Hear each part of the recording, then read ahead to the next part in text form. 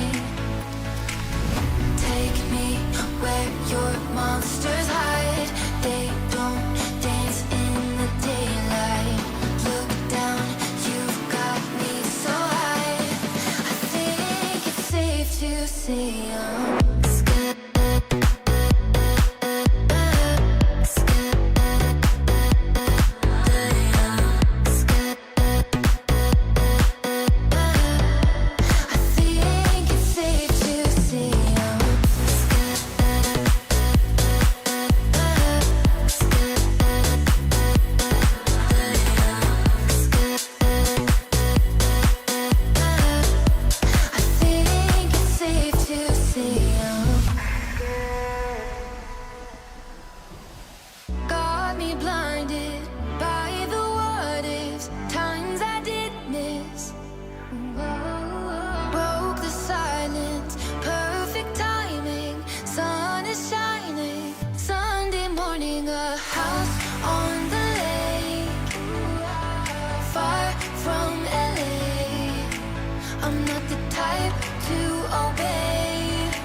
I'm not the one you can tame. Yeah, let's get lost in my ways. Ooh, take me where your monsters hide. They don't dance, they don't dance in daylight. Look down, you've got me so high. I think it's safe to say I'm scared.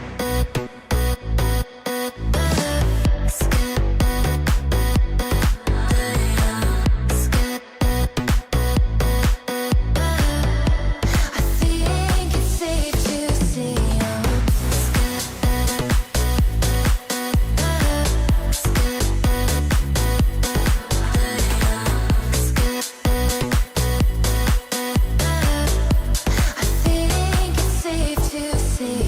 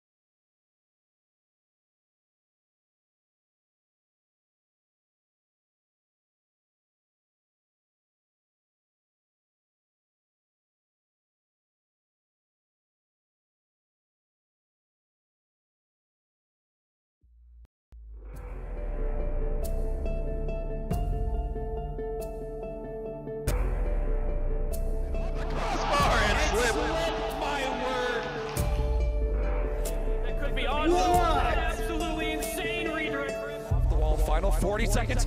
4 for 4. Goes away. Bogey trying to make this the one that goes. No! Reset! Who is this guy? So right now, gets the flick touch towards the net. Is it on falling? And beat on one. It's just Subs. He's no boots. And Sig at 7-11. Defensive mistakes. Where do they see a touch here? And clutching up with the read.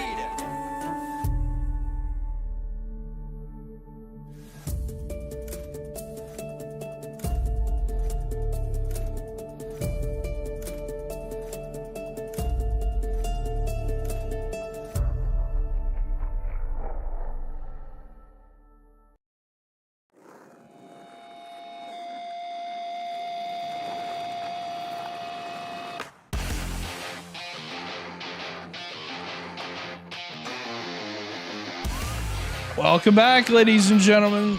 Rising Star Major number 2 finishes today as we're looking back on the grossest goal scored in Premier last week. But today, we're finishing, not this league, we're finishing Rising Star instead. But Major number 2 was a lot of fun.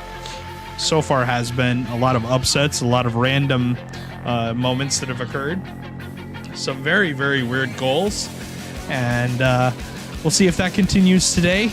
We have a lot of Rocket League ahead of us and a lot of things still left to do on the day, but it seems like it's you and me every single week, every single day. That's what it's always going to be, but I have a feeling like this is going to be one of our longer days of Rocket League that we will experience. And I say that because, well, we got best of sevens.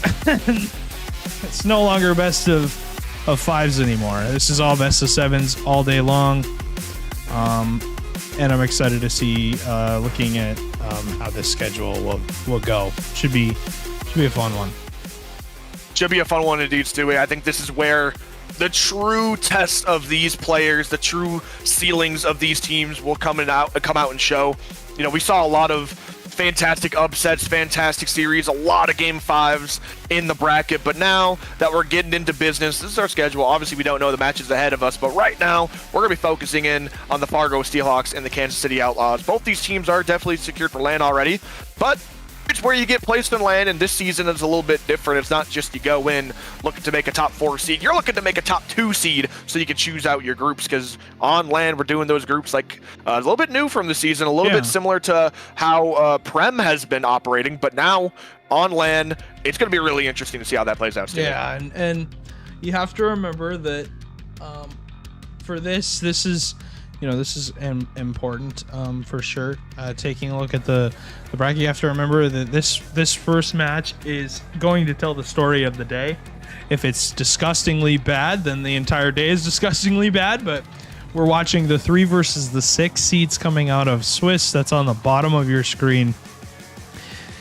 And the other 3 matches that are taking place are playing right now. We'll find out our winner, but we're going to go to the top side first and then to the back to this bottom side, and then whoever makes it to the end will make it to the end and then get all of those points. And I got to look at to make sure that I have and then just the points pulled up. I think system around from Premier. The only team that is not yet secured so far is that Derecho squad that are out there in the 5 seed going against the Knights. They need to win.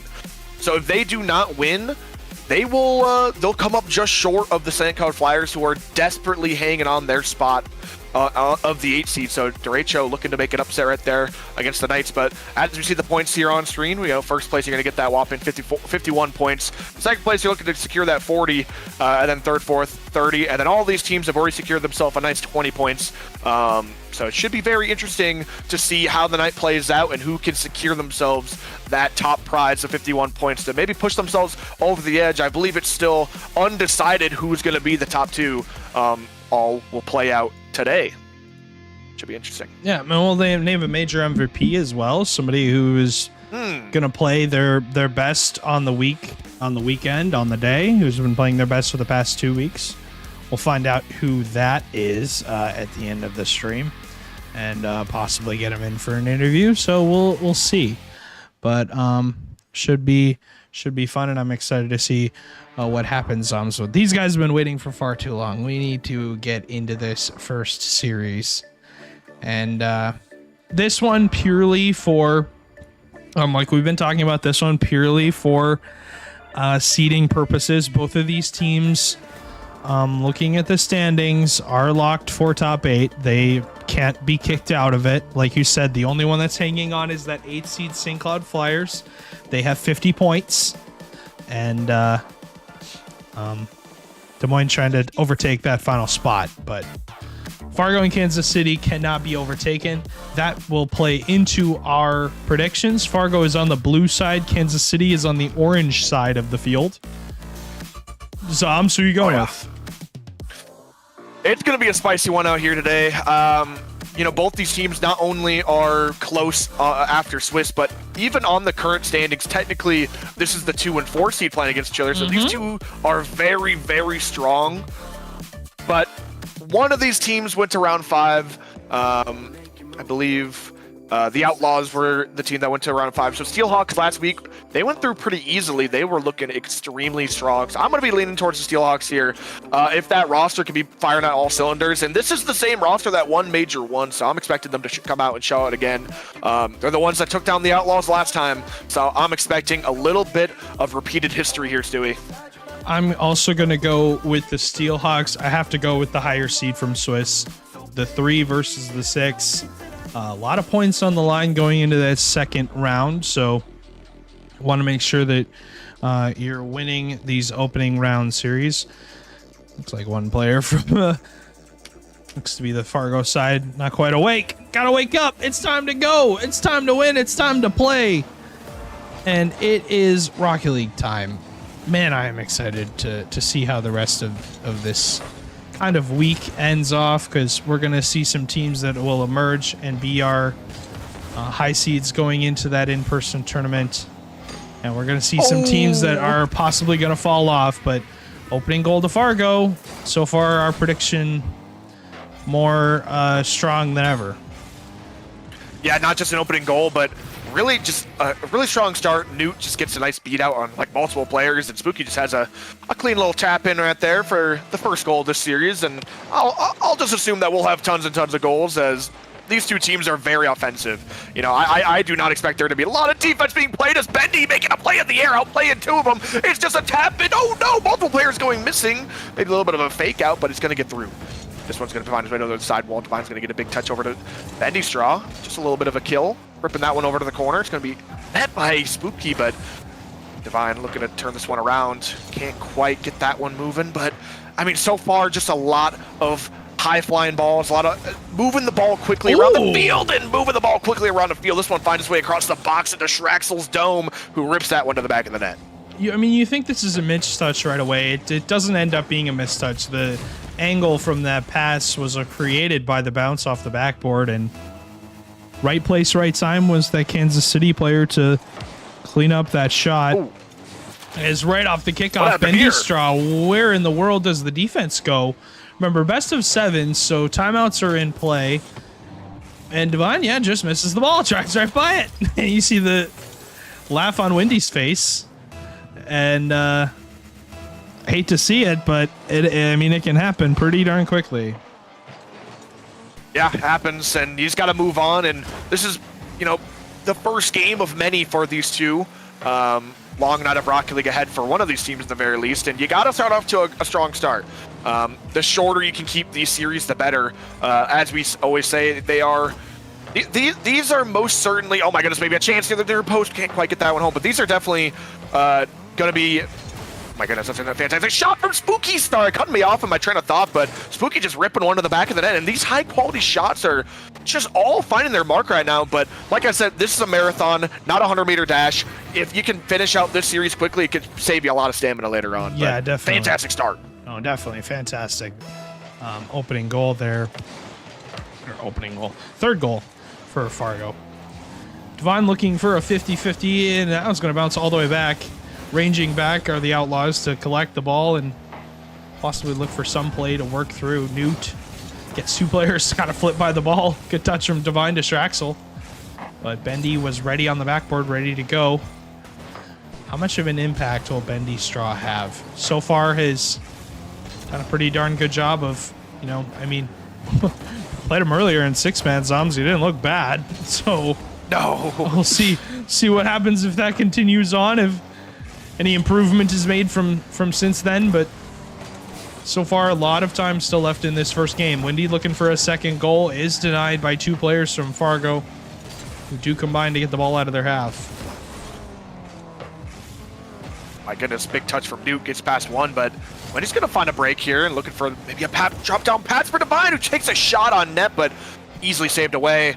Keeping this pressure on, Wendy cuts back in. Bendy Straw beat out. Newt going to have to make a miracle save, and he finds himself a nice 50-50 over to the corner. Spooky does go missing, and giving Bendy maybe a chance to slow the play down. That ball's just going to get cleared out from a nice challenge. That ball's ripped down, and Spooky's got the save, and Spooky's the guy I'm actually looking at big time from this this Steelhawks team, and Bendy's always the guy, but Schraxel finds one to the back of the net, and I feel like every time I start talking about an individual player, I just get shut right up, don't I? Yeah. And that's a important goal for Kansas City to score. They cut the lead down now to 1. Instead of being down by 2, your confidence really isn't as sort of prominent as it would be if you were down by 1, which you are now, and tides have turned. Maybe possession will turn in the favor of this Kansas City team. Spooky wants nothing to deal with it, though. Let's stay on the ball. Shut down immediately by Divine. And Divine, the high pick for his team, and has subbed into Challenger for a long time now. Has to be a different dynamic, Zoms, going back to Rising Star and playing at a lower level. You suddenly going from being possibly the worst player in the lobby to one of the best, if not the best. Yeah, it's definitely a strange dynamic to work around, but Divine OG's been doing a fantastic job of that, you know, making it through, almost making it for land for both teams. I know his Challenger team is still in contention. It's one of those teams tomorrow that we're going to be looking at very closely to see if they can secure their spot, but have not quite. And, you know, this Rising Star team has been successful all season long, but you got to continue turning up that heat. Divine looking to advance this play, but Bendy, fantastic job to send this one mid. Spooky can't quite get that ball into the back of the net. Newt finds it a well-timed challenge to give Bendy a free chance, but a big bump comes through. Divine slicing through, able to get a free touch, and Spooky's up early, drops this one down mid. Trackle's gonna get a free shot, or at least what I thought, but that one's just gonna be a light touched over to the corner. It's a giveaway of possession. And so far, with only a minute left, you can't be doing that as Wendy just a misflip. Bendy can now challenge Divine out of the air, which is more possession for the Steelhawks. 50-50 goes mid. Newt looking for the pass, but can't get past Wendy. This ball's back and forth, but only 40 seconds left, and this game could be over. Opening game. We talked about the teams that are still in the tournament, the teams that are still vying for a spot. Neither of these teams vying for a spot. Both of them have secured a top 8 spot. So we're going to see them at that in-person tournament regardless.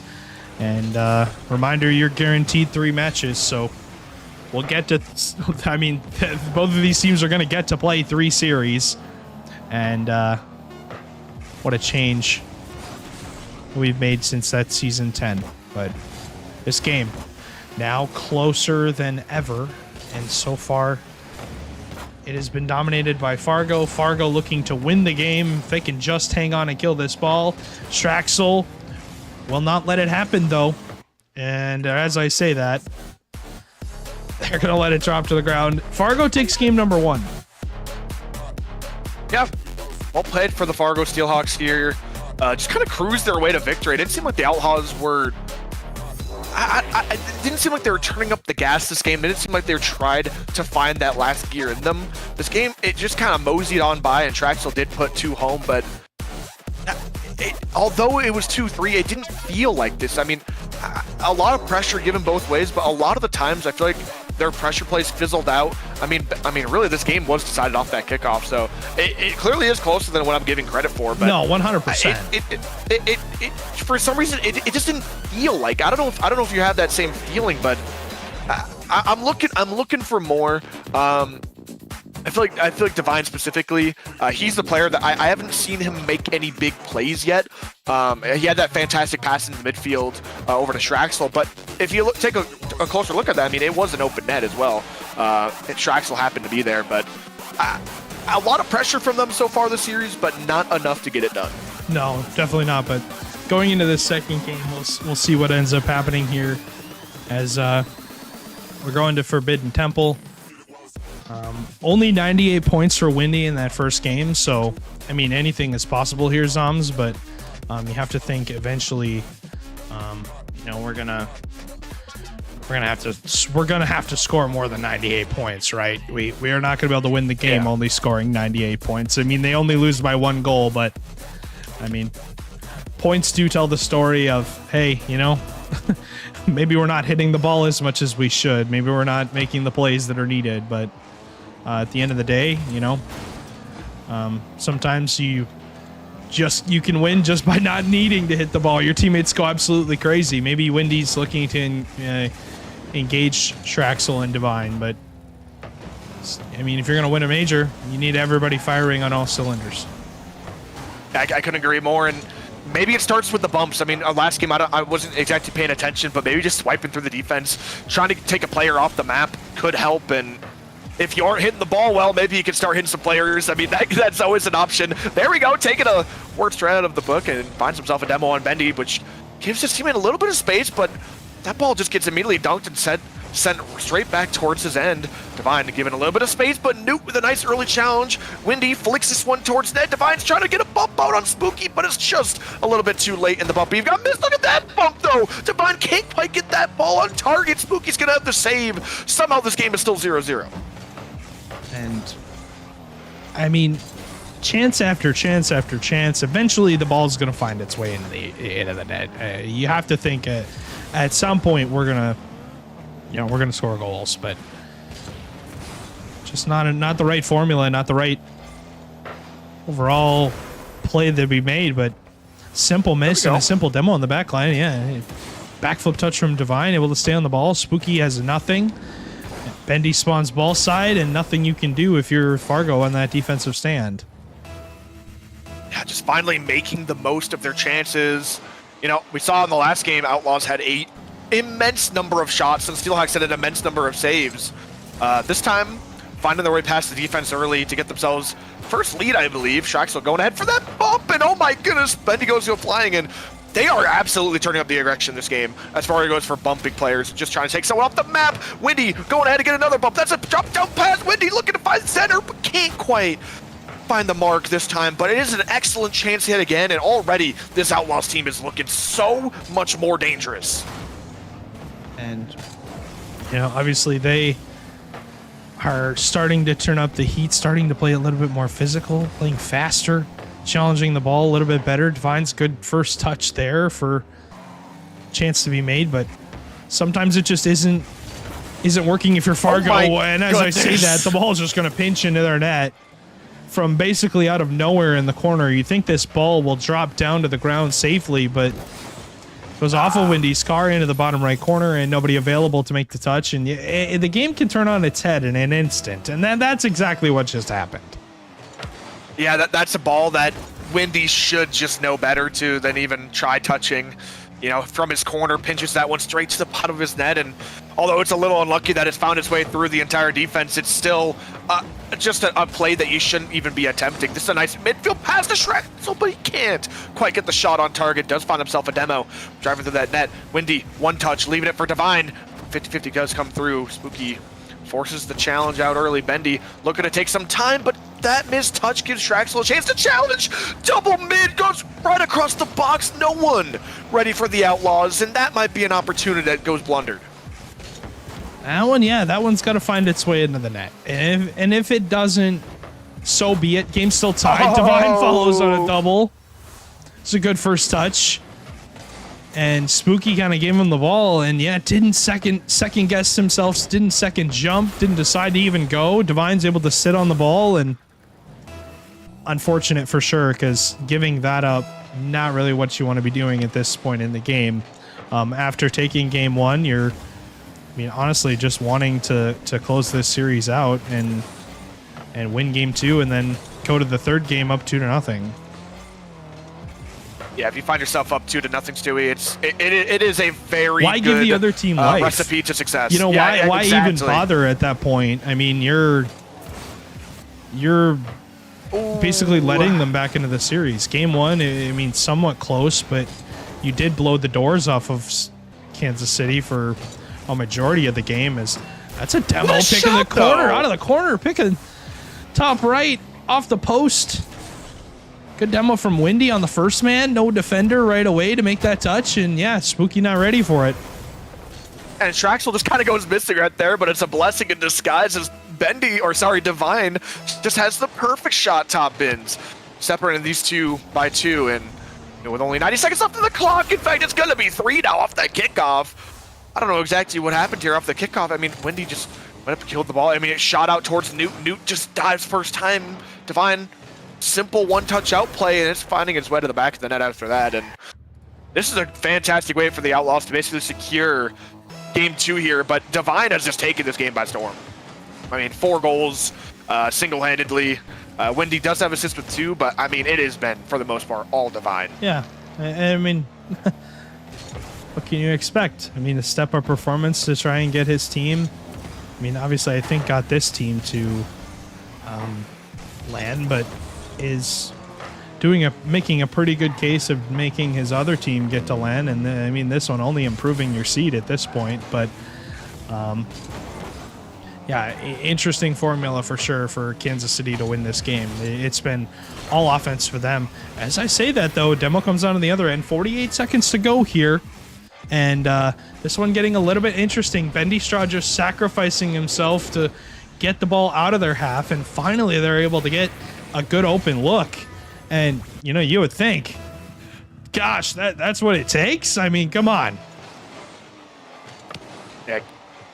Steelhawks trying their best to take a peek in that door. Divine has a really tough read up the corner. Traxel calling himself off that and able to get that touch. Bendy is touch mid. Maybe not what he was looking for. Newt has to call upon the challenge. That one's just barely off its mark for now.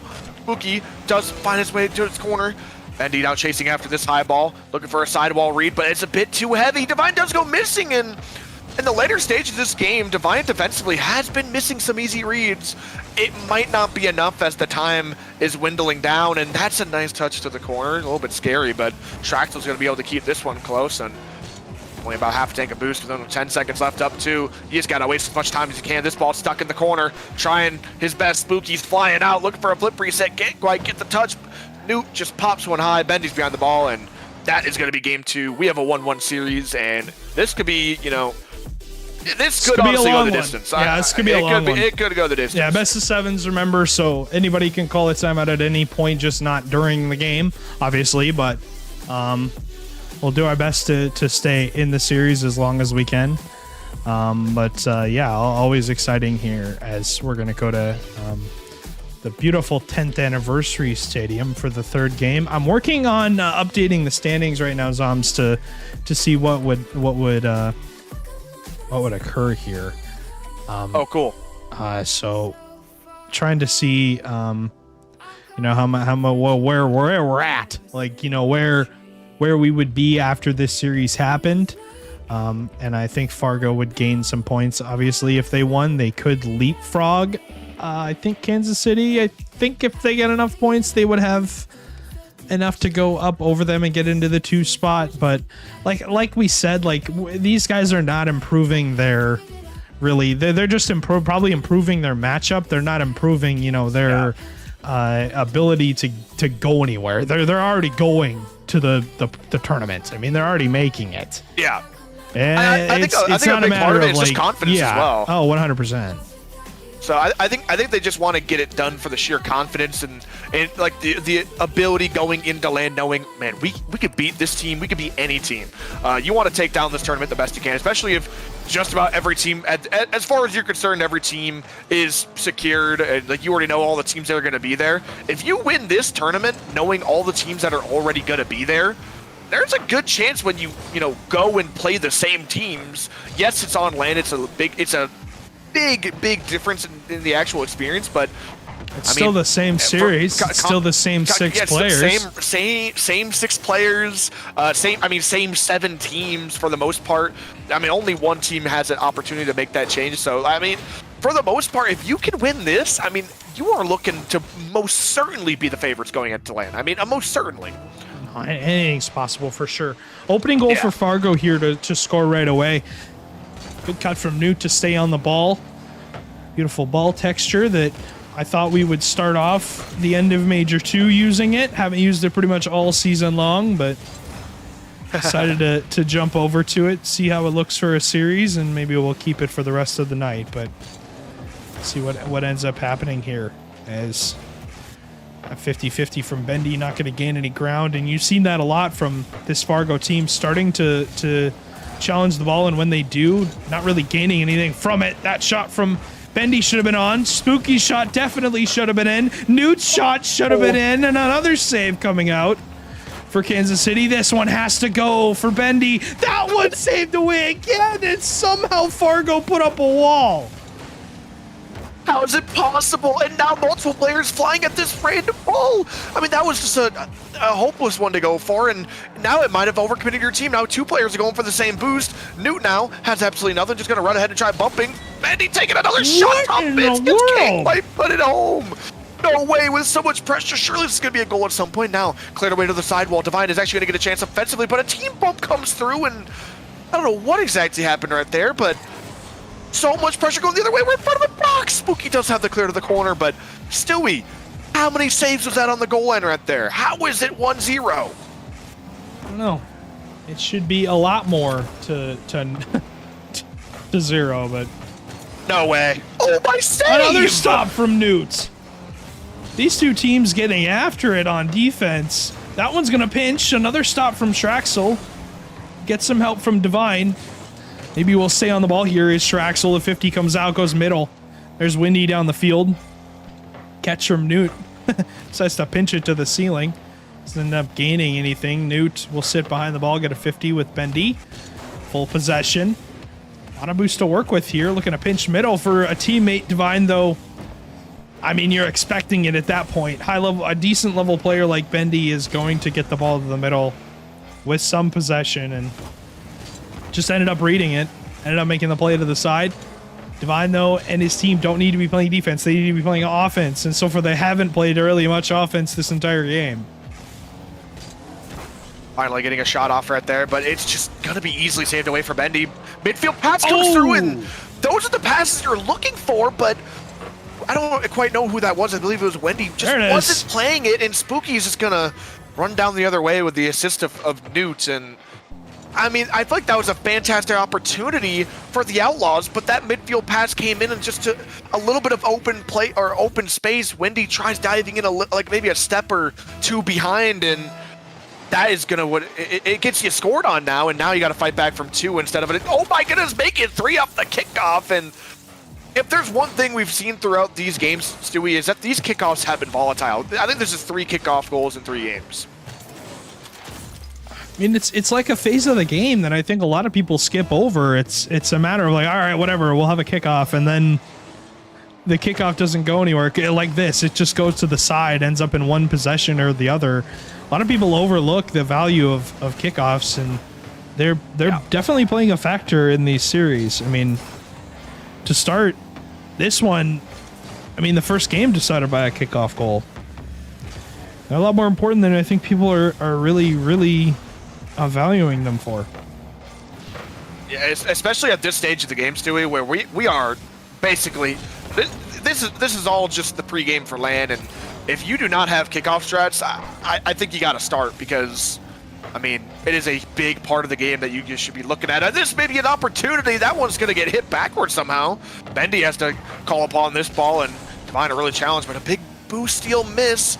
Now Divine can pick that up, and now actually proceed to be some sort of contribution to this play, but that's a big hit up to the ceiling. Divine taking his time, taking a flip out. It's a heavy touch, and Newt's able to capitalize. This one chipped into the corner. Wendy, nice little touch behind him, but I mean, it feels like this ball's been in this corner for like 20 seconds, and just about nothing is getting done. Finally, Divine, a big break, but guess what? It finds its way straight back to that corner. Bendy taking a shot, and it's just good. This one all but over. Bendy wins the 50. Open net. Straxel just able to get a hand on it, but not able to get back in time.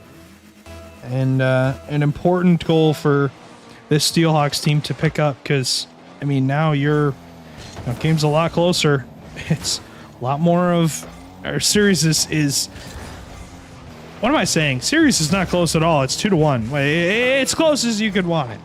But with the series as close as it is, excuse me, was what I was trying to say. It's important for you to pick up these wins where it kind of is a blowout, so to say. You know, yes, this game was close, but didn't feel as close as it looked. I mean, a lot of chances for KC to score some goals, just we're not able to get it done. As that one's likely going to go another 1 second. You know, hey, finally they get one on the board, right? Yeah, at least you get something. You know, maybe you laugh it off a little bit and secure the mental a little bit. I mean, that was a crazy shot, to be honest, and dunk.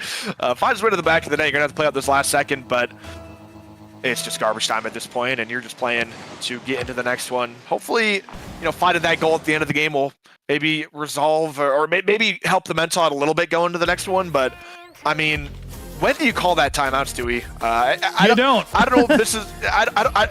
If you do at all, I mean, I think timeouts are a big part of the game. This game, Steelhawks, I mean, it went from Steelhawks being under a lot of pressure and taking shot after shot after shot and really being on the back foot to this game. I mean, they just stepped it up to another level this game as far as it goes for shots. I mean, they were not quite hitting those shots, I think. I think if they were hitting those shots, this game could have gotten unbelievably out of control. But as far as it goes for the continuous pressure play for extended periods of time and just locking down Outlaws, this was a very impressive game for them. Yeah, no, 4-0. I mean, how many chances did they have at the opening part of that game where you thought they probably should have scored about 3 more goals than they did? And Omaha like, 4-0 Brainerd, by the way. Okay, that was quick. I mean, 30 minutes. Wow. Appreciate the heads up. Fastest game 7 game set ever played. Dude. Holy balls. In 4 games, I mean, it was a close series, but it wasn't close. Over and done with. Omaha, obviously, you know, #1 team in Rising Star, showing it, proving it, expecting it. Big win for them. Yeah, but you got to continue going here, and I do think that, like, looking over at that Omaha series, that Omaha team is. I was predicting it. I think they're probably the best player or the best team in Rising Star right now, and they just have. I mean, I know we were talking about him a little bit earlier. I really rate Nero. He just went on to win in CSA and professional. He's been subbing up pretty frequently for the Challenger team and doing extremely well. I think Nero is on a big trend upwards, and although I believe a rookie for MCS, he is no rookie to leagues, and I think he is an absolute threat. But that's a fantastic save from Divine. Looking at this team, a veteran of Rising Star. That's another shot that comes out. Windy also holding the line, making a nice save. Spooky looking to bring this one back, but getting a flick onto Bendy. Bendy's trying his best to control that ball, but it's just a hopeless attempt. That's a nice shot, but once again, Divine, and a lot of boomer balls coming out right now. Just a heavy touch, and eventually someone finds the back of the net, but it is very messy Rocket League coming out now. It looks like we're playing tennis. Now 5 in a row. Newt will win that 50 midfield over Windy. Yeah, just not a good challenge made.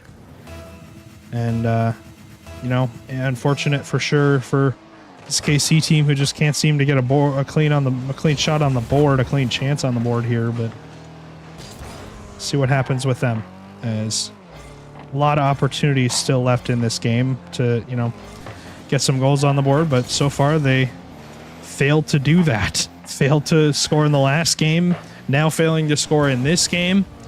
You have to think that the doubt starts to creep in your mind. All right, well, God, we cannot beat these guys. Even though you want to have confidence, right? Yeah, it's definitely going to be tough mentally, but oh my goodness, that's not the touch Wendy wanted somehow! Off the post and not in your own goal. Only 20 boosts to work with, and Spooky recognizes that, just taking a quick dive. That's an impossible read, but Bendy's got it from his angle. Puts that one to the back of the net and finds himself a 2-goal lead, and I mean, this is just really brutal. It feels like someone from the Outlaws right here has to make a touch, and Divine does get a little piece of it near the end, but it's already on the goal line, and it's already in the back of your net. Stewie, down 2. Obviously, I mean, we've seen Brainerd move on now. They or Brainerd lose now. They didn't take long for this Omaha team to rip through them. But you know, always interesting for sure to see some of these opening round series, how they go. Some of them can be blowouts, like that Omaha series probably was. I haven't had a chance to look at the scoreline for it yet, but you know, it's one of those things, where rough for sure for them to deal with. Find that. Oh my goodness, Newt looking for a chance. Whoa! No, Shrek's the lone goal, Stewie, and this game is just slipping farther and farther out of the hands of. Oh my! I mean, what was that?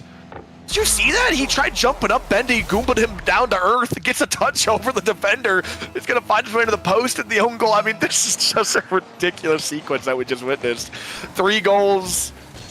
This is mentally gonna be so tough, but. You know, Outlaws have been here before, so they got to find a way back, and I think it's going to start with a timeout. In my opinion, I think after this game you have to call it. I don't think there's a question. Divine diving into this play, but Bendy looking to slow the play down, just takes a 50-50. Maybe not the one he was looking for, but Newt on the wrong side of the ball. Actually going to call himself off. Spooky. That's a nice demo on the back line. Is it going to be enough to get it through? It's off the post, and that ball somehow finds its way to post, but it's not in the back of the net. It's still in the corner with a very low boost around for the Steelhawks, but it just is not finding its way to the back of the net, Stewie. Finally! So much effort was put in for this goal, but once again, it only counts for one, Stewie. Yeah, I mean, eventually you're going to score, right? If you put this much pressure on, you get these many chances. I mean, you have to think, all right, fine, it's got to go in. The game's got to give us something. But, I mean, with how this Fargo team has played, they haven't really deserved to be scored on that much. They've been basically living in Kansas City's half for a majority of the series. And the question is, can they continue to play like that? Because, I mean, how many goals have they scored now in back-to-back games? I mean, they put up 4 in the last game. This one, they're putting up 3.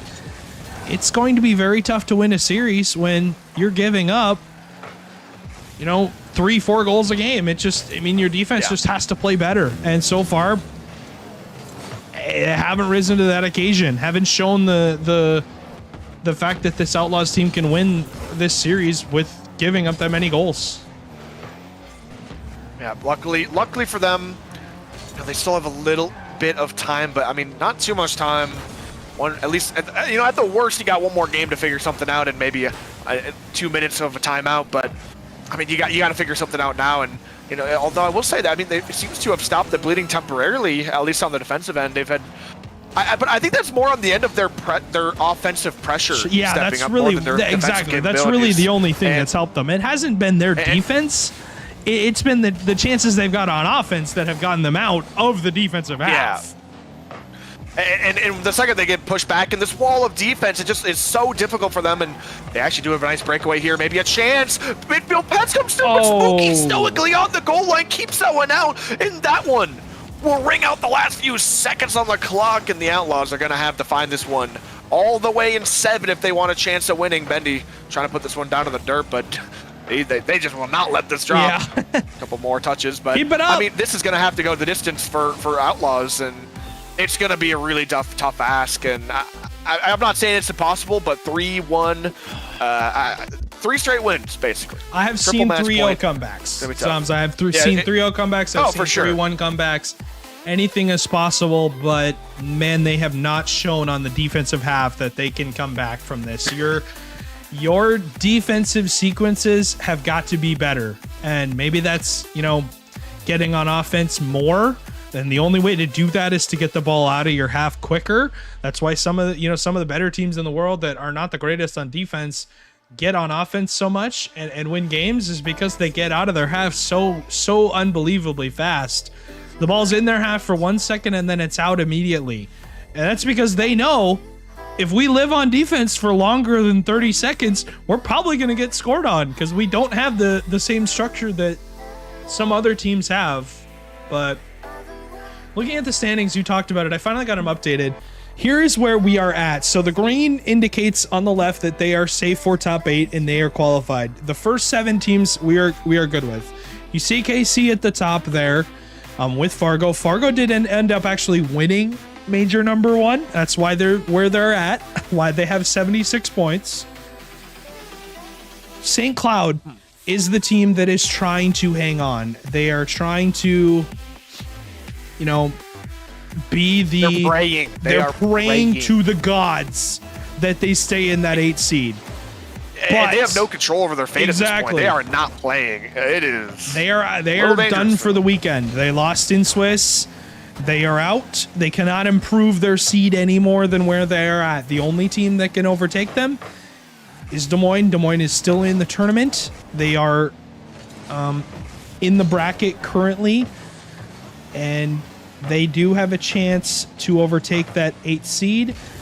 Des Moines currently plays Green Bay, the 4 versus the 5 coming out of Swiss.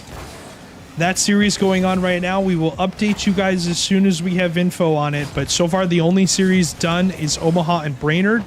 Those 2 clinched for LAN already.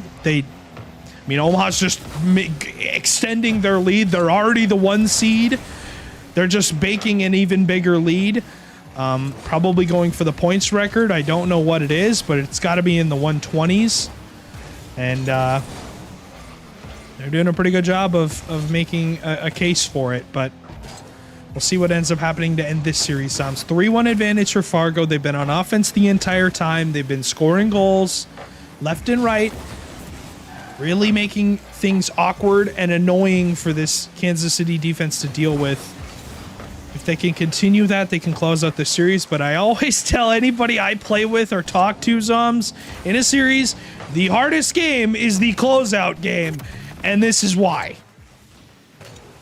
Yeah, starting off on a rocky beginning here, and Newt was trying to get a little fancy midfield pass comes through, and Windy just rips that one towards net. That one's going to find its way to the back of the net, and 90 seconds into this first game, and though it's not looking likely so far, it is still, you know, and they're winning this game, so bit of a weird kickoff, and I mean, this is just not acceptable for a kickoff, and Bendy just licking his lips, getting the most ridiculous thing I've seen. I mean, just absolutely destroying, I believe that was Schraxel off at the kickoff, and then just ripping that one to the back of the net, and I mean, unacceptable. I just don't understand. Unacceptable. I mean, that's our guarantee. It's money back guaranteed, won a game and almost another one. And Spooky just gonna rip this one off the ceiling to make this dangerous. Oh! And it's a midfield pass and it's slotted perfectly. No way! I mean, it was just right up the kickoff again. And this counts as a kickoff goal because we can't. I mean, is this really the way to win? You're winning off of the sequence that is after the kickoff, because it seems to be the winning formula for Fargo. They continue to make plays directly after the kickoff happens, whether that be winning a 50, winning a challenge, winning a shot, and that one all the way down to the field, leading Schraxel, but doesn't make contact on it. Is that really the secret that it's always been, is to win the sequences that are after the kickoffs? Kansas City cannot get any control after that sequence within the 5 seconds of the kickoff happening. It just seems like the gods will not let them. It's just such a messy start, but once they get rolling, they at least have a nice chance. Schraxel from the corner slots one right to the bottom corner. And, I mean, this is the formula for success. I mean, shot that one right underneath the defender. Benny Straw can't quite wrap himself around that play, but halfway through this game, and I think Outlaw's just praying that nothing else happens on the kickoff. But, I mean, it's just, again, they need to solidify their kickoff badly. Outlaws, yet again. I mean, Schraxel even slowed it down here, but it's just he's too close to make a play on the ball. Bendy has given himself a little bit of space to work with and just slams it into the open net. How is this happening again and again, Stewie? And, I mean, it seems like they get one to respond, they tie the game, and then immediately after that, they give up some stupid kickoff goal that continues to be the bane of their existence. No way, that one, no way. Hits the inside of the post that had the demo lead play. They had the bump. They had the shot combining in and coming in, and just wasn't good enough. What a pass to Newt from Bendy Straw. That is a ridiculous play from Fargo. Just leaves it off to him and lets him rip it. And the demo comes through and the lane is clear. I mean, that was almost the same play that Outlaws had at the other end, except this time the shot was found. I mean, it was a run-ahead demo, basically an open net and a nice midfield pass, but this time the shot is found. Windy, almost a solo play, but somehow gets stopped at the gates by Spooky. Another nice touch from Divine to keep this one in play, but a big clear comes through. New midfield pass, but Spooky not committing on this one. Bendy a little bit awkward, turns on the play. Schraxel, big dive. This one's gonna find his way middle. Oh my goodness, just across the box, and a double comes through, but no one there to put that one home. 2-goal lead, and Steelhawks are just, they are so fine with just chilling and letting this game cruise out, but it's up to the Outlaws to break through, looking for a chance here. Schraxel can't quite get it over to Windy. His touch just goes completely wide, and now Bendy has a chance to slow the play down, takes it 50-50, and Divine trying to break free. That's another pinch, and Divine has been very shaky this game. A lot of pinches coming through for him, but nothing impactful. These pinches are just giving away possession over and over again. I mean, I don't know what the winning formula is for, you know, this KC team. I mean, they have to find 2 goals here within a minute 09. That one's going to whistle wide. Probably should have had one from Windy. You remember, you know, Zum's going back to that demo play that happened and the ball hit the corner post and somehow didn't go in the net. You have to think if that one goes in, it's a 3-3 game, and, you know, it's a much closer series. I mean, what in the world is this KC team going to do here with 40 seconds left? Can they get something to go? They get a pass to Windy, but that one's going to whistle wide. 50 goes mid. Schraxel's there. Lines up another touch, but Spooky has it covered. This one off the backboard again. 30 seconds now. Clock ticks away. Fargo looking to kill the time. They're doing a good job of it. They got one player to commit. Bendy's got all day to work with this. Divine will commit, but has wasted 10 seconds left. That one towards net, saved away by Windy and cleared out now. Back pass, shot coming in. Newt's got 3 for 3 to end the series. And that's just going to be game. I mean, Steelhawks really were just cruising by, and I'd say both these teams had plenty of offensive capabilities, but the one big difference between these two teams was the defense at the end of the day. I mean, Outlaws never really had a solid enough backline, and you could even see it in the shots. Both teams had perfectly even shots. Top player had 4, middle player had 3, bottom player had 1, but if you're letting 5 through versus 2, Outlaws just could not quite fortify their defense in this game, but Steelhawks will be advancing to those semifinals. GG's all around, and we'll be looking forward to see these two at LAN. Yeah, both teams obviously still making LAN, so hey, we're not done. You know, their season's not over, not by any means. But this game was won and lost. Opening goal goes to KC, and we're thinking, all right, maybe they got a shot, right? Maybe the comeback is here. But then Bendy wins a 50-50 off the next kickoff. 3 seconds later, ties the game. Like it never even happened. This has to be the most resilient series I think I've ever seen when it comes to kickoffs. They just, it's like they get scored on and they go to the next kickoff. They're like, all right, we're going to score anyways, so might as well just, you know, play. Yeah. All right, whatever. But big implications are being told in the chat here. It looks like Des Moines have qualified for LAN.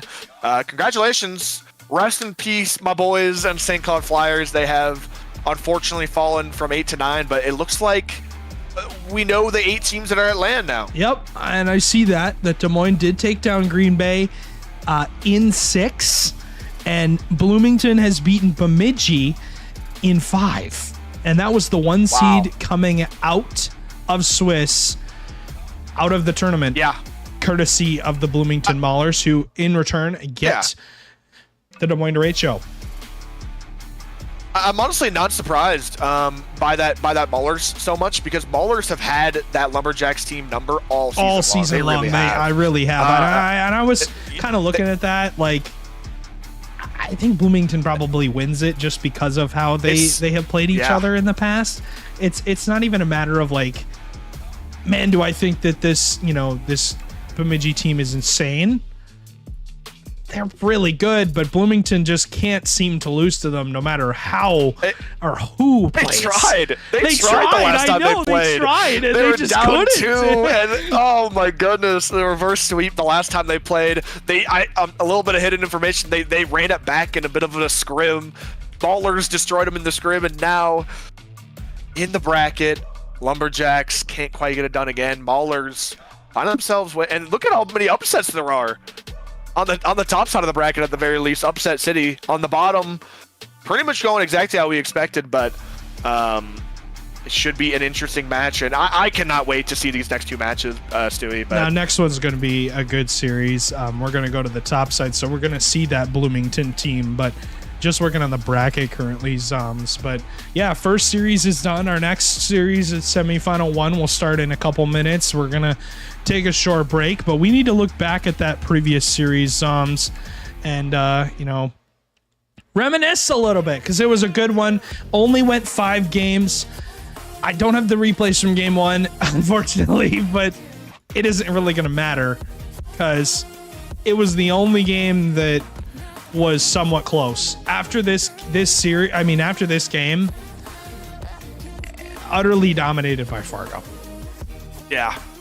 They had to try to lose it. It was not a exactly pretty series for the Outlaws. No. I am looking at them to maybe boot camp and lock in and take a lot of scrims, because this was a team that had an unbelievably strong start to the season, and now coming near the end, it has been a very scrappy end for them. I am really looking at them to step it up in these last month here in preparation for LAN. This is a team that we know they have it in them. We've seen them go the distance in the past, but we need them to step up for LAN. I think that they know it as well, but I think they can do it. So looking to see what they can do up until LAN here. But we got some matches ahead of us for the rest of the day here, so should be interesting, Stewie. Yeah, I'm excited to see how this bracket plays out, but I really think that the turning point here was this game 3 that we're looking at right now. 4-0 from Fargo, and it wasn't even close. After this game, it just felt like Kansas City, all of the float that was in their sails was just completely gone. It's like they weren't even in the same room playing as this Fargo team. It's like, all right, maybe we have a shot, but we really didn't. It was a rough, it was rough for sure. I'm just excited to see, what happens in this next series. It's gonna be a good one, topside semifinal. So,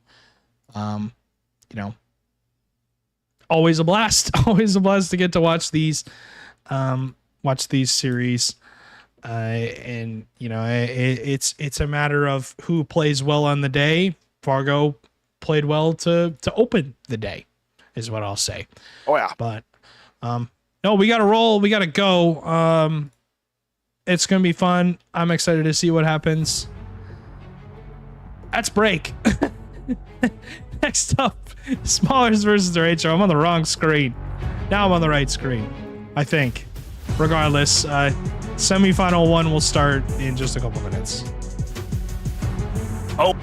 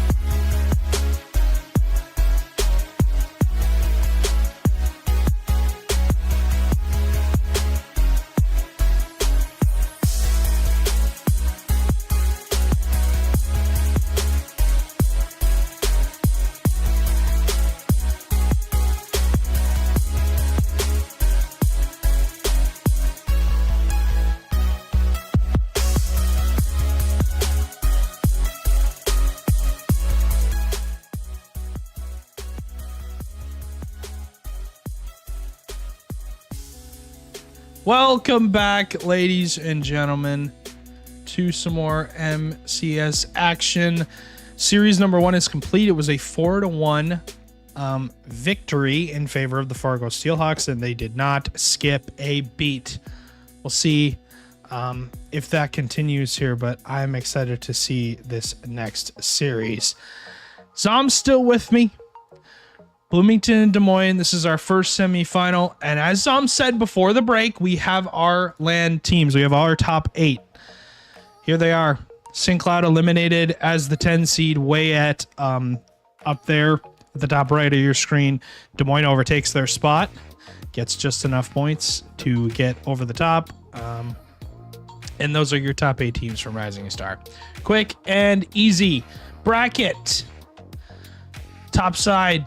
Maulers beat Bemidji in 5. Des Moines beats Green Bay in 6. Buffalo beats Brainerd in 4. Fargo beats KC in 5. We will watch the Maulers and derecho first. Zom's quick prediction in this series. Obviously, Buffalo, Fargo afterwards. We'll have our predictions when that series comes up. But who you got? It's a tough one, Stewie. It's a tough one, but I think for one big reason, I'm going to be voting the team I'm going to be voting. I'm going to be voting derecho here. Their mental cannot be better. And I think Bloomington Maulers, they have a very big edge when going up against the Bemidji Lumberjacks. And I think they had a very motivated series for them. They want to take them down every time. That's almost like, I want to say like the rivals of the season, but it is definitely the team that they want to beat them more than anybody. And I feel like now they might go into a little bit of autopilot mode for the rest of this bracket. Of course, I hope they don't. I want to see them succeed. They're my good friends, but I think this Des Moines team wants to prove something today, and I think they're looking hot. So I would not be surprised to see them make it all the way to the finals and maybe take down whoever meets them there. But give me the derecho here. Give me the derecho as well. I feel like they're going to be the team to win here. I got to go with them. Those guys, those are my guys. I've known them for 3 years now. Long time. And I'm excited to see how well they play. It should be a good one. This series kicking off right now. Series number 2 on the day. Des Moines versus Bloomington for a spot in the Major 2 final. And already off the kickoff, Landon has the opening goal. Again, Stewie, it's just sad. It's already happening. And, we saw a lot of kickoff shenanigans in the last series. This time, Landon's going to be running away with a quick one here for the Maulers. Just a bit of a tap in, and I feel like someone on the derecho was right there, but they couldn't quite get the piece or get a hand on it. Going to be finding something off the kickoff. This one's a little bit more messy, and we're kind of expecting these game ones to always be a little bit messy as they find themselves into the rest of the series. So we'll see if it gets a little bit more clean as it goes on, but already a bit of a heavy ball over to Whirl, is able to clear this one down. Pure to Juxo. Juxo does miss out on his touch, and it's a bit awkward. Pre-flip comes through. Lasky ripping this one over to Swamp Dog. He's looking for the backboard. Yeah, maybe he can find the angle, just barely misses out, and this one's already high-octane offense. Yeah, and the key player here is going to be Swamp Donkey for Des Moines. Is going to be an important player on the field, as is Blasky. Both of those guys going to be controlling a lot of the offense. You'll see Whirl probably on the back line more than anybody on that team. Really just kind of playing slower, playing, his touches. As that's a shot from Landon. Easy pass off the backboard. Juxo leaves this one. If you're Pure, skies it. No boost for Des Moines to work with. Easy shot for Landon, top right corner. It's a fantastic shot, and man, it's refreshing to see some absolute screamers go in. Last series we saw a lot of balls just hitting the post, dancing on the goal line. This time it's just a nice pass in field and rips that one to the back of the net. No shenanigans here, and Lasky looking to take a 50-50. Juxo does get it past, looking for maybe one more off the backboard. Landon's gonna be met there, and this is the guy that we always wondering if he's gonna step up. And Landon, when he is playing well, when he's playing his game, man, he looks unstoppable sometimes. 50 into the corner from Juxo. Swamp Donkey's awkward landed with a shot blocked by Blasky. Pure with a good touch forward. Last series we watched for this Bloomington team. What a shot from Juxo. 3-0 lead for Bloomington. They're coming out blazing fast to open this series. And, Juxo and Pure tore Bloomington apart. Landon didn't really have to do much in that series. And it was Pure that I was really most impressed with so far, starting off pretty darn well. We'll eat a demo here from Swamp Donkey. 50 from Blasky, not working out well. Yeah, Des Moines just can't really get anything going. And shout out these guys, all 6 cameras. So we get to see reactions for every single goal that's scored, sounds. Man, and there's been some really fun reactions this season, especially with this Des Moines team. They have a really just positive and fun energy. I'm really happy that we're going to get to see them at LAN now. They're just a fun team to watch. They're fun to be around. They're fun to talk to. All 3 of these guys, I've known them for a while now. Yeah. Blessings of people. You're not going to... they're not going to be the type of people to talk bad about another player behind their back. If they're going to talk bad about them, they're going to say it to their face. Let them know. Let them know about it. It's just I think that's always good fun. It's some good sportsmanship. Good banter. I think these are the type of guys we want at LAN. So it's going to be exciting to see them there. Nice shot coming through, but it is saved away. Landon doing well to hold that back line. And man, so far this series we've been dead wrong.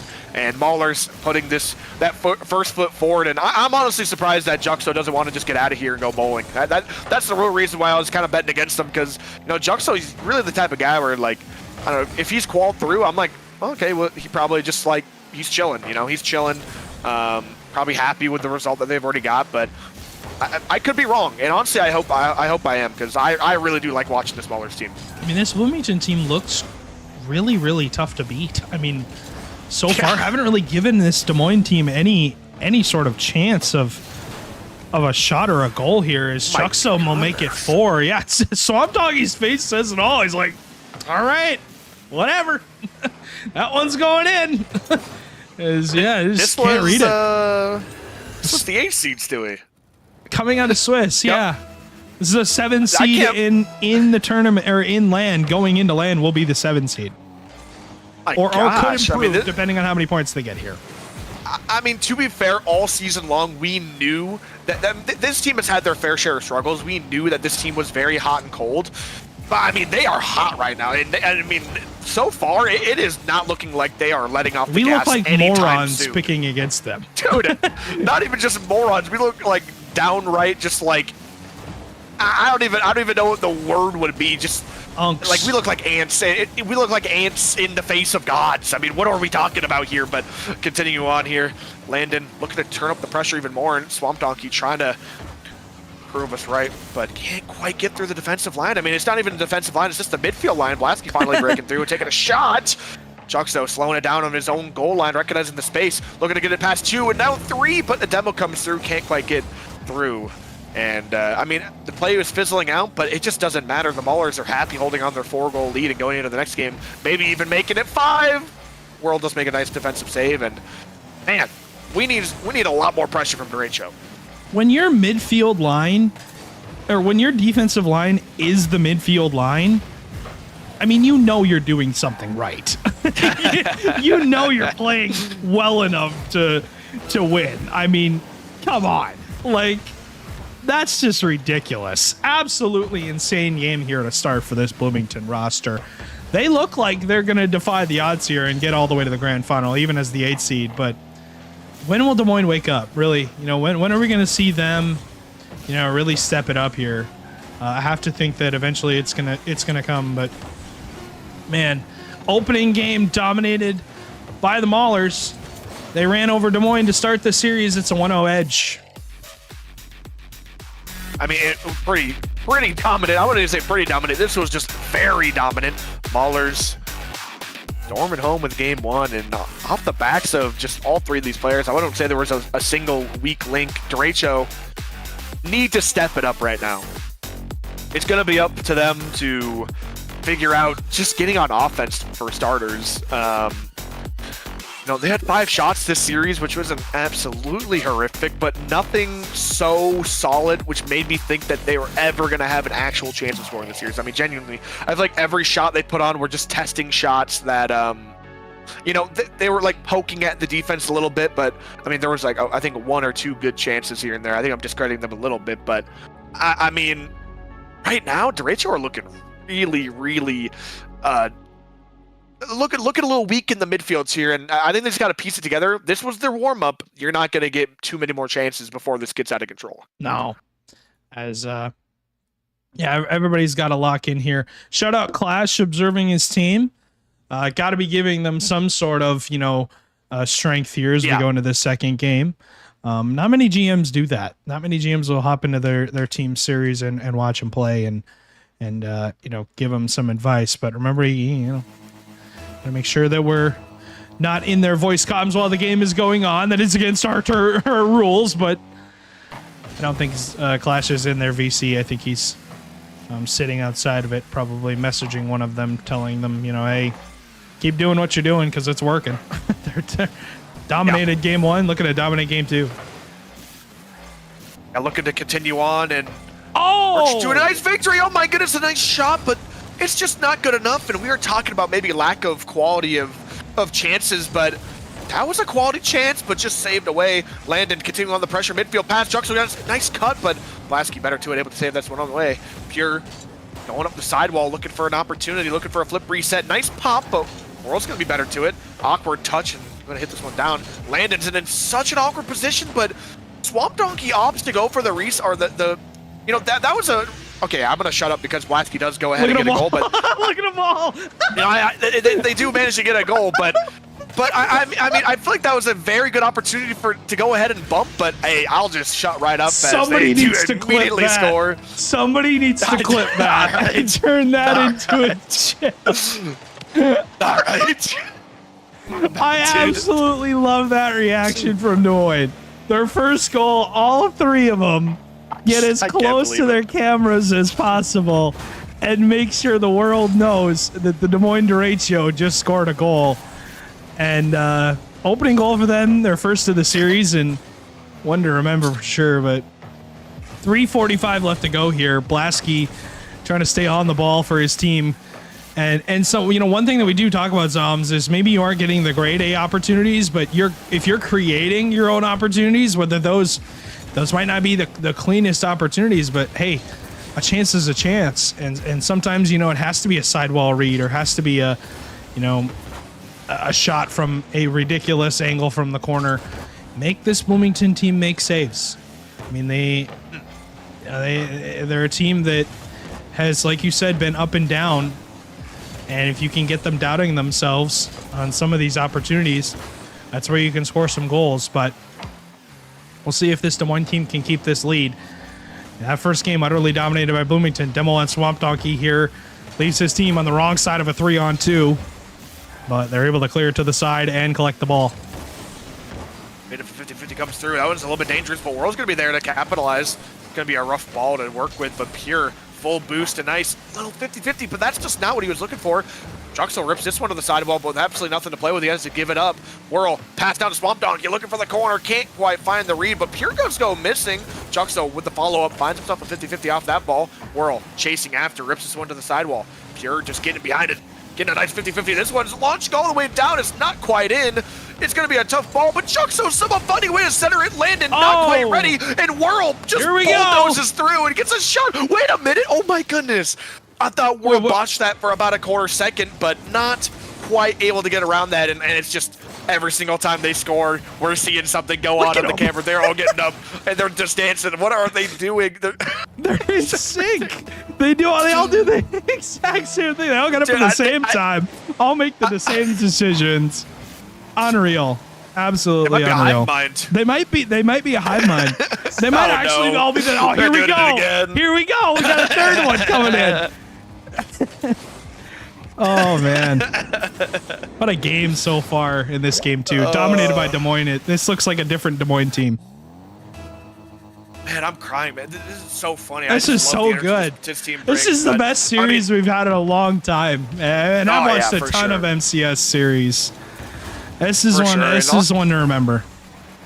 Yeah, it's gonna be one to remember. I think just this Des Moines team in general is gonna be one to remember. Landon's trying to get a little mechanical, but can't quite get past that first man. It's a nice 50-50, but it's gonna be a shot that comes through. Swamp trying to get ahead of that one. Can't quite make the fireworks happen this time. Blasky turn around on a dime to get the boost in the ball. Centered, but Whirl shut down at the gate. Swamp Donkey does go missing. Landon's gonna have a chance to shoot. It's a nice shot, but Blasky just barely there to close it out. And I mean, this is just a complete opposite of what we saw in the first game for the Maulers, but honestly, the difference was at least the Maulers, or sorry, at least the derecho last game were getting some shots on net. You know, they were putting some names in the hat, but this game, I mean, they've only got one shot, and I mean, it's just not enough to score on this derecho, and this derecho, I mean, they are just firing on all cylinders right now. They're cruising. 100% looking for every sort of advantage they can create here. Absolutely unreal from this derecho team in the second game. This looks like a completely different roster, and shout out to them because they have really, you know, done a damn good job of giving themselves an opportunity here in this series to take home a win, and doing a heck of a job. Got to continue on as Juxta's looking to find the back of the net, but can't put that one home. That might have been the opportunity they've been looking for. Low 50-50 comes through for Swamp Donkey, but just enough to hold out the gate. 30 seconds left, and then a big demo comes through. Shot is just not quality enough. Juxo is going to get a chance to launch this one to the backboard. Looking for the double, can't quite find it.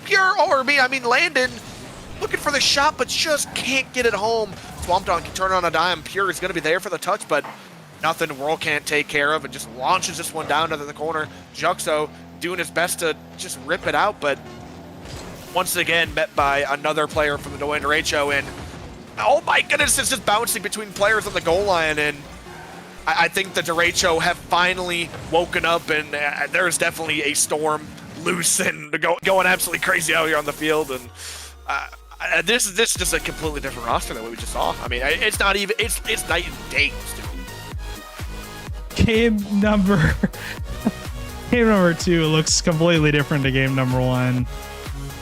No more Mr. Nice Guy, says Blasky. Yeah, no more Mr. Nice Guy indeed. Look at this first goal. Look at all of them. It's just ridiculous. And then here's goal number 2. Whirl's goofy touch goes in. They all stand up, and they we'll see what else they got for us to get for the rest of the series. But as it is a best of 7, and it is a long series here. It's a best of 5 now. It is technically a best of 5 now. They are right. But they're wrong in the fact that it's a best of 7 to start. Yeah, I don't know what they're talking about anymore. They're just going crazy. But listen, we are getting into the series, and I honestly don't know which way this is going to go anymore. Now, we've basically seen the same story for both teams.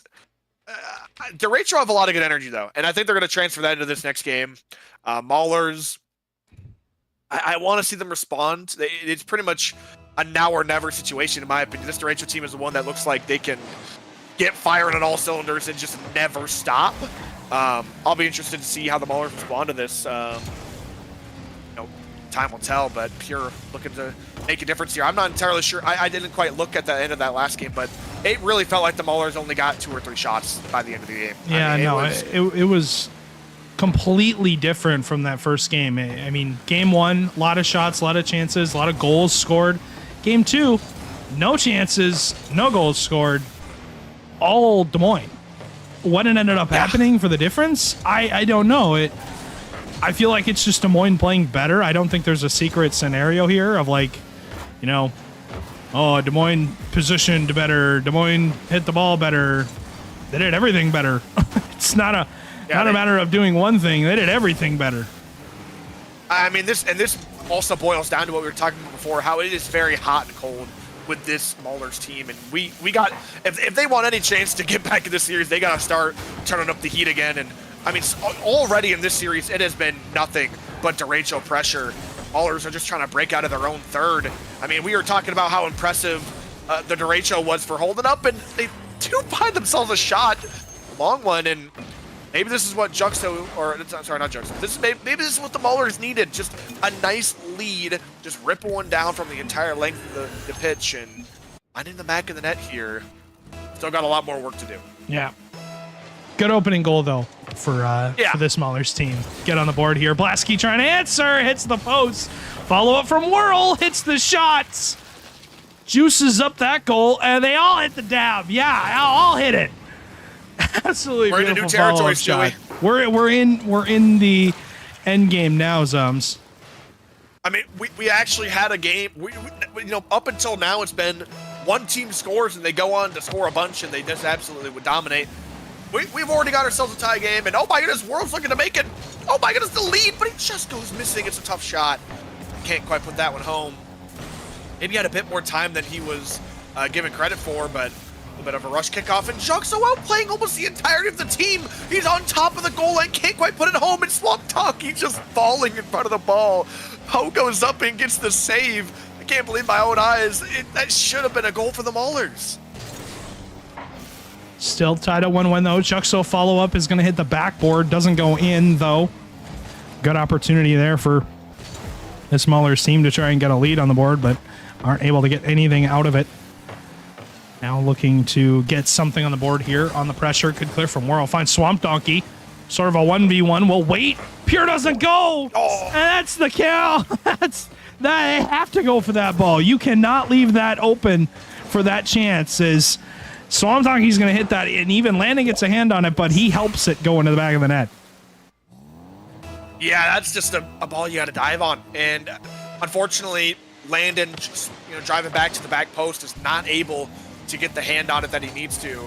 Swamp Donkey looking to take off this kickoff, flip, reset, looking to maybe get a musty, but instead he's just going to twirl his nose on the ground. We call that the Obama shuffle round here, but Blasky looking to continue on. Juxo does miss out. Maybe Pure taking a chance of this, and it takes a double commit on the goal line to get that one out. Landon pops this one up over to the left side while Juxo flying after, does go missing. Landon has a follow-up, rips it up the corner. Pure flying in, does get the touch, and a couple demos come through, but this play and shot comes, and it just is fizzling out. Pure, maybe that's one of the better opportunities you're going to get this game, and it does go wide. Landon, oh my goodness, what a save from Blasky on the goal line, somehow keeping that ball out and safe to the corner. Swats that one away. Swamp Donkey there looking for a redirect pass to Blasky. Really a huge step-up game here from this Derecho team. Good catch from Whirl. We'll sit on that, get the 50-50 with Pure. Whirl steals that corner boost as well. Great step-up game here for Des Moines. Looking to possess the ball, get some 50-50s going, doing a good job of that. Landon will sit on that, can't get that one to go. Another chance here for Pure. Gonna collect that 2v1, now they're chasing Whirl, but Whirl has the stop. Juxo's follow is on target. That one had to go, and it does. 2-2, and he'll tie the game up. And a sweaty goal for Bloomington to get, but they do end up tying the game. Yeah, there's a really big difference compared to these teams. I feel like for the Maulers, the player that always needs to be playing good is Juxo. I feel like if he is not performing, this team always lacks a little bit. But I feel like on the other side of that coin, this Derecho team, I really feel like any three of these players can be the step-up person player. to Yeah, step can be up. that guy. I really feel like it can be any player. In this game so far, I think it's been Swamp Donkey and Whirl, and for their other game, I think it was Blasky. It is a really interesting dynamic that they have, and they are all three very close in skill. For me, I mean, I personally, I'm biased towards Blasky. I love my boy. And somehow, I think we have a rule 1 here. I think it's just been broken by Swamp Donkey who secured the boost. But listen, understandable I mean, obviously maybe not understandable. There's absolutely nothing on the line anymore. Man, get back in that rule 1. Anyways, continue on, but Bad dog. I mean, yeah, like I said though, if Juxo is not playing top notch, it is tough for this team to come out and even keep these games competitive. So I think he needs to really, really, really keep playing his best, and I think he has been playing really well. That's outplays 2, looking for the midfield pass off the corner. Can't quite put that one home, but this game still 2-2, looking for overtime. 15 seconds now. Blasky on a counterattack with Swamp Donkey. Juxo's touch gets away from him. Whirl and Swamp Donkey commit. Don't get any chance here. That one's going to bounce. Blasky goes midfield. Swamp Donkey will leave it for Whirl. Good possession play here. Whirl up to Blasky. That one going to go off the backboard. Touch from Pure is not great. Swamp Donkey towards net. It's going to stick up in the air. Can Whirl keep it up? He can. Looking to play with a little bit of fire here. Trying to keep it up with the ratio. They want all the smoke, all of the gas, all of the fun. Wait a minute. One's going to stay up once again. way. Blasky's shot goes wide. A sigh of relief, Stewie. And I think that was a very big scare for the Maulers. Still might be, as this ball flying in towards the goal. Juxo able to get behind it, looking to maybe find a piece of it. Landon staying underneath this play, looking for a bump. Whirl doesn't do well to avoid it. Juxo going missing. Whirl given a chance behind the ball, and it's a slow play. Midfield pass comes through. Oh! 1-2-1, not quite the back of the net, and Juxo able to clear this one out. It's 30 seconds into overtime, and it could have been over right then and there. Midfield pass comes through. Swamp Dog, you can't quite get around it, but man, Stewie, this has been back and forth already. Yeah, a lot of good opportunities here for these two. Been a good series so far. 1-1. Obviously tied in this game 2-2, and in this series, gonna make things as even as possible. And it has been a good series overall. I'm excited to see what happens for these two teams. But nothing going on just yet. Who will end up winning? I have no idea, but it'll probably be this Des Moines team. I want to win them the most. As I think they're going to get it done here in overtime, hopefully. I mean, obviously we picked them to win, but Wait a minute. as I say that, Landon shot was- goes wide. Almost a curse. It's going to bounce into the corner. Juxo going to leave it off for somebody to shoot. Whirl goes missing, but it isn't going to find its way in just yet. They drop it off for Pure. Double chance. He misses it. Swamp Donkey will sit behind it. Gets by one player. It's another ball possession here. We're able to sit on it. Go to the corner and the 50. Who's going to end up going for the ball? Blasky will commit for his team. Gets Whirl a touch and gets him some space, but Whirl passes mid and nobody's there. In fact, he's going to be able to collect it himself What somehow. in the world? I don't know how the entire field was that open, but it was. We're all looking to make a difference. But Blasky off the ceiling here, looking for the sidewall. Pure, big clear, and both these teams have had their opportunities, have had their chances in 2 minutes now, crept into overtime, and this just keep going and going on for a while. But I feel like eventually one of these really solid chances will just go home. We'll have to see here in the ceiling here or in the corner. It's really awkward. Oh my goodness, Landon taking as much time as humanly possible to bait in that player.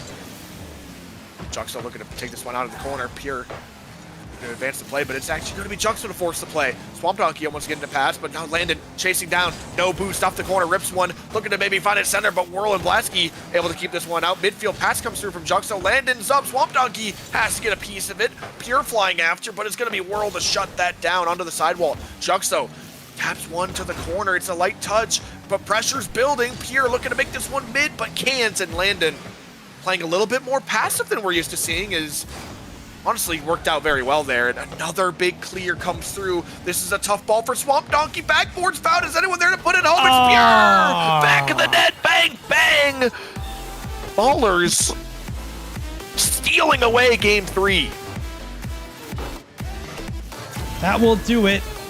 That overtime ending after a long 3 minutes. You have to think if Bloomington doesn't win that, their confidence goes completely down the drain.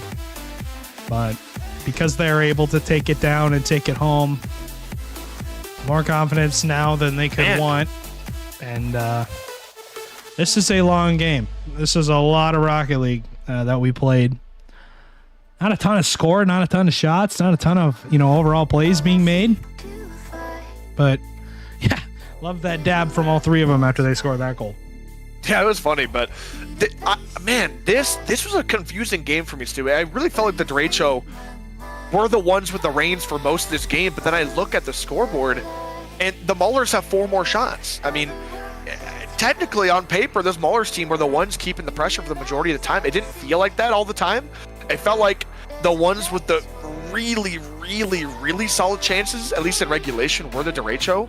And I think for the beginning of the overtime as well, but once it got to about maybe the minute 30 mark, maybe 2-minute mark, the Maulers really felt like they turned it up to a next level and started getting a lot of opportunities. Right now, Maulers, we needed them to step up, and they did well. Yeah. That's all I'm going to say. Can they step up again here in this 4th game and close out the series? Hopefully. As just waiting on one player, I think. It was just me. Oh, it was just you. Oh. You have a sneeze or something? My mic. Hopefully it's good now. No, you're good. You're good. No worries. I think I should sound a little better now. Hopefully. Hopefully, yeah. You're. I want you blowing my ears out. That's the best. Right. Quiet Zoms is not a good Zoms. Telling you. That's on me. That's on you, broski. Listen. I'll step it up next time, boss. If you're not screaming at the top of your lungs, we honestly question if you're alive. That's on me. That's on me. Wait, Whirl looking for the backboard, finds it, but oh my goodness, saved away Blasky, the tap, and can't quite find it. Chucks is going to have to clear as well. That's the follow-up shot's no good. This one's going to find its way mid. Pierre just rips it over to the sidewall. Chucks, though, they are looking for the pop. Blasky does get a piece of it. This one's flying high.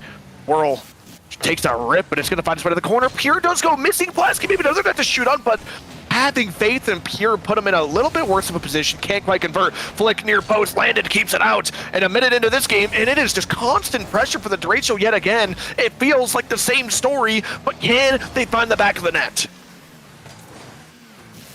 And I really want this Des Moines team to score just to see the reaction to scoring. 50-50 goes mid. There's Blasky.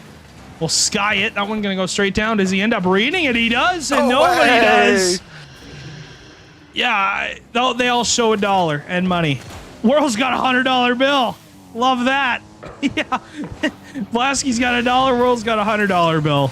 Blasky makes the play, but man, what a play from Blasky on that backboard read. Is getting flexed on a little bit by his teammate, but a fantastic play. Really tough read off the waterfall there. Blasky, after making up for his miss on the open net earlier. I mean, I think he wanted to show up and not let that be the story. Swamp Donkey almost having some excellence there with the dunk. Blasky following in, ripping this one. Pure tried his best to get there, but a bump attempt comes through. Landed unbelievably awkward. He's able to clear that one over to the corner. Swamp Donkey on the play. It's going to be a bad 50-50, and Blasky has to adapt and get there. Big clear comes out from Landon. Juxon flying in. Big touchdown. Can someone put that home? No. Wow, clears it out. Huge stop from World to get that down the field. Swamp Donkey with a fake. Tries to stay on the ball. Keep some pressure for his team for Des Moines. Haven't let Bloomington really get anything going here in this game. It's been quiet challenges. Whirl picks the bottom right corner. They're just enjoying themselves. I mean, regardless of what's happening in the series, they're having fun, and that's really all you can ask for when playing Rocket League.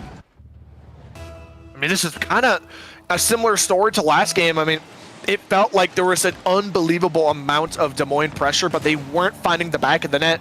This game, already finding it twice, but got to continue going. Pure ripping this one across, and Landon is going to pre-flip into that one. maybe acting as a pass over to Juxo. Backboard, looking for the shot. He rips it top bids, and Landon doesn't have the follow-up either. But, I mean, this actually might be a decent play. Over to the sidewall, Pure now flying in from who knows where. Finds himself on 50-50 out mid. Juxo looking for another follow-up, but he can't get it past the multiple defenders that are ready. Landon just ripped this ball off. I believe that was Swamp Donkey, but for how long? As this ball finds its way back, mid, shot just wide, and I mean, the pressure's really going all over the place, and I feel like although this has been a decent extended pressure play for the Bloomington Maulers, it's not good enough. There's no real, they have maybe a chance or two here and there, but nothing solid enough to find its way to the back of the net. In fact, nothing solid enough to keep your third or your own net in check, and this one's just going to be an easy clear and shot. And goal. 3-0 advantage for Des Moines. Minute 55 here. You know, what is going to end up happening for the rest of the series if Des Moines does win it? Because we're going to go to Game 5, tied at 2 apiece. Chancellor Blasky here on a redirect. Cuts Swamp Donkey off. Sends him skied. World of Swamp Donkey, top left. They can't find it. Good chance, though, and a good play being made between those two. As, I mean, you love to see that, even if they don't score on it, you know, still getting the opportunity to try and put it in the net is always, you know, good for your confidence. But see what happens here for these two, as this has been a tough game for this Bloomington team overall to start. Have not really had a ton of fun, I don't think, because they've been playing a lot of defense, not getting a lot of chances. Des Moines has been kind of running rampant in their half, you know, faking the ball like that, 50-50ing the ball. They're kind of doing whatever they want. Yeah, looking to maybe get out of their half here. Maybe a chance for Juxo to make this not such an embarrassing game. I mean, 3-0. It's been a rough one, and it might just be 4. It's just barely wide. Whirl looking to send it back home, but it is also off the same post. Landon looking to take this one off the backboard. In fact, looking for a flip reset, can't quite find it. Juxo chipping this one out from the corner. Swamp Donkey just parking the bus and getting a nice piece of it. And you guys are up a player. You got to continue the pressure while you're up 1. And by the time you do challenge, the man has already respawned and gotten back into play. And it almost as if the 2v3 had never happened. Exactly. Unfortunately, that play fizzles out, and it's just a little bit unfortunate. Yeah, it's rough. It's rough to watch. It's rough to see. 15 seconds now. This game all Des Moines. They're going to go on to tie up this series. And you have to think what could have been if they were able to, you know, get a goal in this series, in this game. Could Bloomington have possibly won it? I don't know. But, man, what a response from the derecho. 3-0 Game 4. We're going to Game 5 tied at 2 apiece. Yeah, we are. Things are heating up. I mean, this is back and forth. And although, yes, I do think so far the series has leaned towards Des Moines, and as well as the last game, it is still tied up in really anyone's series. If you want to speak in, I believe it was Juxo terms, we're into a best of 3 now. So, you know, it's getting really intense, but with how it has been seesawing back and forth, the Maulers have been the ones to been picking up that first win before they traded off. So it's up to derecho to break the ice and really break that. I guess it would be, I don't even know the word I'm looking for. Break the curse, I guess, of this back and forth wins. They got to stop trading back and forth. They just need to take this next game by storm, because they really have looked unbelievably dominant all series long. Honestly, for 3 games straight, but they let one slip, and I mean, this series is Mauler's game. If they can just, if they lock in for this game, who knows how this series could go. Derecho need to keep playing their best like they have been. I mean, still anyone's game though. Series tied at 2 apiece. Our first semifinal off and rolling. Game number 5, derecho Maulers. Who will take it? I honestly think, if I had to guess, I'm really going to lean towards this derecho team. They have had all the momentum as of late after that last game winning. Can they get it done, though, in the 5th game and go on to match point and look to win this series? They're well on their way, but they have got to find another game back-to-back. They got to play consistently comparative to the last game that they did play. Once again, has to be dominant from them, has to be controlled. See if they can get it done. But Bloomington need a response after that last game to be shut out, after being shut out. Maybe a chance here. Landon just rips one down, and already a little bit better of a start here for the Maulers. Last game, bit of a rocky game, and the one good thing is, oh my goodness, Juxo sends it across the net, but no one's there to put that home. Really feels like it should be a goal almost, but gonna have to pick up the rocks and start again. Juxo mistouch in the corner, ripping this one across, but they did at the very least stop the bleeding last series. There wasn't enough said about that. Yes, they didn't manage to take that step and get a goal, but they did stop the bleeding, and sometimes that can be enough to get to the next game and have a little bit of confidence. Oh my goodness. Juxo has a nice shot far post, but who was absolutely bullying that back line? It's Landon as he drives through the net and just absolutely smacks up Blasky, who was going to be there to defend. First goal goes to the Maulers. Huge opening goal for the Bloomington Maulers. They needed that confidence, and if they didn't score first, it could have been bad for them. But that Des Moines team, I mean, they are reeling at this point. They are expecting to find a goal in this game. Huge save comes out from Blasky. Swamp Donkey down the field. We'll get that one towards net. Saved by Juxo. Follow from Whirl is just wide. Just barely doesn't get enough on it. And I think if he just squared his car a little bit more, would have had a shot chance. It could have gone in. But a good opportunity for these two teams to get into it here. As Swamp Donkey will tie the game. They're real. Are we real? We're shotgunning a beer. All right. We'll take it. Man, you know what? Oh man, it's kind of funny. I look away to read chat for 1 second, and I look back over. They score. I look back over. I see him shotgunning a beer. I mean, this is just. It is absolutely just cinema here. I don't know what to say. I can't wait to see this team on land to see what kind of tricks they pull out. It's gonna be ridiculous. They're probably gonna have like some sort of magic trick going on during their series. They'll just start playing on each other's setups. Yeah, they're gonna jump over and swap. They're gonna swap seats mid-series. Good plan, guys. Really good job. Hope they all use the same key bindings, which I'm pretty sure they don't. Landon gonna be able to put this one home, and a little bit of an awkward play. Juxo just taps it up. Whirl should have been a nice clear for him, but just missing out. Swamp Donkey bit awkward. Landon somehow sniping that near post, and it's the Maulers. They're holding on just barely. It feels like every time. It really does feel scrappy. It really does feel desperate, but they are staying in this series. I mean, it really does feel like the whole raft is held together by some duct tape, but you aren't going to complain if you're staying afloat. Got the lead here in game number 5. Looking to take on match point here. Pure does have to make a nice save here. Really awkward. It's still really weird. Oh my goodness, he does get the follow-up. In fact, he's gonna have to get one more. Shaking off a bump to get one to the corner. This one's ripping off the crossbar, rattling it a little bit. Not enough to shake Juxo, though, as he has to follow up and get another touch. Oh my goodness, shot, rebound, and another shot comes through. Barely saved away by the post. And I mean, so many opportunities are coming through for the derecho, but nothing finding its mark. Looking for a demo with Swamp Donkey. Did have a good touch that made Juxo awkward. Nobody from derecho, though, able to follow up on it. Pure into that corner. Blasky down the field. Juxo going to be there to convert and get a touch here. Swamp Donkey around Landon. Blasky, a lot of boost to work with here. Does hit it forward. It's Pure to burn his boost as well. Swamp Donkey around 1. Blasky was chasing a demo, but Juxo was there and ready for it. We're all around 2 defenders now. Swamp Donkey, can he turn on this? It's an open net, has the shots. Whirl around 2 defenders, just walks the dog by him.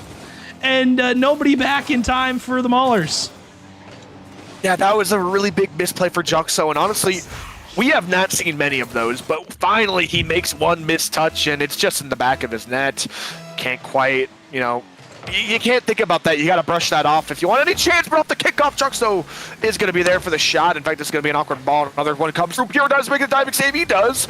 Going off the sidewall now. Maybe looking for a solo player. Midfield pass. It's kind of neither. In fact, it's going to be a shot for Whirl. Landon making another save, and I don't even know how he is back from that. Did he not just hit that out mid? I am very confused all of a sudden. I think I took my eyes off him, and that's a bottom corner shot. Wow.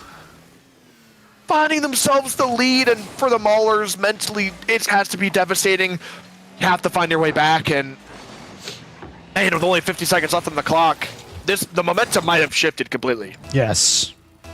And obviously, no other series besides this one going on currently at the moment, as these two teams really, really fighting in this game 5. So far, it's been Des Moines to take the lead here with 2 back-to-back goals. They're going to keep the pressure. Swamp Donkey's touch does not really result in anything for his team, but his team is just sitting back waiting for Bloomington to throw the ball away. Pure down the field. There's Juxo. The shot is wide, though. Had the redirect, had the chance, had the shot chance, but just couldn't put it on net, and that's a big, big play. It's Swamp Donkey 50 each other around the last defender. That one, it's an open chance. Landon shoots it right at Swamp Donkey and 10 seconds left. Des Moines gonna get away with highway robbery, it looks like, with 5 seconds, Soms. No way. I mean, this is just an unbelievable turning. No Still way. a chance. The ball is high. Juxo is touchdown to the corner, and man, I really thought that was going to be a good opportunity, but Juxo had more time than he thought and just put that ball into the dirt. Clash calls the timeout for the boys, and man, I mean, and it feels like they're taking every step, but just barely missing out at the end there.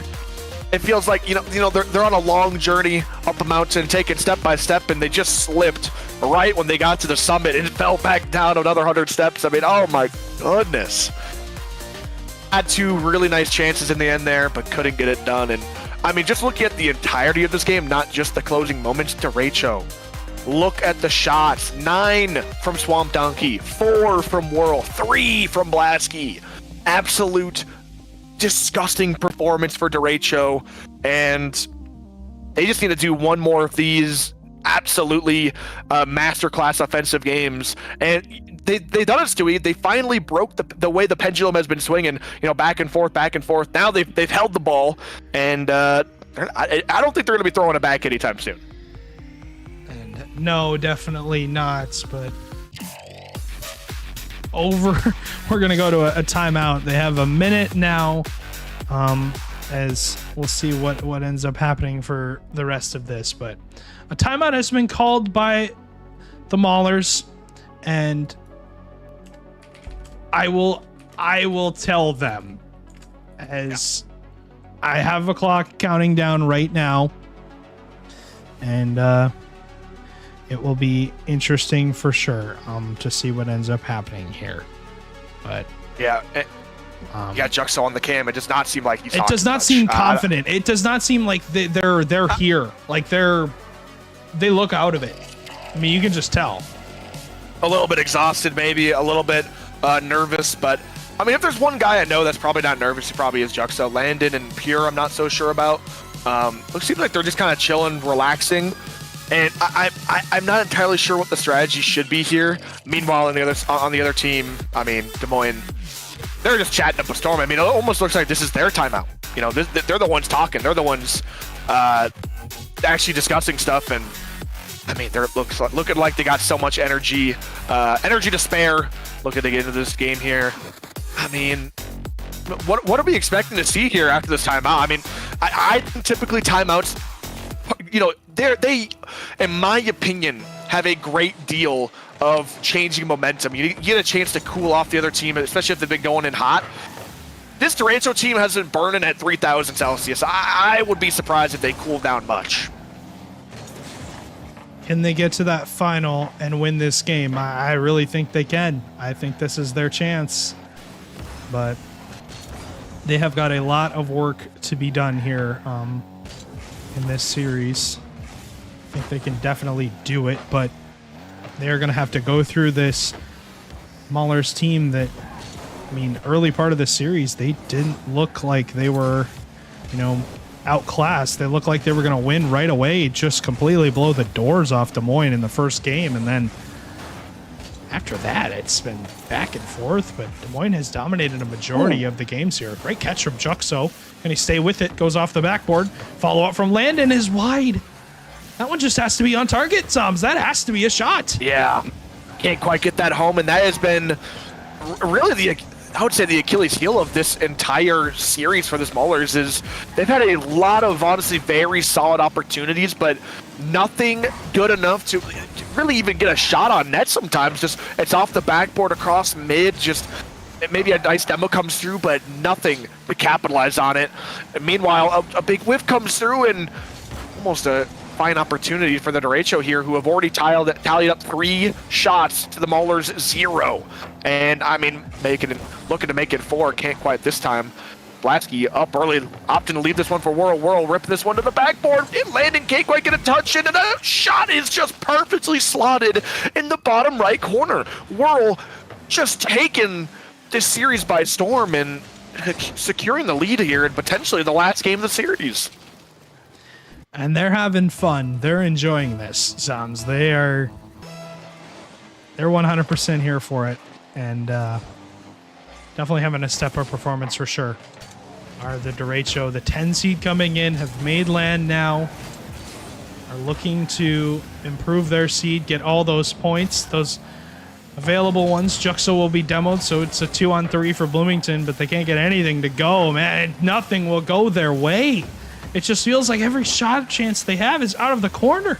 The Des Moines are giving them absolutely nothing to work with. The lane is absolutely clogged. Away! Another chance gone sky high, Stewie. I mean, it seems like there's so many opportunities coming through that seem pretty fair. This is another chance that, they finally used that infield passing route, but the shot on the end of it is no good, Stewie. Another chance! Another chance! No way. That one blocked away Des Moines again. Swamp Donkey down the field. Blasky is there to clear this one to the side. Another double chance for Blasky, but shut down right away by Juxo. Swamp Donkey will collect it. Yeah, just kill time. That's all you got to do. 2 minutes to go here. Landon wins the challenge. I'm going to go off the backboard. Swamp Donkey harassing Juxo as Whirl gets around Pure and gets down the field and makes it 2-0. Wow, that might just be it. That could be the last goal of the series for as far as we're concerned. I mean, the last important one, Pure oversteps his bounds a little bit too much, and that ball goes over the top of him into the back of his net. 2 goals. I mean, this is going to be a mountain to climb for the Maulers mentally, physically, and just... And this might be a good chance. Big double comes through, Juxo with the shot, and as quick as that lead, as quickly as they got separated by 2, it just as quickly got diminished back to just 1. And if they can turn all of their opportunities as well as this one, I mean, I feel like they have not been converting like that every time. And if they were, honestly, I don't even know what the problem has been. I don't know what the problem has been, but I mean, that's just unacceptable. That is a ball that has just gone untouched for far too long. Pure flips away, and Swamp Donkey with so much space and basically just the entire net to shoot on, just taps it in. And I was just talking about how quickly they lost that 2-goal lead. Well, it's back. Juxo with another chance here, hits that one down the field, shut down again by Swamp Donkey. They won that kickoff and scored that 3rd goal. And yeah, my goodness, it has been rough sledding for Bloomington here in this game. 1:30 still left to go. Landon shut down again. Pure, his turn. Shut down again. That's gonna go top left corner. Yeah, the reaction says it all. How in the world does that find its way in? Yeah, Swamp Donkey, we'll see you, buddy. Leave the room. Oh my goodness, that was absolutely disgusting, Stewie. That ball got shot down and slammed in from the heavens. He looking like a LeBron, but the job is not over yet. Still 2-3. That one might just find its way to the back of the net. It's linked out. A big miss on the goal line, and it's pitched out. No way. Landon cannot be missing those. Pure off his own back wall with a full tank of boost, making it going low. Juxo looking to get in the play, but he's just... Looks like he's sniffing his team a little bit. A big double commit comes through, and the panic is ensuing for Maulers. I don't even know how they are still... I don't know how they have been scored on it. The panic is coming through, and it is palpable. We can We can see it. Juxo looking to get this one through, but all he does is keem stomp the ball 50-50 in the corner. Whirl not letting this one get out too far. Swamp Dog keeping it close and flicking that one high. Big demo comes through. Pierce gonna have a free rip off the sidewall. Gotta be a bit of space, and Blasky takes his time and just slams this one down. It might just go netward, land in no man's land in this game. Man, Stewie, it was right there, and He's putting his glasses on to see where the ball went in, where the ball went in the net. 4-2, 42 seconds to go. Juxo can get anything to go for Bloomington here, so I'm talking gonna be shut down on that challenge. Landon, well, leave it. That one not really gonna be anything there for this Maulers team. Des Moines, they're enjoying every single second of this series, whether they're winning or losing. And so far, the have fun meta has reigned supreme with 20 seconds now. They're gonna make it all the way to the Major 2 Grand Finals and pick up a ton of points on their way to LAN, improving their seed, giving themselves an even better chance of possibly winning that in-person tournament. That's how you get it done. And the Derecho are going to go on to the Grand Finals. They are here to stay, Zoms. wow. A little bit of toxicity in the chat at the end there, too. I don't quite agree with that, but, I mean, well played to the Derecho. Rough end there. I mean, that I don't like to highlight misses or whatever, but that might have been one of the worst open net misses I've ever seen, unfortunately. Unlucky. Derecho definitely deserved it, though. I think even if they found themselves in overtime, even if they got that 3-3, I think this Derecho squad had it in them to get to the end. Fantastic stuff from them, and we finally got a prediction right, and I think we'll be excited to see them in the finals. We'll be casting them again. Yeah, well, I mean, we'll get to see them again for sure, and it'll be a blast here. A big win for these two teams, and obviously Fargo coming up next, playing against Omaha. The Steelhawks, they have their work cut out for them for sure. Gonna play a very, very good Omaha team, but this one was, oh man, long series for sure. A tough one that really, and I mean really, took a lot out of the Maulers. They gave it everything they had, Zoms, and they just couldn't get it done. They fall short in 6 games. Did their absolute best. I mean, you see this 5 goals put on the board by Des Moines.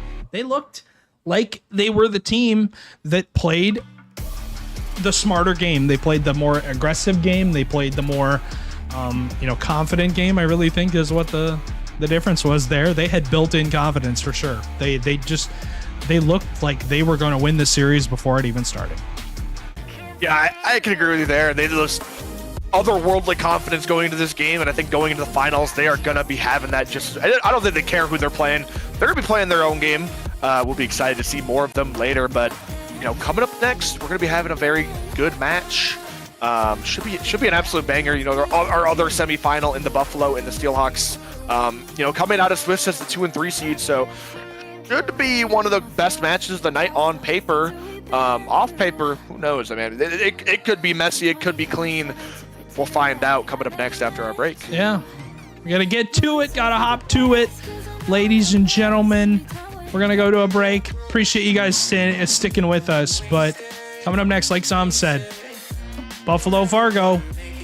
Winner goes to the grand finals to play Des Moines. We'll find out who it's gonna be. When are we gonna find out, Sams? Just about 5 minutes, so stay tuned, everybody. I could not be more excited. So everybody, get your popcorn, get your drinks. We got this and then the finals. Stay tuned. Coming up next.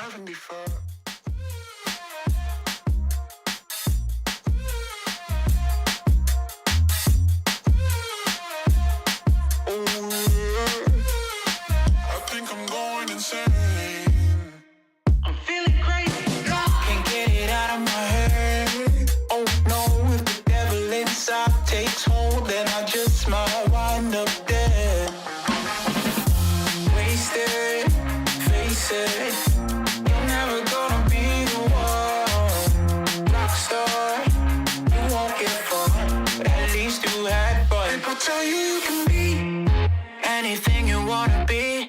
are a queen as long as you got a dream. Oh no, it's a lie. They just wanna take your life. Try to tell you it's a battlefield.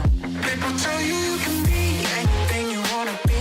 Wanna go to outer space, superhero in the streets. Oh damn, what a lie. What a time to be alive. How have I survived? That's the battlefield. 1974.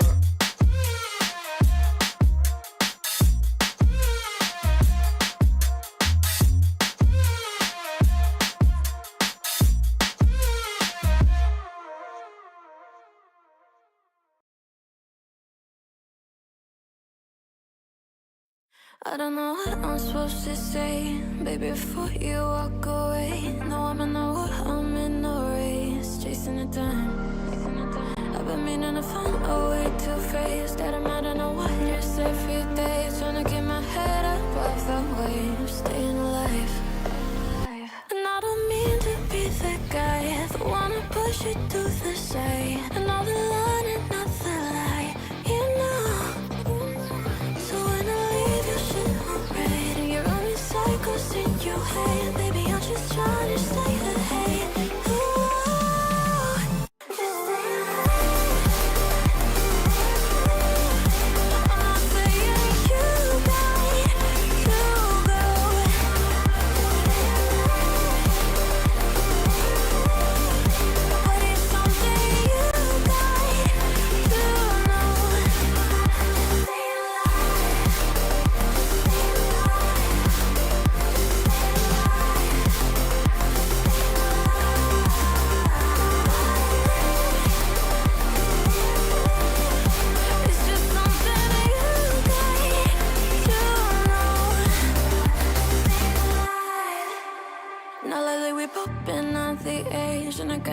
Some things I said, I don't want you to leave, so stay instead, and I pay the price. In the morning we'll both be good and gone, and the world will continue moving on. But I swear that there ain't no other one, just staying alive. And I don't mean to be the guy that wanna push you to the side, and all the line and not the lie, you know. So when I leave your shit alright, and you're only cycles in your head, baby, I'm just trying to stay ahead. Ooh, just stay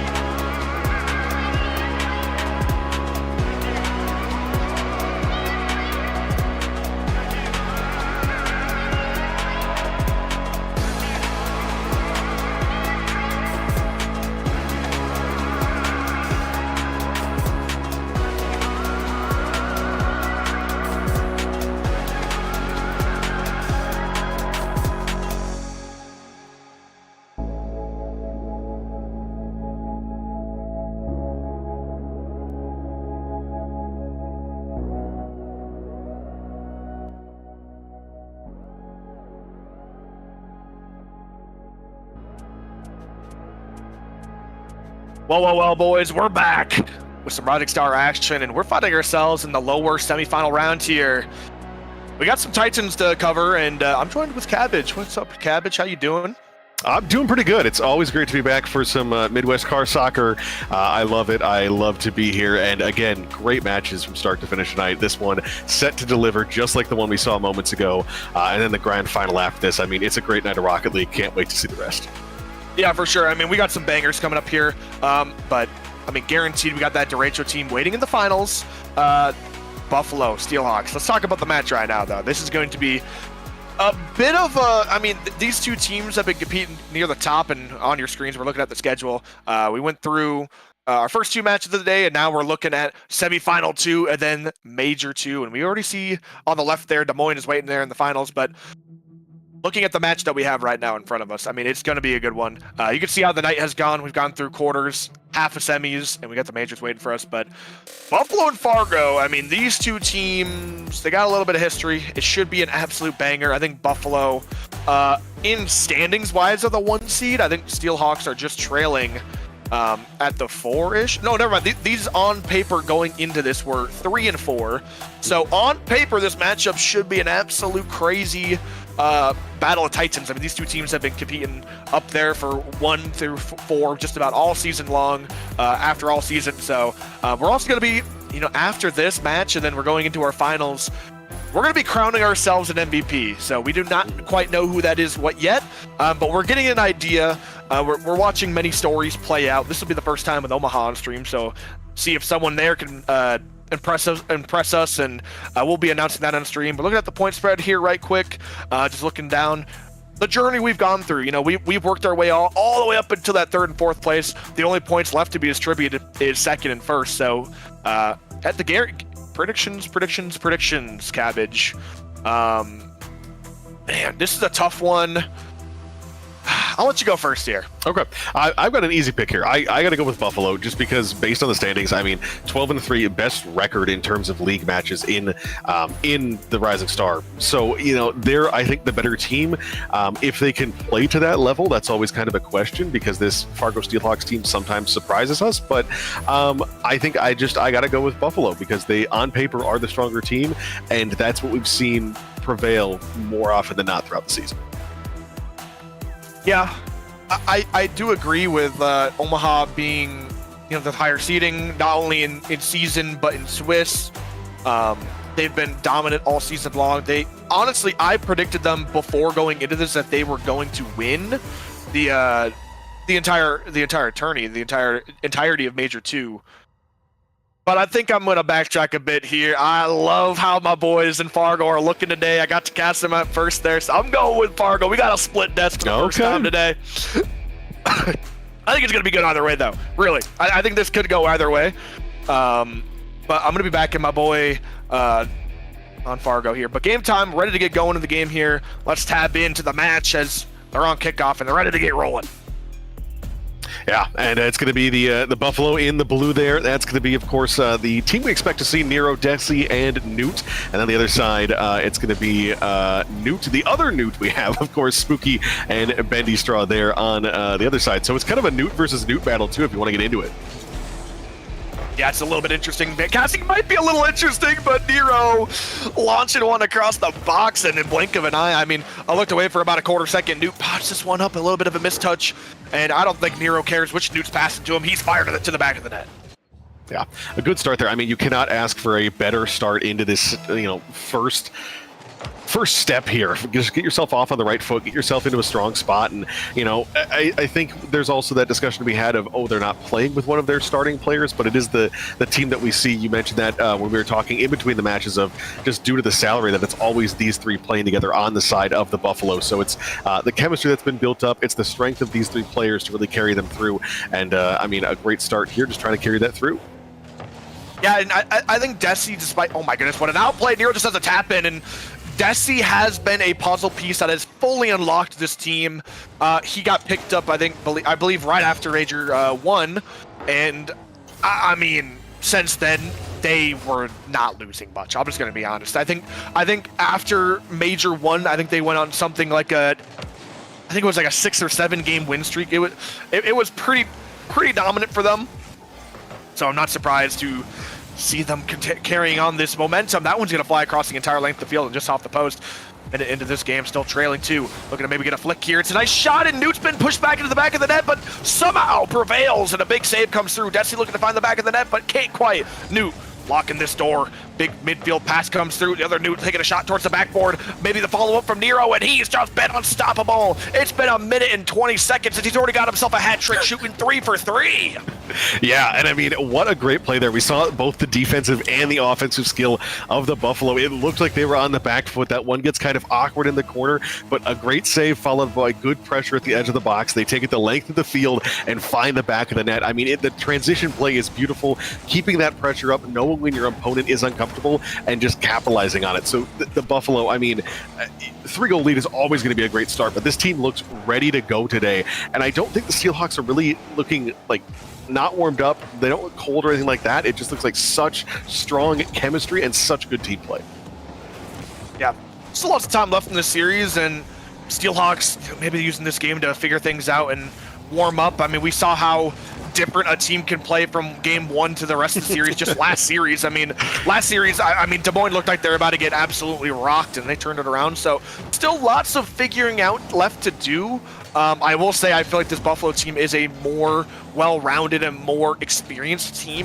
This is a team that have truly been grinding to that next level and trying and getting coaching, and they're really doing their best to get to that next level. So it is going to be a tough team. I don't think you can say something as simple as, oh, we just dominated game 1. I think this is the level of play we could be expecting for the rest of the series. It's up to the Steelhawks to raise the bar up to that level that they're already on. And Benny's going to look for a counterattack here. Gets past one. Spooky can get a pass out mid. He can. Desi and Nero both up. They combine. It's a nice clear to the side. They're back up middle. Spooky. That's a nice response there. Good work out of the Steelhawks. That's a nice play. Bendy just gets a perfect chip out mid. Spooky's going to be there lurking. Finds someone to the back of the net. And, I mean, Cabbage, I mean, this is maybe a step in the right direction to comparatively what we've seen the rest of the series. I mean, we saw Buffalo find 3 within about a minute 30. This last minute, though, not only stop the bleeding, but find themselves 1. And I think it's honestly kind of difficult because I feel like if you get that success early on, it can sometimes be very hard to kind of play 3.5 minutes of solid Rocket League as we see a miss there at the edge of the box. Newt on the side of the Steelhawks. He finds one all the way down the length of the field. Just booms it in from range there. Nero, a little bit of a miss. And Desi as well. That one's difficult, but I mean, you got to find a way to get to that. One of those players has to get in front of it. You can't let a shot from that far away find the back of your net. I mean, that's only going to become the lead down to 1. What a crazy save! I can't believe that one was kept out. Another pinching ball, and Nero's going to be able to get another follow-up here. Close to the box, but Spooky keeps them out. Desi looking to take a 50-50 out into the midfield here. And, you know, we got a little bit of rivalry here. Not only do we got both players named Newt, but Desi and Spooky just came off a win in CSA on the same roster. So this match has all sorts of rivalries. It's going to be exciting to see as maybe that plays a factor into it. Spooky looking to take a shot, barely shut out at the gate by Newt, but this game's still only 1 goal separating these two. Yeah, now it's just kind of down to, can you run out the clock? No, they cannot. Bendy Straw. The moment I say that, there is a response, and just as quick. You talked about it on the length of a series, teams looking hot and then kind of fizzling out. We've seen it in all of about 2.5 minutes here, that this Omaha team came firing out of the gates, but the Steelhawks settling into it. And recently, I feel like the pressure has gone exactly the opposite way. It has been so much more in the direction of that blue net than it has been towards the Steelhawks. Looking to maybe find one more. Nero's trying to stop this. I mean, the momentum has just gone completely in the other direction and trying to claw their way back, maybe needing some sort of highlight play, but it's not going to be found this time. Newt, big 50-50 down for Nero. Nero, big shot, but that's a big miss that comes through. That's going to get a free chance towards that. It's rocking the crossbar, really testing the integrity of the crossbar here and making sure it's going to hold up. Seeming so. Minute left in this game. Spooky rips one off the corner here. Desi flying up to take another shot. It's a perfect one, and Newt put the hand up, but it's not enough. Only his fingertips reach that ball. Desi finding the back of the net and breaking. It seemed like, it was going to get out of control and maybe the momentum was going to swing the other way, but quickly shutting the door on what seemed like a slippery slope. Yeah, and I was honestly kind of surprised. I feel like Desi should have put that one a little bit lower, kind of go for that bottom corner hard shot, but puts it top shelf, and the save just not quite good enough, puts enough power in there, and now just 45 seconds to hang on. I think you're not all that comfortable, but Newt up for this one. There's a demo off the ball as well, shot from the edge, Bendy Straw, and that one, the demo makes it perfection. Spooky finishes it off, and we're tied up once more. I mean, this is just a ridiculous back and forth right now. The seesaw just going up and down. I don't know who is going to come out on top of this game, but in 36 seconds and maybe a little bit of overtime, it should be decided. Off this kickoff, it's going to be an important start. This one's going to lose back. Overall, that's a big miss off the ceiling there. Spooky is going to have to pick up the pieces, although a little bit of scrambling. Bendy rips this one out to the sidewall. Newt cutting down to pressure, and man, it is so awkward here. Nero trying to get this one over. He does well. Desi there for the free shot, and multiple players stepping over each other's toes, and man, just an awkward play, but although I see Desi, I mean, yeah, he does separate these two by one yet again, but I mean, Cabbage, how surprised are we if we find this one equalized yet again? I mean, yeah, not really. I feel like that's kind of what we're expecting at this point, but I think maybe the Buffalo have enough time, or I guess the lack of time, they might be able to hang on this time. As down on the other end, Desi kicks that one out towards mid, maybe a little bit dangerous. Newt top shelf shot goes off the upper 90. It's back out towards the middle. Spooky can't get on the end of it. Bendy Straw, going to be a zero boost shot here. Soft touch. That one's not enough. And the first game ends there. Much closer than I expected after that first 90 seconds, and it still, I mean, Desi actually finishes out top of that scoreboard, 2 goals and the 2 saves on 6 shots. They're a great game for them, and I mean, a good back and forth here. I don't even know what to expect for the rest of this series. I mean, the Steelhawks, I would say, in the majority of that game, looked like the better team, but if Buffalo can start hot, I mean, it's their series to win then. Yeah, I think one very shaky part about honestly both these teams' game has been the defensive line and where to draw that. I mean, look how many shots are coming out. Buffalo found themselves a solid 13, and I mean, Steelhawks had, no less. I mean, they had 13 as well. I mean, this was an absolute shootout of just insane proportions. Buffalo were the ones able to hold on and at least get one more save. I mean, it looks like on the scoreboard they got tons more saves, but I mean, it seems to be about equal pressure. It's going to be that last line holding it down until the very end, which will decide the fate of these two teams. And man, it has just been really, really tough to see which team will come out, which team will edge out. And I'm trying my best to find some sort of advantage one or the other team might have, but it's gonna have to be found on the field. Yeah, I think the biggest thing for me that I saw in that first game was for the Steelhawks. I feel like they need to have better possession in the midfield. You can't leave so many kind of free balls out there in that space. That's where we saw that the Buffalo were able to capitalize. They were able to take that space, get one player to miss. You've got 2 players back on defense. If even, a couple of their early goals came when there was only 1 player back. You get around them, or you get, them into an awkward challenge, and it gets a great setup for the rest of your team. So I think if they're a little bit more aggressive in that midfield area, they'll do well, because we saw them score without having to kind of resolve those tactics. So we'll see what we got here. Spooky chips this one up off to the corner. Desi, nothing he can't handle. Spooky trying to drop it down once more, but Nero, another touch off towards the edge. Newt chipping that one up, trying to go for the touch off the edge, and the other Newt on the other side. He'll go for a soft clear. Continue on. This one's going to find its way to the corner. Bendy trying to advance the play, but can't quite this time. A little bit of a back pass over to Spooky. It's soft touch mid. Newt's going to be able to clean this one up. Nero, big pop over. Bendy Straw's going to be taking his time here. Just a booming clear out to Spooky. He's trying to get up to it, but a lack of resources in the boost department, and he's going to have to just go missing here. And Nero, absolutely nothing to his name. He's going to take one out mid. Desi, his last man, has to take a 50-50, and this one's going to find its way out mid. And compared to the shootout from game 1, we've got about 90 seconds here without a goal, and I mean, it's just a night and day game. Yeah, and I really like, for the Steelhawks, I saw a little bit more mid-pressure there. It's really what kind of shut down that last opportunity. All 3 players on the side of Omaha had to go forward and, try to get that one through that midfield line. It was stopped by 1 player just going up for that 50, and it frees you up for the counter. So really good start there out of them as Newt goes up for this one, beaten by his opposite, Spooky. Off to the corner, trying to touch it once more as Newt goes sky high, but it's just off the ceiling. Bendy, can he get a touch out of it? He does, but doesn't go far. A demo out to the middle. Nero, nice little clear to the far side. Should be able to hit his team at least a little space. Maybe just a little bit of space. Bendy just barely missing his mark. Dude's gonna be able to clean this one up, and just a little under 2 minutes into this game, and Steelhawks able to come away with the lead here. Maybe temporarily, but this is what we needed from the Steelhawks, you know? A very good continued pressure play, finally just getting one past, and Bendy Straw, although missing his mark, I feel like he probably had a chance there to score. There was enough pressure to, oh, what just happened off the kickoff? Newt just chips one into the top bins, literally off the kickoff. It was the same motion, I think, and I believe they tried doing a kickoff strat, but it just does not work out this time.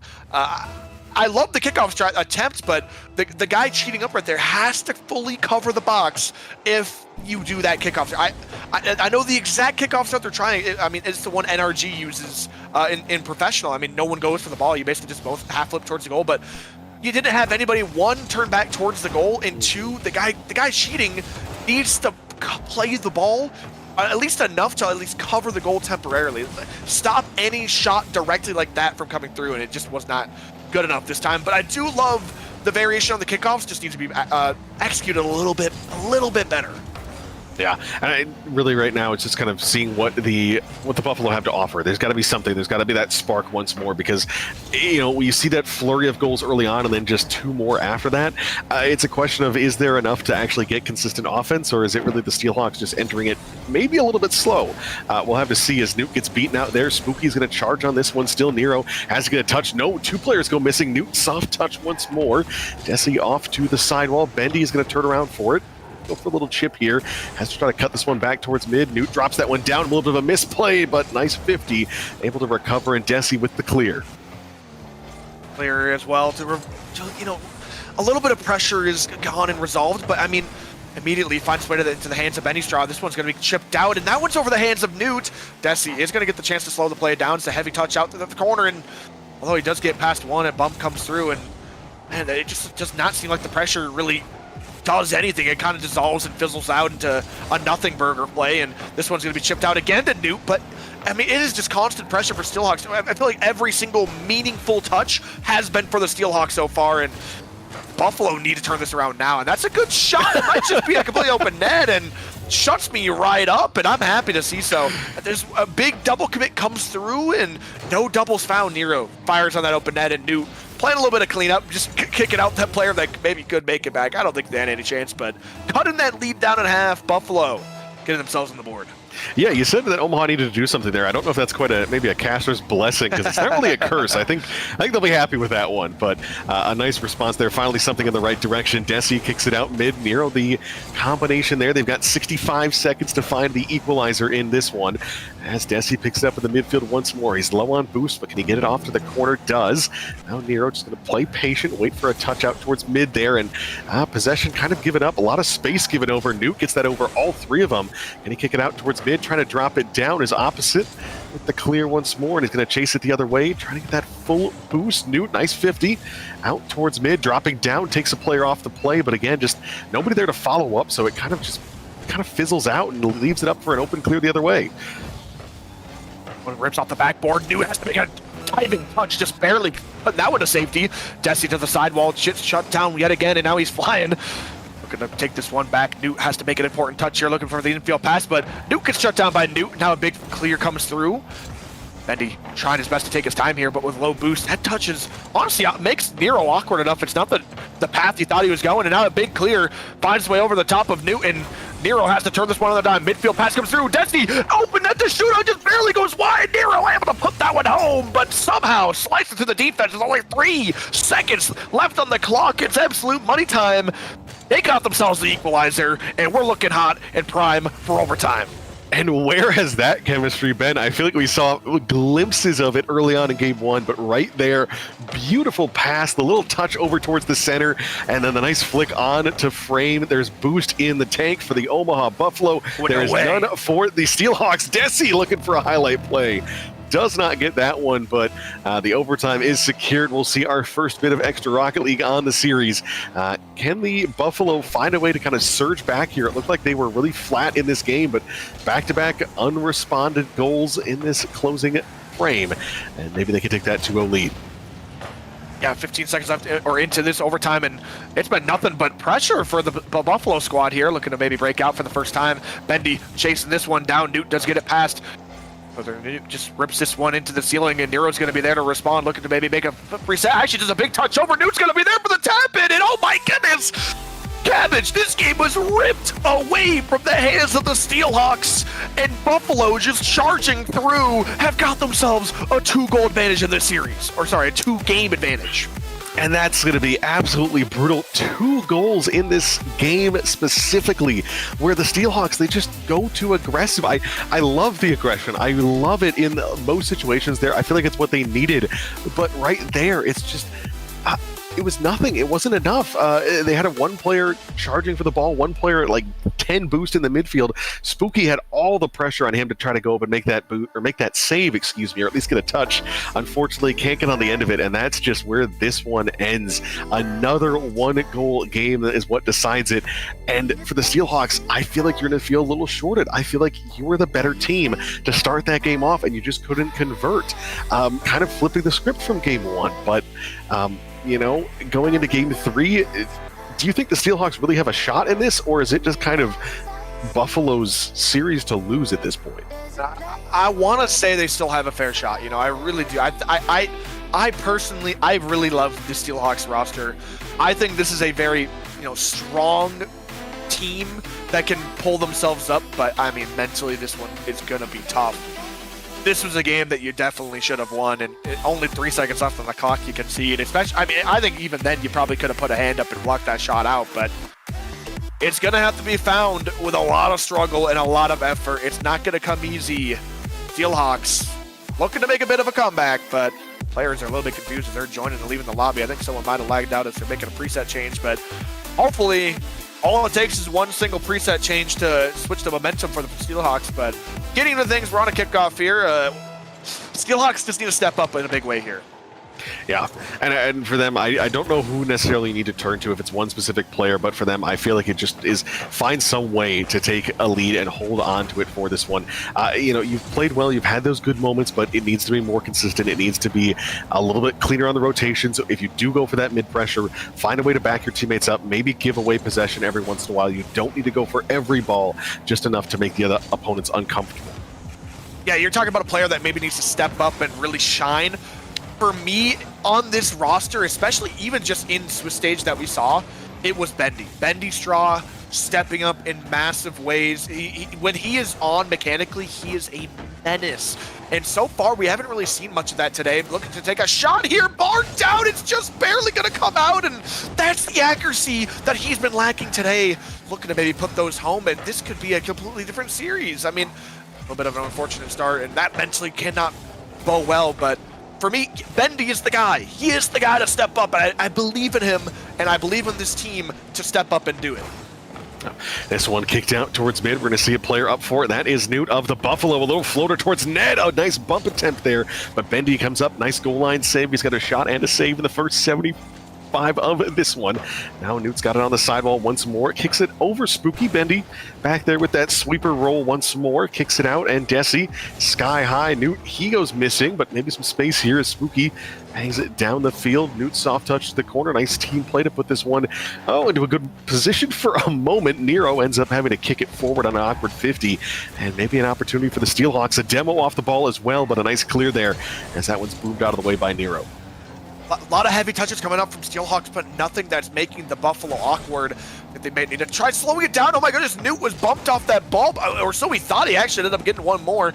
Bendy flying up to take some control, and it's off the end. Oh my goodness, Desia now getting a ceiling double of his own. Newt looking to take a low 50-50. He's going to find his way over to the right sidewall. Now slowing the play down, but with absolutely no boost, Nero's able to shut this one down and clear it down maybe to the other Newt. Just about shut down. Desi turning on a dime with absolutely no boost, just rips this one to the corner. Such an awkward ball to deal with, but that's 2 players going missing. It's a 3v1. Newt looking for the clip, and I think in a situation like that, when you're up 2 players, he's got to go ahead and delete the last one off the map, but opt to take that one to the backboard and gives the other Newt a chance in, and that's one's going to find his way across the box. Newt somehow keeping that one out, and although this ball is dancing on the goal line, nothing is finding its way to the back of the net. Yeah, and I feel like this is the first time in this game that I've seen the side of the Omaha Buffalo being really low on boost. At least Newt was in the back line pretty low there. One other player on his side was low. It was a full boost as the third, but still, done a good job of that boost management. Make sure there's always at least one or two defenders who have enough to get top shelf, enough to challenge quickly if they need, whatever that situation may be. And now the offensive boost retention as well. Nero gets two to jump. Desi up for this one. Can he find a way towards frame? No. Bendy able to rip that one the opposite direction. Newt, no boost, has to wait for the challenge there. Gives Bendy an opportunity, but the shot goes right off the ceiling. A follow-up, same direction. Newt bounce pass forward, looking for himself. Desi out on the side there, and our first goal belongs to the Buffalo. Great pressure once more. There's a demo, there's a nice little touch, and that sees the opener. Just a quick play as well. I mean, wasn't really much build up to it. Just one missed touch comes through, and Desi ready to strike. He's kind of like a shark, just waiting for any little mistake to come through, and then he takes his bite. Spooky does get himself a nice demo, and now rips one towards the backboard here, but New able to get a nice touch, and another demo coming through. Maybe changing up something on offense, and they're trying to get a little bit explosive. This is going to be an awkward save for New in front of the box. Is able to keep this one out. And the nobody for the Buffalo is advancing. Yeah, well, it's just difficult, too, because I feel like for the Steelhawks, he gets that save, but he's got no boost. He turns around, he sees all three players on the opposite side near that midline area, basically full tanks. I guess we can see that. They can't see that, of course. But it's just so difficult because it feels like even if you make the save, you're just immediately on the back foot once more. And the Buffalo doing such a good job of continuing that pressure, continuing to put meaningful chances, at least meaningful pressure towards the frame. Newt sends another one sky high, this one off the backboard. I don't know if that was a shot or maybe a pass attempt, but needs to be on frame here. It's 45 seconds on the clock. Newt in the defensive zone. Steelhawks trying to clear. Does get past one. 50'd by Desi. It's going to fall back to Bendy once more. Kicks it to himself. Spooky pass downfield, but likely not going to get much out of that one. It almost finds its way mid as that one pinches in, but it is held out at the gate. Newt rips this one high, looking to get up to it, but Nero has the shutdown. Midfield pass comes through. Bendy can't quite get it. Spooky, tough read, just taps it. Maybe enough for Bendy to put a hand up. It's a 50-50, and it finds its way to the hands of Newt. Spooky challenging. This one's going to go high yet again. Newt flying high. Desi able to shut this one down to Nero. Nero taking a shot. It's just going to be far down and in. Oh my goodness, 11 seconds left on the clock, and this Buffalo team just about secures. And oh my goodness, we're going to be looking at quadruple match point for Steelhawks if they want any way out of this. I guess we still got a couple of kickoffs for you, but I just absolutely see no way for Steelhawks to get two here.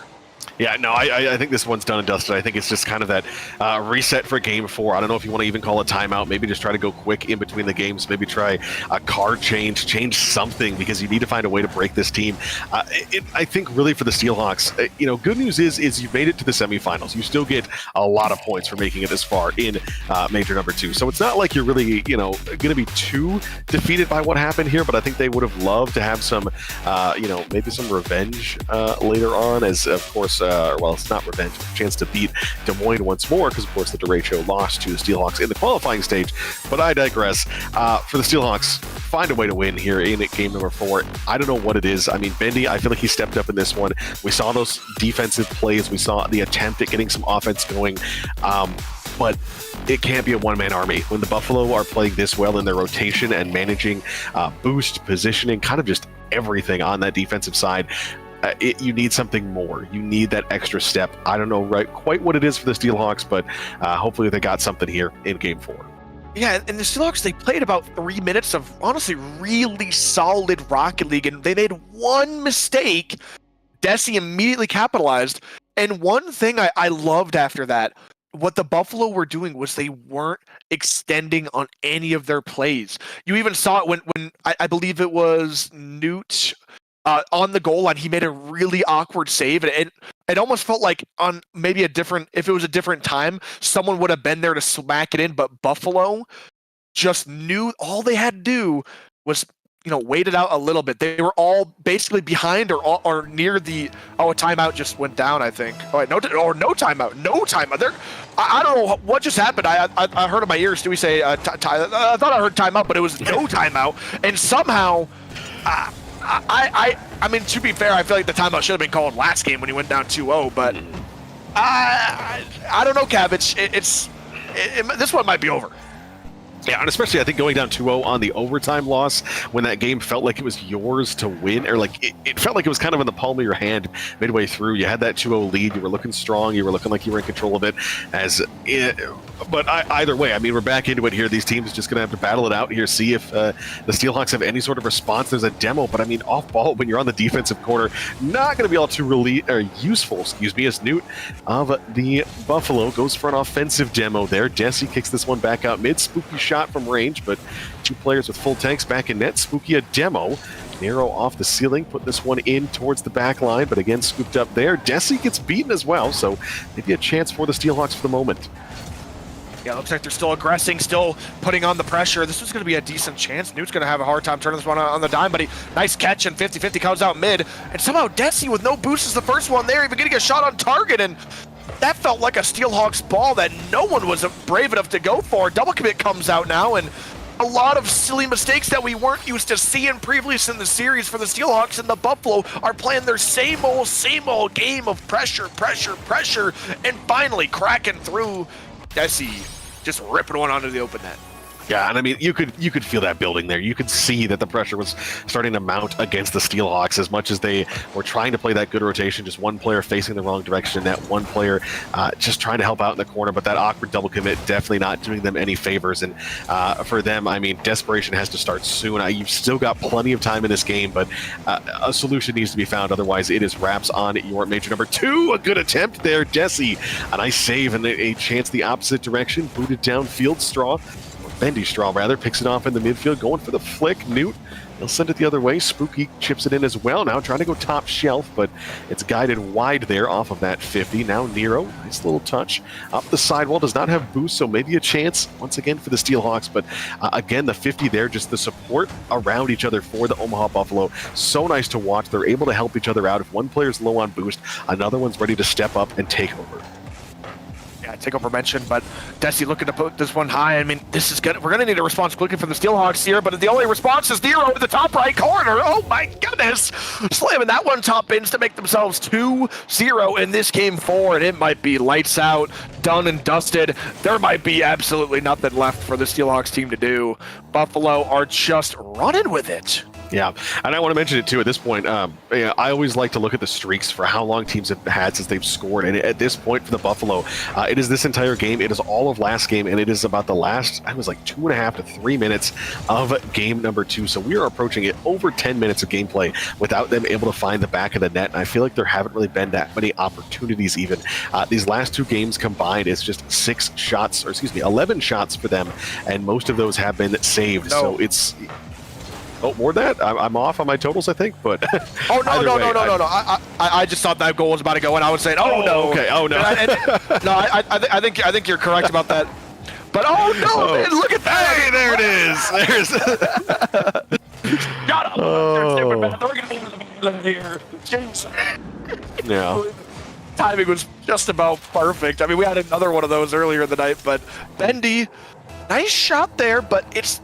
Still, you're still trailing here. Cut the lead in half, and it's got to feel good for the momentum, but you gotta do more. Newt is going to get a chance here, ripping this one over to Spooky. Spooky taking his time on the sidewall. In fact, he's looking for a pinch into the midfield, but that ball doesn't really go anywhere. That's a free shot on target, but it's just as wide and into the corner. That one had to go home, in my opinion. Yeah, you got to find a way to capitalize on those opportunities. You're only going to get so many from this team, and any missed opportunity, chance like that, just might be the one you were looking for, the one that gets away here if this series goes down in 4. But now a chance here once more. Bendy Straw, he gets beaten, so they'll have to drop back on defense. 3 players off to that corner. Nero, chance to take it out towards mid.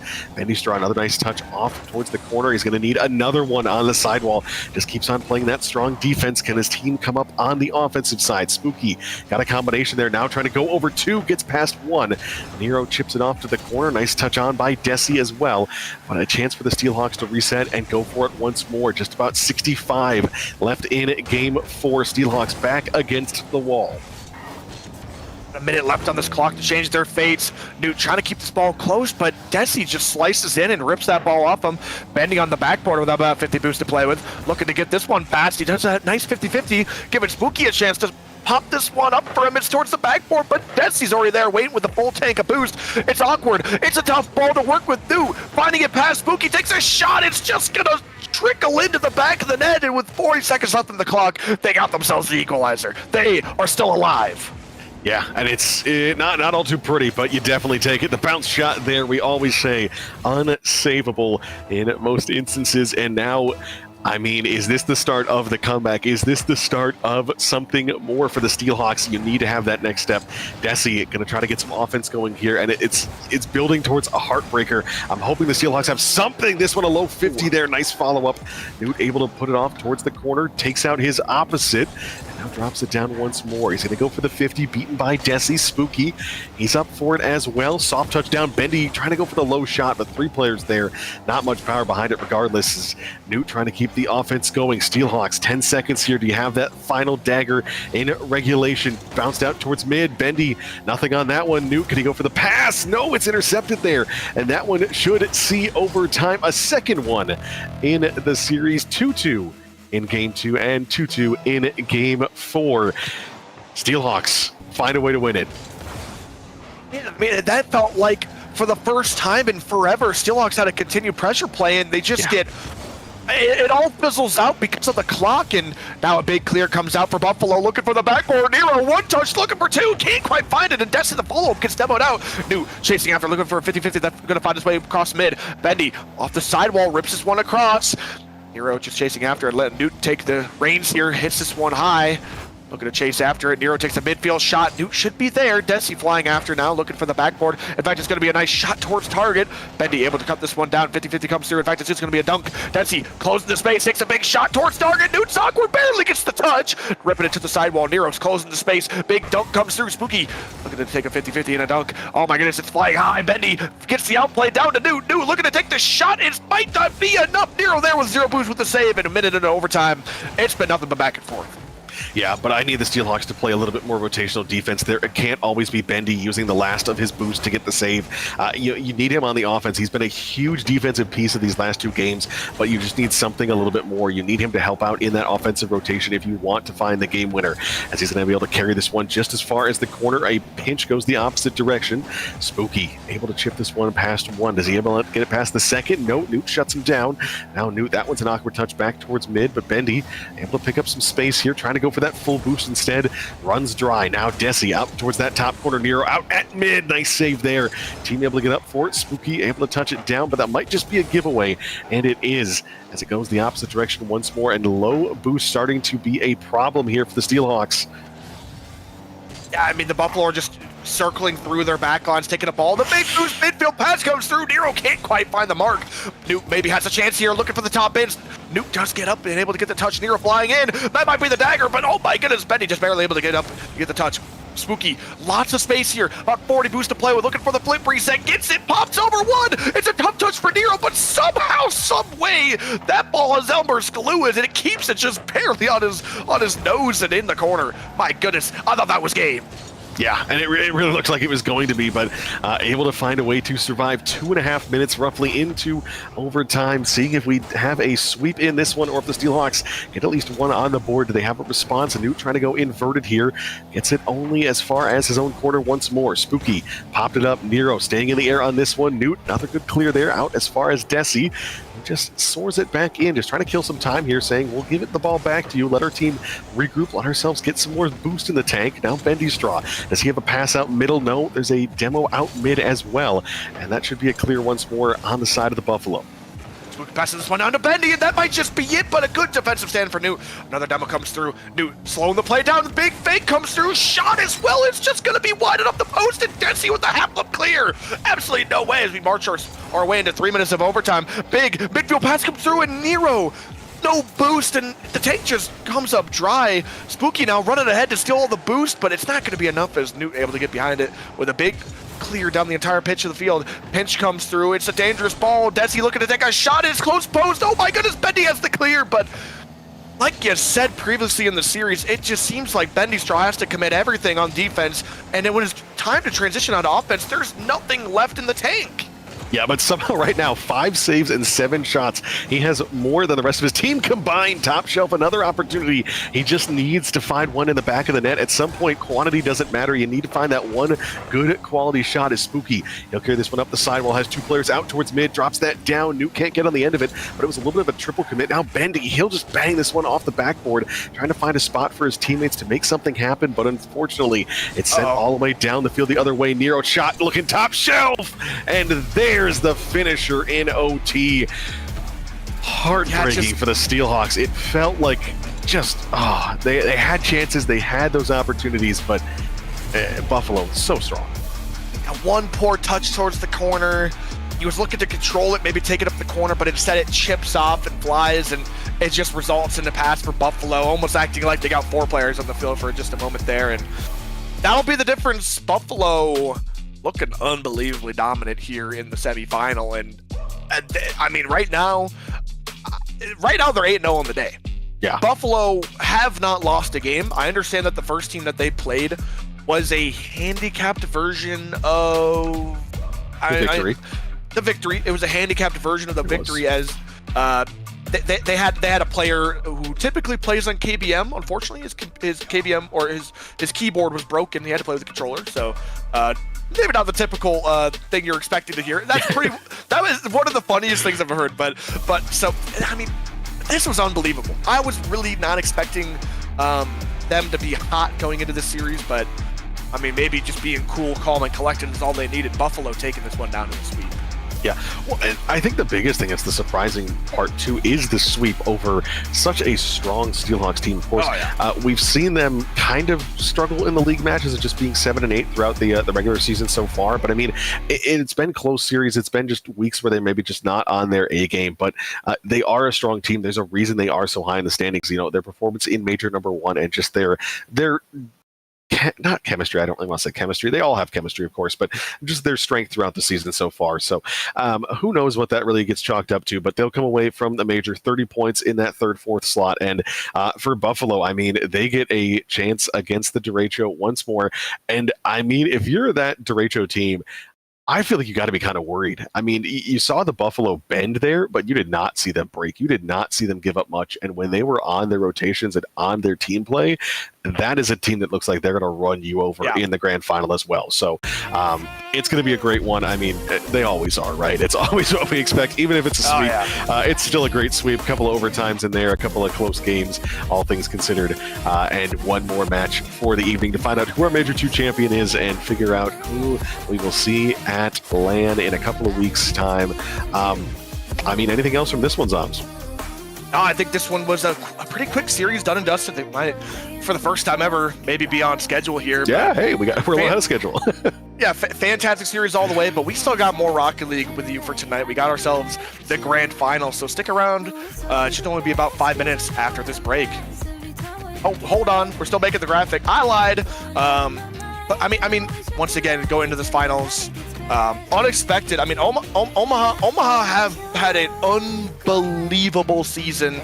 I just want to go over their accomplishments. The only reason why they went into this tournament as the 3rd seed was because of Major 1. Their actual season record was the best of any given team. And the only reason why they didn't do good in Major 1 is because I'm pretty sure Nero was not there. So, without that, this team, I think, is the unspoken best team in Rising Star currently, and I think they're just proving it. I think they are going into LAN. They are finally here with their full roster, and they're marching into this finals to prove something. I think this is a Derecho squad that has a fair chance of taking down the Buffalo. They have had an outstanding performance. You know, they are the miracle kids. You know, they are the ones that had to basically have a miracle run through Swiss, and now even the bracket, and they found themselves all the way here to the finals. But now I think they're up against the final boss, and Buffalo, on a perfect day so far, is looking to crush Derecho. I'm going to be excited to see if they can get it done. Should be a pretty interesting sight as we get into things. Sorry, my light just absolutely tweaked. I'm in a cave over here too, don't worry. So yeah, it should be interesting though, and I mean, all will be found when we get into this next series, and I believe we're just about ready to get into the break. Oh, that's not Steelhawks. We just had Steelhawks. Omaha and Des Moines derecho coming up next in the finals. Let's get it. Let's go. See you after the break. You won't get far. I know you're confused. People tell you you can be anything you wanna be. Wanna go to outer space, superhero in the streets. Damn, what a lie. What a time to be alive. How will I survive?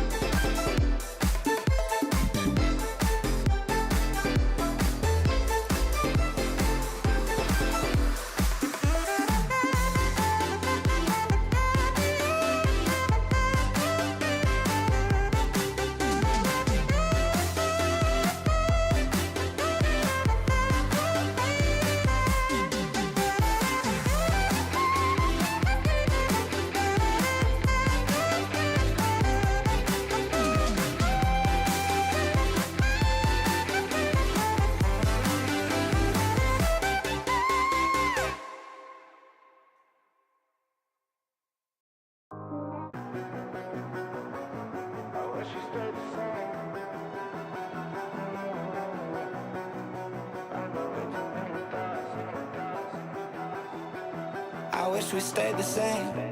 I got way too many thoughts in my brain, but I got memories that run through my veins.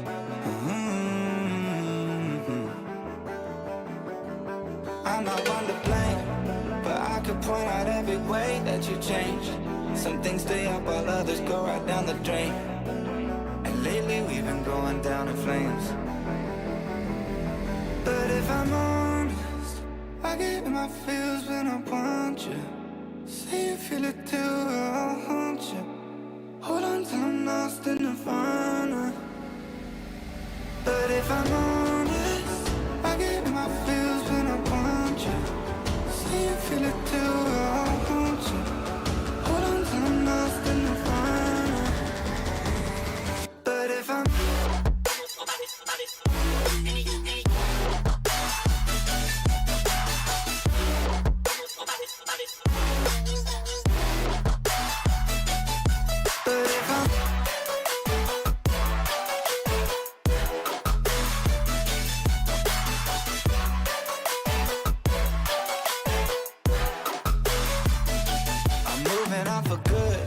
At least my therapist is saying that I should. I don't believe it, but I really wish I could. Instead, I guess I'll stay misunderstood. Oh, 'cause I'm stuck now, just trying to figure a way out. I've tried but can't seem to slow down. I don't know if I want to, but if I'm honest, I get in my feels when I want you. Say you feel it too, I'll haunt you. Hold on till I'm lost in nirvana. But if I'm honest, I get in my feels when I want you. Say you feel it too, I'll haunt you. Hold on till I'm lost in nirvana. But if I'm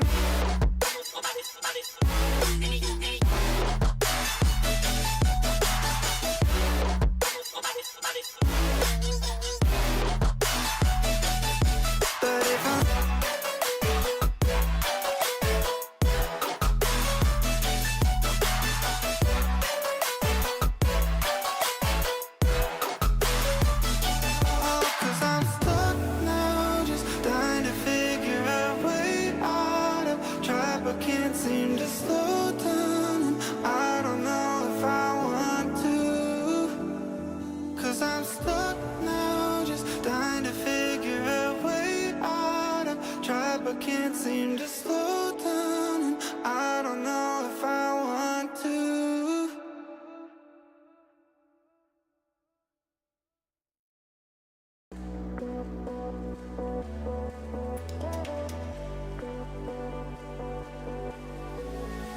I've had 1,000 dreams of you, like scenes I do like. I stopped counting, feels I could try. I should try. Hold my breath, I won't make you wait. You're mine for the taking. My eyes on your shapes. You're mine for the taking. Take me where your monsters hide. They don't dance in the daylight. Look down, you've got me so high. I think it's safe to say I'm scared.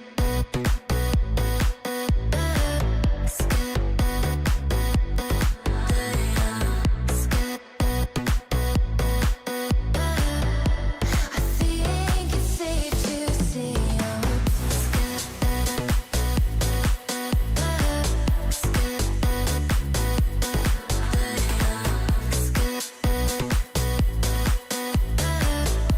I think it's safe to say I'm got me blinded by the what ifs, times I did miss. Broke the silence, perfect timing. Sun is shining, Sunday morning, a house on the lake, far from LA. I'm not the type to obey. I'm not the one you can tame. Yeah, let's get lost in my ways. Ooh, take me. Hello, everybody. We're back, and we got ourselves the grand finals ahead of us. Joined again by Cabbage. How you doing, brother? We are back for the finals. Yeah, it's going to be great. I'm excited for it. It's going to be hopefully a series that goes a little bit further than 4 this time, but either way, it should be something that's great to watch, and I'm looking forward to seeing those teams go head-to-head. I loved what I saw out of the Buffalo just moments ago with the derecho. They looked so strong. Of course, playing about an hour and a half ago at this point, but they looked hot. They looked ready to go, and these two teams going to put on an absolute show here to finish off the night. Looking forward to that. This is the schedule that we've gone through all of today. It's been an absolute roller coaster of a day. We've gone through the Fargo Steelhawks and Kansas City. We went through Bloomington Mullers and the Des Moines derecho. We just settled the score there. I don't know why it's not filled out, but we just settled the score there with Omaha and Steelhawks, and now we're into the major finals here. We're going to be taking a look at our MVPs here to who we think deserve the best shot at this MVP title. We're going to take maybe a nomination for both of us here. And man, for me today, just after watching that one series, I think on the side of Omaha, it's maybe not the guy I was expecting to see step up. I mean, I always know he's going to step up. I mean, ever since he's joined this roster, he has been absolutely disgusting. Give me Desi, man. Right now, Desi has been an absolute menace on the field. He has been giving an absolute MVP performance, but at the end of the day, these finals they're going to be pretty important and going to play a big role into how I weigh this. And for me, that is the Omaha MVP so far. And on the other side of it, give me Blasky, man. Blasky, a core piece of any team he's ever been a part of. He's such a, mental cornerstone for that team. He looks like he's always the guy, keeping them lighthearted, cheery, jumping around, having fun. So, I mean, I think for me, going into the finals, I think it's leaning towards one of those two, but at the end of the day, it's finals, and really any team could show up. And I mean, who are you feeling for MVP here? I think it really comes down to, like you said, who ends up showing up more in this grand final. I think Desi is my favorite to win it, probably, but if he goes silent here in the grand finals and someone else comes up a little bit bigger, or even one of his teammates coming up big in the grand finals, maybe we see that switch around to some other combination, some other player there. But I think it's about time we get some predictions. I think we get our teams ready to go. Who do you have taking this grand final between these two? Yeah, dude, these two teams are so close, and we were talking about the MVPs and stuff, and once again, I think it's no underestimate that I think all 6 players on this field have a real chance for that crown. Man, who do I think is going to be the one to come out on top? Both these teams, very teamwork heavy. I think I gotta back. Oh man, I don't want to doubt my boys and Derecho. These are the two teams I've been backing for a little bit here, but I mean, okay, I doubted Buffalo the first time. They're 8-0 on the day. I can't possibly doubt them, can I? I don't know. I'm going with Buffalo though. I think that team has got the chemistry. I think they've got the team play going. I think it's going to be them. So I think it's about time we get our players into the server. It's time to finish off major number 2. I will say too, of course, the players, they have a lot of confidence in themselves as well. It's me. Desi and Blasky both putting in over 7,500 channel points into the picture for this last one. So it's me. The players are ready, and I think it's about time we get started here. You gotta change that prediction. It's me. I'm the doubter. Give me Des Moines. Getting into this game. Oh boy, it's grand finals time. We're having some fun here. Buffalo once again in the blue, Nero and Desi, Blasky, Whirl, and Swamp Donkey of the Derecho on the orange side here as game number 1 in the opening moments. Desi trying to chase that one down. Blasky kicks it up to himself, prospective MVP candidate up in the arms there. 3 players up for that one. Nice clear out of Newt and Desi. Kind of an awkward touch there, but able to get a nice clearance off the teammate pass. Looking to round out this series. Swamp Donkey out of the corner, looking to take a 50-50, does well. Just going to fly up, Whirl, able to get a hand up on Newt. Giving Blasky a little bit of time, a little bit of space. Desi is beat out, but Blasky's boost tank does run low. Nero trying to turn around in the corner here. Swamp Donkey a little bit of a big challenge to steal the boost, and Whirl's going to find himself a nice time to challenge. Bit of a shot comes through here. Nero with the cut. Swamp Donkey rips this one to the corner, now chasing after it with a full tank of boost, trying to find a way out, but just looking for the floor. Double can't quite find it this time. Desi with the shutdown, and already back and forth between these two. Yeah, and I think it's going to come out to, who can find those developed plays, who can find some consistent offense here, as those quick one-off shots aren't going to do much. Both these teams, we've seen them do well when dealing with those quick transition plays or anything of the sorts, as Nero trying to go a low 50 on this one, kicking out towards mid. Newt trying to chase that one down, but Swamp Donkey's going to be the first one there. Newt, a nice soft 50, trying to get the follow-up touch there, but a nice little play off the corner out of Whirl gives him some space to work with. Now, Nero, own backboard, trying to go all the way across. Nice little inverted flick on there. Desi booms it down the field, and again, possession play is going to be the bigger key here. I don't think you can play kind of bang and chase.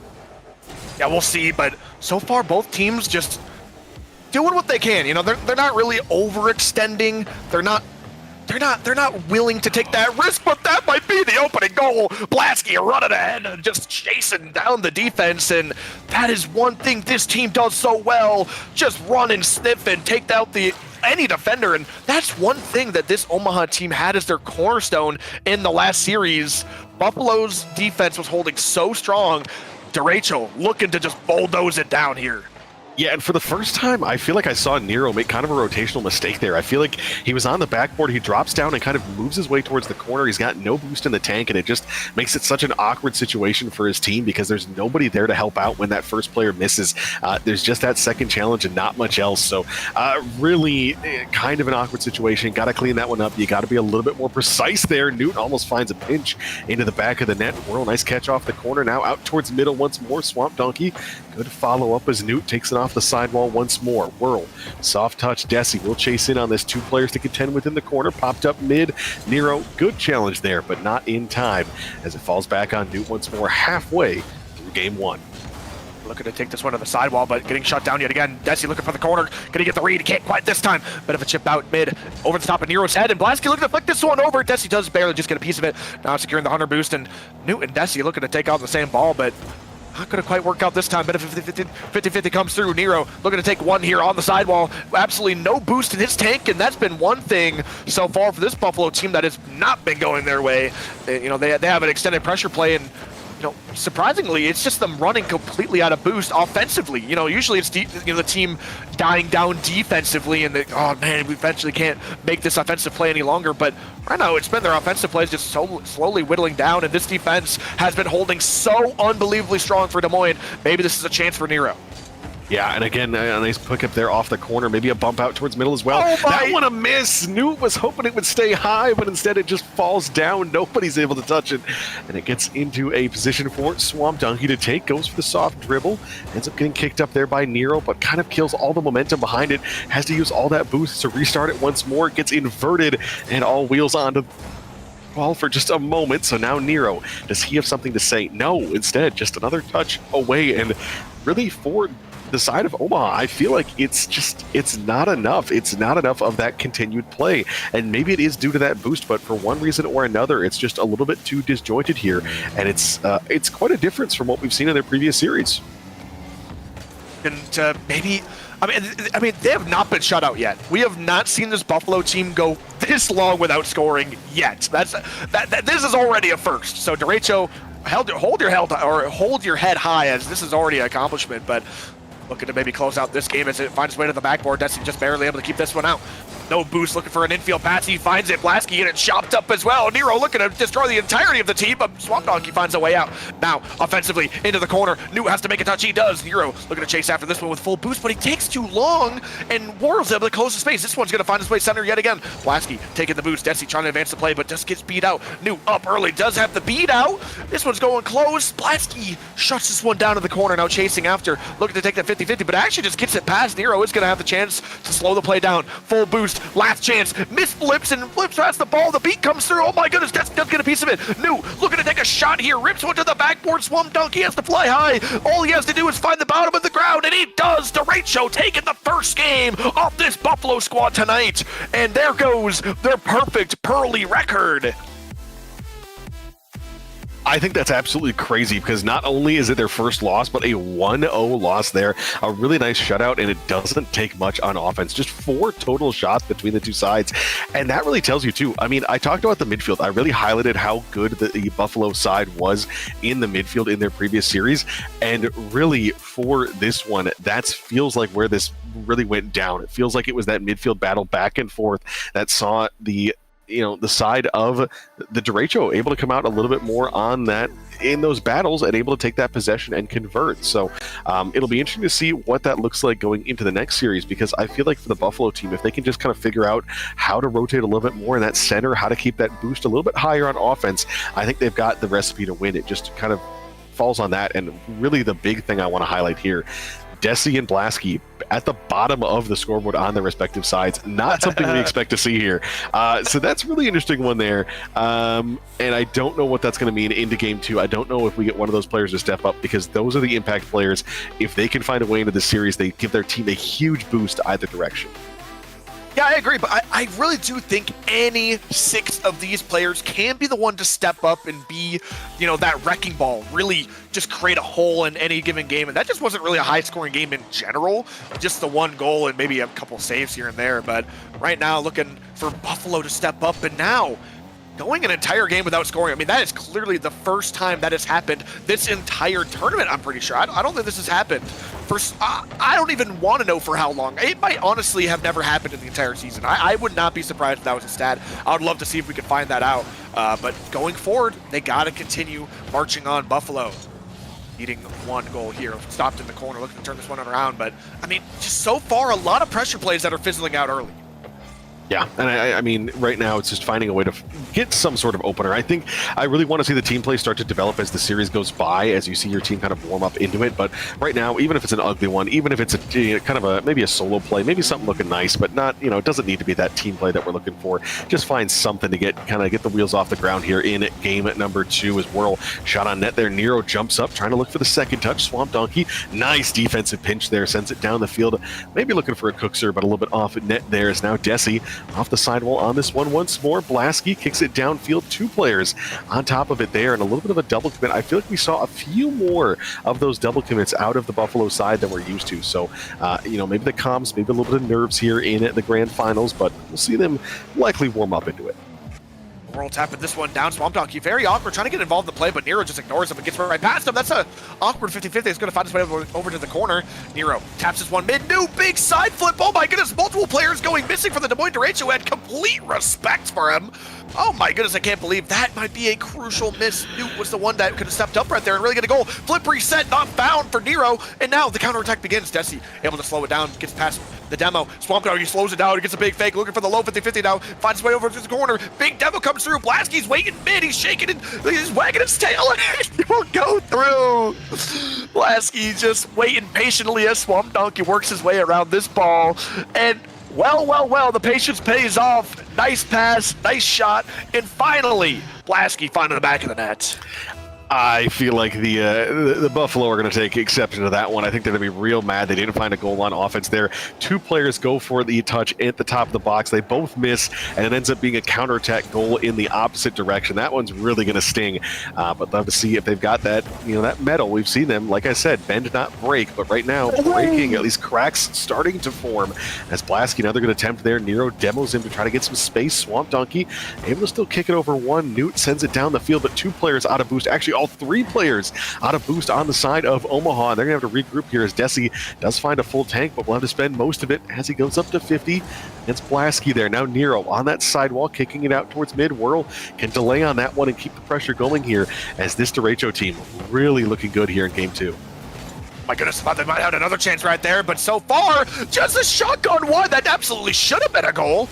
Buffalo are going to be counting their blessings and maybe a chance here. Oh my goodness, wow! Defensive masterclass. I can't believe that won't find his way out. Pushing off his own post, maybe more chances. Through other left, Desi scrambling back with absolutely no boost. Nero spawning right on top of the ball, of course. And oh my goodness, right now, Buffalo have almost gone entirety of 2 games without scoring. This is a complete swing of momentum from what we just saw. Yeah, and Omaha, I mean, they got to be getting real mad now because that save of all things to come out from Whirl there, just absolutely absurd. Just throws his car towards the ball, able to get just the end of it on there, upper 90 and out. I mean, it is just such one of those saves that you're just not even expecting to get. You're just praying that somehow the geometry helps you out. Somehow you're able to keep it out of the back of your net, and Whirl does just that to keep his team in the lead here. Blasky continuing to apply pressure. Nero, a back touch, dangerous, but does well to follow it up himself, gets the recovery, now trying to kick it out towards mid, gets past one. Swamp Donkey still full boost shot towards mid. Wow. Nero, highlight play, that one's nice, and a huge response from him. It really just looked like Nero just said, get out of my way. He was bumping his team, back passing to himself, taking the corner. I actually think if you go back and look at this play, I think he outplayed 5 players, including both his teammates. Well played to Nero, little bit of hero ball, and he gets himself the first goal of the series for Omaha. And it's not going to be enough, you know. That one goal, yes, that's absolutely perfect. That's exactly what you need to get yourself in this series. Your feet are on the ground. You're starting to move now. But it's still only an even game, and right now, this Derecho squad has proven themselves over and over, time and time again. Midfield pass comes through. Newt is really awkward. He gets a tap down, but it's just going to bite his way into the hands of Whirl. It's a heavy touch, but nothing that Desi can't take care of, and honestly, may have had a chance right there to shoot, but he's not going to across his lips or whatever as he finds himself another chance. And my goodness, nice angle from, or a nice little shot from this corner here. And that's maybe an opportunity that the Derecho were not used to letting up previously, but now that the Buffalo are rolling, it might be an avalanche of goals. Yeah, and I was actually just about to highlight how well the Derecho have done to not have mistakes, but there was 3 in a row on the first goal, and right there, at least a series of 2, able to put that one away. So really a little bit of sloppy play there, and Desi able to punish, get himself started in this series as well. Hopefully that gets something going for the side of the Buffalo. Nero, he's looking for a third here, looking for that insurance goal. Swamp Donkey kicks it up sky high. Newt kicking out towards mid. Desi low boost, so this one might get a little bit dangerous, but Nero able to go off to the corner, shepherd that one out and away. Now Swamp Donkey out towards mid. Desi, nice touch down. Now opportunity for Blasky. 10 seconds to go. Does he have a way to get it out towards mid? Swamp Donkey shot attempt there, but Nero, another great save. And Blasky up for this one. Newt out towards mid. He'll kick it downfield. And what a response out of the side of the Buffalo. This one, that first goal goes in, and the opportunities that were missed, I was getting really worried. I felt like the Buffalo might get in their own head there, but Nero puts on a heroic game, finds the tying goal, helps set up that second one, and 3 saves as well, putting himself maybe in the conversation for that MVP of the tournament. But we'll have to see. That's for a later date. Right now, the Buffalo on the board. Yeah, Omaha have confirmed their 1 seed for land, so they're playing with absolutely nothing on the line here. They really are just here to prove that they're the best. So even if Derecho win this, they will come up just short of that 1st seed. But I mean, at this point, you're doing it just for bragging rights. And man, what a game. I mean, pretty much held scoreless for 9 minutes. Buffalo, they somehow find a way back here. And I think it was more like 8 minutes-ish, but man, what happened here? Truly. I mean, it went from Derecho, and then like you highlighted, just a few silly mistakes on the side of Derecho to immediately get capitalized on. Both these teams do have timeouts. I wonder if they'll plan on capitalize using those. I know I believe Derecho used that in the first series we watched of them, so I know they're definitely well capable, and Buffalo obviously going 8-0 on the day so far have not needed it, but we will see as this series progresses if what strategies we see them adapt to, and now that the Buffalo are maybe on a hot streak and scoring lots and lots and lots, if they will stop, because we have already seen, Cabbage, when this team gets boiling, they just never stop. Yeah, I think it'll be interesting to see, too. You talk about the adjustments these teams are going to make and see what that looks like, because, of course, you get burned by mistakes in that one. It might make you a little bit more passive in this game, but is that too passive? Is that going to be too big of an adjustment there? It's just those adjustments back and forth throughout the series, always so much fun to watch. It's so interesting to see how the players do take those things into account and just see the play styles kind of adapt throughout the full series. The best of 7's even better for that. Of course, you get that extra game guaranteed, and then oftentimes even more. Of course, in this one, we're going to see at minimum 5, so at least 2 more than what we standard see. It'll be pretty nice, but either way, game number 3 underway here. Who takes that 2-1 lead first? As Blasky trying to kick this one out towards mid. Swamp Donkey shot from range. Is that an open net miss? It is! Oh, that one's got to go in, especially after last game. Got to find a way to put that away. Tough loss there, but got to keep marching forward as you still got lots of match left here to be played. Whirl in the corner. That's not the touch you need. And Nero is just going to capitalize off basically a pass from Whirl. So much time in this corner, and he just rushed the touch. Going to be a heavy pass over to Nero, who will get their first lead of Game 3 here. And the first goal, I mean, that is just a very, very silly misplay from the side of Derecho. Yeah, and honestly, I feel like you're really... I feel like if I was the Derecho, I would want to call a timeout right now. I would love a timeout midway through the game just to reset, say, all right, we missed that open net opportunity. Oh, no, we concede as well. Just kind of goes from bad to worse to open up game at number 3. Swamp Donkey low on boost. All 3 players looking a little slim. Whirl has the most, but he's only able to get it as far as the corner. Now Newt, he'll go up the side while Blasky was able to grab some. Newt still looking top shelf. Nice idea. Now Desi coming in for the follow-up, but Swamp Donkey, nice play at the midfield. Now going for the offensive play here, looking for that far corner. Nero able to intercept. Blasky just chipping it forward as well. This Des Moines team just trying to find that continued pressure we saw lots of in game number 1. Now Swamp Donkey, quick attempt at the shot, but Newt able to get up. And if they're able to settle back on defense, if the side of the Buffalo is able to really kind of set themselves up, they are so hard to crack. You really catch them in transition, or you don't catch them at all. Yeah, that's an absolute excellent thing to point out. And continuing on this series, oh my goodness, I thought that was going to get over the head of Desi. I want to see, I mean, now that this Buffalo team is cooking, we have not seen really any cracks in the armor, unlike Derecho, who started off this series looking absolutely unpenetrable and have slowly been being broken down by the Buffalo. Honestly, not even slowly, pretty quickly. And now Buffalo are just cruising along with their 1-goal lead. They don't really got to do anything. Swamp Donkey looking to advance the play off the sidewall here. It's an open opportunity, and I thought he missed it yet again, but Blasky finds that bottom right corner, and I got to see this again. I feel like that was initially not in. It was off the end of a tap in. Yeah, it's hard to say. It's really hard to say. I'll just say it would have gone in, but for the sake of Desi, but it's hard to tell. I don't even want to talk about that one. But right now, the accuracy and the silly mistakes for the Derecho have been killing them. Yeah, and I feel like, once again, I just need to see more out of Desi. We saw that 1 goal in game number 2, which ended up being the game winner there. But so far in this one, just 34 points about 3 minutes into this one. Again, I know points is not everything, but just need to see a little bit more out of him. See at least something on the offensive side. It doesn't need to be a goal. Just try to set some pressure up, because I feel like he's been shut down. And just, if you get yourself going, if you get at least your team trying to find some of that offense, you'll set yourself up for some great success. So I'm looking for him in these last 2 minutes. Yeah, look and see if he can fully bloom and start going crazy here. Midfield pass comes through. Swamp Donkey has to respond. He does. Tap this one out to Whirl. Slowing it down. Looking for maybe a low 50-50. He does find it. He's going to go close post. Blasky making out the defense. Desi better to it. Just plays the ball and rips that one clear. Whirl unbelievably awkward, and he just can't find the right time to challenge. Desi gets past them all, and Nero just has an easy tap in. And right now, it's been very shaky defense for Derecho. I mean, not finding right times to challenge, missed touches on defense. The back line for Derecho needs, and I mean needs, to get better before the end of not only this series, but this game, or else it could just spell disaster, and there might be no chance at all. Omaha, 2-1. Yeah, and I really want to highlight that for just a moment. Desi, really smart play there on that offensive possession. Could have gone for the shot, but it was a tough angle, and Whirl likely would have been able to at least jump for that one. Instead, puts it off the sidewall, kind of reads where Whirl is going, and puts him in such a awkward position. Puts his teammate in a great spot just to finish that one on a relatively open net.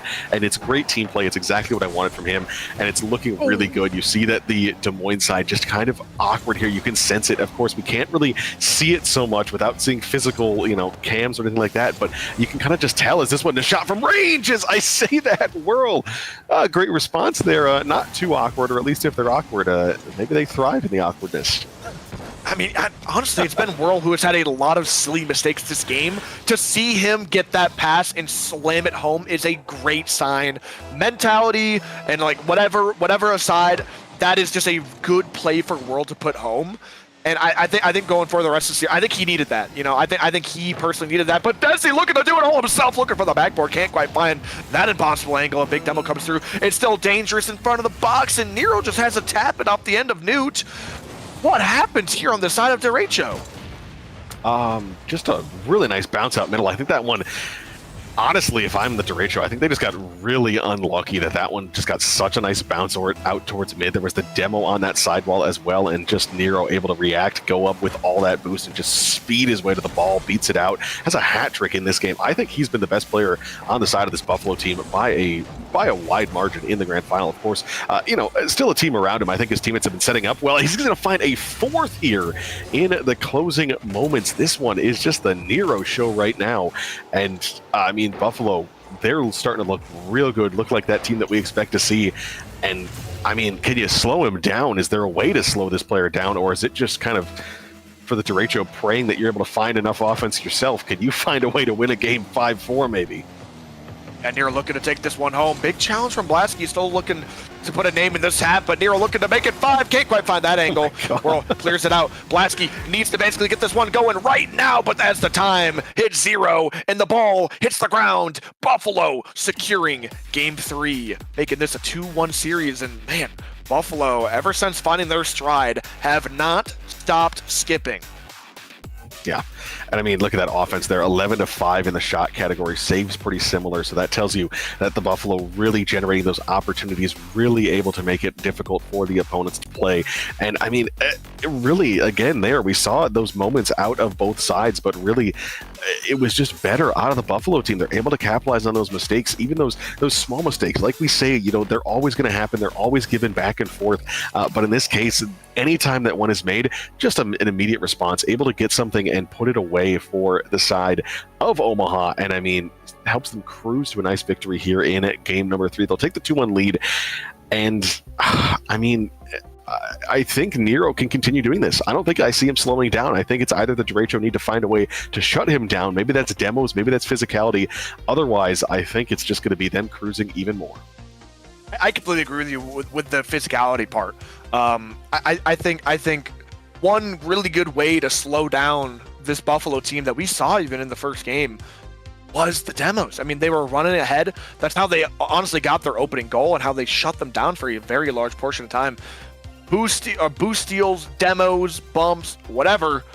They were just holding it down and really making this game unbelievably difficult to play for that Buffalo squad. But since then, Buffalo got their bearings, got their their stance in the series. They got their footing, and it's been such a nightmare for them to shut them down. But still an opportunity here. You know, you still have a lot of time, still have an opportunity to get yourself back in the series. But as this game goes on, and if Derecho do not have a response, in my opinion, right here, it might be lights out.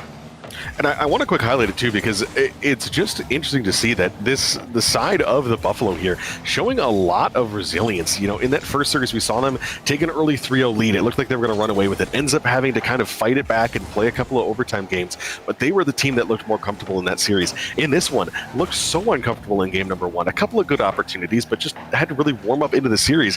And for me, that makes me worried if I'm any one of the other teams in the Rising Star level saying, okay, even if this team just like stumbles their way through game 1 and has a difficult time starting game number 2, they warm up like it's nobody's business. A 2-goal win in game number 3 and just looking like they're cruising. Once again, that good performance here early on. Newt, a quick shot opportunity. I think it just speaks so much to this Buffalo team and why they are going to be that number 1 seed. Yeah, looking to advance the play. That's a big double that comes through, but maybe not enough. This ball's going to find its way mid-whirl.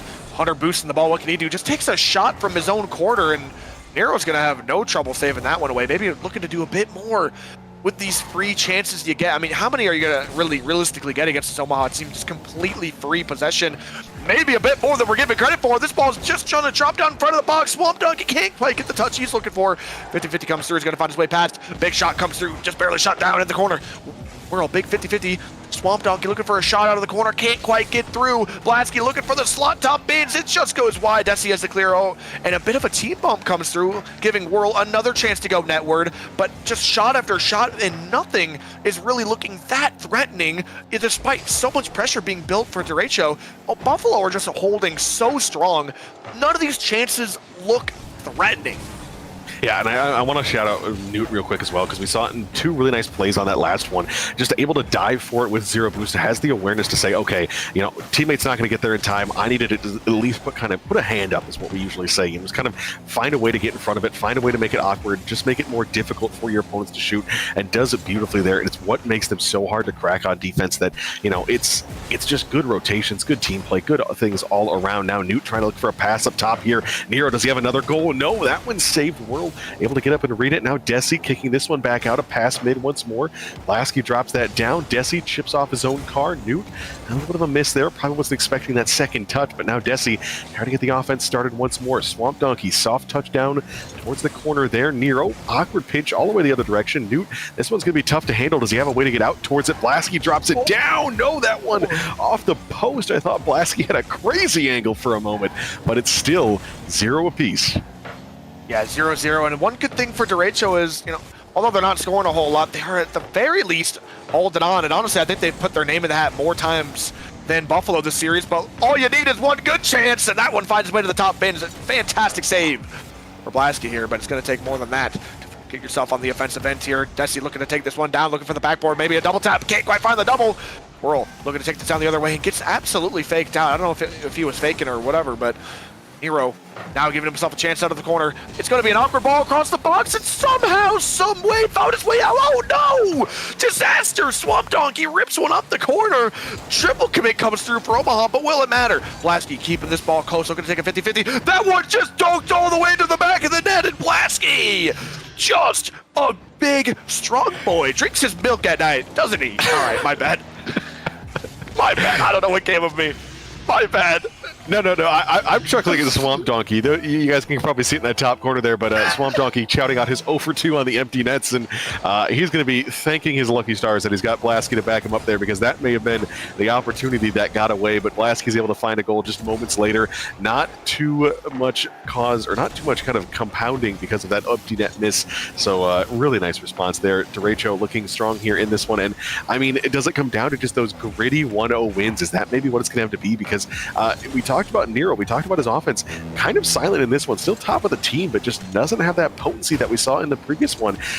2 of those were really nice passes, so maybe there's a little bit of that to be talked about, but overall, just Des Moines playing a little bit more pressure, a little bit more aggressive, and kind of just forcing this Buffalo side to try to play for that transition offense instead of the setup play. This is a similar position as we had in Game 2, where Derecho basically go the entire game. It's a controlled masterpiece, but slipped away near the end, so you gotta play this solid Rocket League throughout the entire game. You can't slip up for a moment. And when this Derecho team is playing this controlled Rocket League, these low-scoring, very, very patient games, they're the ones coming on top, but Buffalo still looking to throw their name in the hat, get a little bit chaotic. Air dribble off the sidewall. Swamp Donkey looking to take a 50-50 big demo in the backline, giving Desi a chance to chase after. Early challenge comes out from Blaski. Nero, it's a little bit awkward, looking to pass this one over to the sidewall. 50-50 comes out. Swamp Donkey closing the space, jumps up a bit early, rips this one to the sidewall. Newt, give it a chance. Oh, into the corner, looking for the double tap. Roral, maybe helping out into the defense and centering it. Oh my goodness, it's something going on somehow. Finding his way from a big shot. Stop this. No, finding it on 0 seconds. I can't believe it. It should have been down so many times. Holy smokes, that placement too. Newt just puts that one top corner. He misses that one even like half a ball's width either direction, even a quarter, even maybe an eighth, and it is game, set, match. It's just done. We're not going to overtime there. It is the end of game number 4. We're tied at 2 apiece, but instead finds the tying goal at the end of regulation. Now maybe a chance. Nero kicking this one out towards Desi, looking for the double touch. Desi drops it down. No, it's off the crossbar. Newt, can he be the hero? No, what? Nero shot low. No, that one doesn't go. Oh, opportunities here, but it just needs to be a little bit more for the side of the Buffalo. Des Moines, can you stabilize in overtime? Can you find a way back into this for your hard-earned game at number 4? Man, I can't believe we're still in this overtime, but I also can't believe we're even here. So, continuing on, 40 seconds in, it's been nothing but Buffalo pressure. And oh my goodness, he hit his head on the post. I can't believe that one didn't go in either. They just had so much faith in Nero, and all season long he's been such a menace and just a pain, such a thorn. Somehow getting its way through. 1-1. Still in a minute into overtime here, and oh my goodness. I just can't believe we're even here, man. I'm still speechless. Yeah, and I mean, this time it's kind of a switched tale. It's been the Derecho just struggling to break through. They put on, it looks like 12 shots even so far in this one. 8 saves on the side of the Buffalo. So it's really shots that are maybe not quite potent enough, not quite unexpected enough, or kind of with those passes. Blaski, maybe a pass down for World, but instead it's kicked off to the corner. Nero off the sidewall looking for a teammate. World's going to be the first one there instead. Desi, full tank up the sidewall, a little bit of space to work with. Uses all of it before he can really get much besides a clear. Now Nero sidewall kicks it forward. Desi full tank. Nero's demoed, however, so this one might be a little bit awkward. Newt trying to challenge forward, keep that pressure, but the demo does nice to clear a little bit of space. Now World, the opposite direction. Swamp Donkey, he was looking for his opportunity. Instead, sky high off the corner. Blaski dropping it down. Newt, soft touch over, and Swamp Donkey settles once more, just looking to try to set up some offense here, looking for his team to break through. So far, there's been nothing but a super intense overtime. Newt takes it 50-50. Desi, this might be their opportunity. Desi is all alone with absolutely no boost. Swamp Dog is trying to get a center, but Newt somehow diving in last second, using all of his boosts, every little resource whirl. Taking a touch back, looking to take this one high. A little bit of opportunity here, a little bit of space. Desi closing it. Maybe giving it Nero a chance to shoot. It's off the backboard. Whirl and Blasky become one and pinch. It's a little bit dangerous. 50-50 comes through. Swamp Donkey stopped in the tracks of Newt. Newt, big flick comes through, but Swamp Donkey securing that corner boost and now trying to find a time to challenge. Might be over, so impressive. Blasky hit over to the sidewall. Swamp Donkey gets one more touch. Blasky has a nice opportunity, but he takes too long. Desi closes the space. Big beat out. Newt on the backboard clears it, but it might just be a free shot. And oh my goodness, everybody's cleared out, but the shot goes wide. I can't believe it. How are we still in this game? My voice is absolutely being shot. And Swamp Donkey misses another open net, another opportunity to bury this game, and it's going to go high and wide. Oh, it's heartbreaking now. Blasky trying to find the saving grace once more, but instead it goes all the way away. He gets demoed, or excuse me, Whirl gets demoed. Off ball there by Desi. Now this one kicked all the way across. Blasky, nice settle down low, but Newt able to rip that one away with a low 50. He'll take this one up once more. Whirl taking it back towards his own net. That one dangerous. Nero almost able to take a shot off of it. Instead, stays low there. Desi out towards mid. Newt, he's backwards. Can he get the recovery on the aerial? Does get around for it partially, but another kick out there by Swamp Donkey. And Nero with a lot of boost from the midfield, trying to find that flip reset. Doesn't get it once more, but a full tank. Now off the sidewall, he'll get a second go of it. Flip reset, trying to go low, looking near post, almost own goal, but Swamp Donkey with a great save. I can't believe that one's not in as well. There's so many opportunities. This is another one. It's just trickling towards the goal line, but no one there for Omaha to put that one home. Nero, big beat out. Look past to get past one, but Swamp Dog can lose this place. Newt's getting chased down, and oh my goodness, somehow narrowly avoiding the demo and somehow getting the save. Clear out from the corner. This is dangerous. Nero loves his position. That's not the touch we're expecting. Desi looking to close his face. Swamp Donkey finds himself one, tic-tacking through the defense. This is an opportunity to take a shot. Newt on the backline, able to get that save. That's light work for a man like him. Whirl chipping this one high. Nero, big clear comes through. Blasky turning on a dime, gets himself a 100 boost as well, ripping this one to the sidewall. Whirl looking to turn on the sidewall here, looking to take a 50-50 with Desi. That one's gonna fly sky high. Swamp Donkey up early, looking to take a shot. It's actually gonna rip off the backboard. Newt just barely able to get there with what little boost he has, and this overtime continues on. Yeah, we're getting almost an entire extra game right now. 4 minutes and 40 seconds is what we are at. We're going to see 5 trickle by anytime soon, and it has been so close. Now an opportunity. Desi, no! Can't get on the end of it. We will not see 5 minutes of overtime. Instead, it is Des Moines finding a way through. Swamp Donkey able to put it away there. Makes up for the sins with a nice 50. And 2-1 with almost 5 minutes of overtime. Derecho, they take the win. They even the series. Great response after the back-to-back losses and the slow start in this one. And then giving it away with that 0-second goal. They're able to at least hang on. And I mean, now it's just a best of 3. Now it comes down to the minutia of this series. But again, look at that scoreboard. 12 saves for the side of Buffalo, 10 for the side of the Derecho. What is that? I think it's 18 shots, if I could do my math correctly, on the side of the Derecho. Goodness. Oh my goodness. It is just... I mean, it's what you expect from 10 minutes, I guess, but still crazy to see on the scoreboard. I mean, it's just crazy to see that. What did you just say? 18 shots and only 2 found the way to the back of the net. I mean, I am not gonna lie. There were an unbelievable amount of chances that should have gone home, but just didn't. And I'm not gonna lie. If Buffalo won this game, I would not have been surprised to see the entirety of the Derecho just leave the lobby, because that was just an unbelievable. There just should have been no reason to be in this overtime. There should have been no reason. Oh, look at that. Buffalo calling a timeout 2-2. I mean, to be fair, I think that's the right play. I really do think that's the right play, and we see on the cameras. It's Des Moines Derecho taking full advantage of it, getting a little walk in. And that is what you got to do on a timeout. Just stretch the legs. Man, that is just peak. I can't believe it. This has been such an absolutely outstanding series. And Cabbage, I'm happy that you're here with me. This has just been an absolute blast.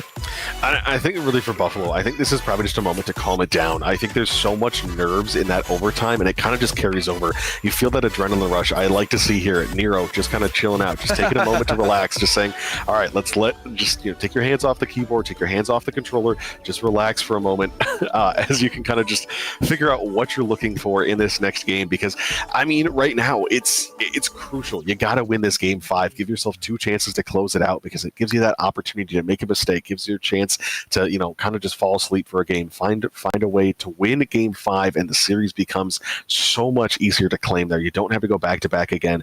So it'll be interesting. Supposedly salsa on the pants from the sounds of it. I don't know about the truth of that because the timeout called by the other side. But either way, I think it's time to get back into this one. Buffalo, I need to see more offense. It can't just be Nero. It's got to be that team play, of course. Like I said, good passes, good team play set up there. But somebody else has to be that catalyst. Somebody else has to find a way to maybe do a little bit more in the midfield, maybe do a little bit more in the setups of those plays to find a way to get more than just the one they found in Game 4. Yeah, honestly, I'm looking at all 3 players of each team to do the step up. I think all 3 of these players, honestly, have had a pretty messy series.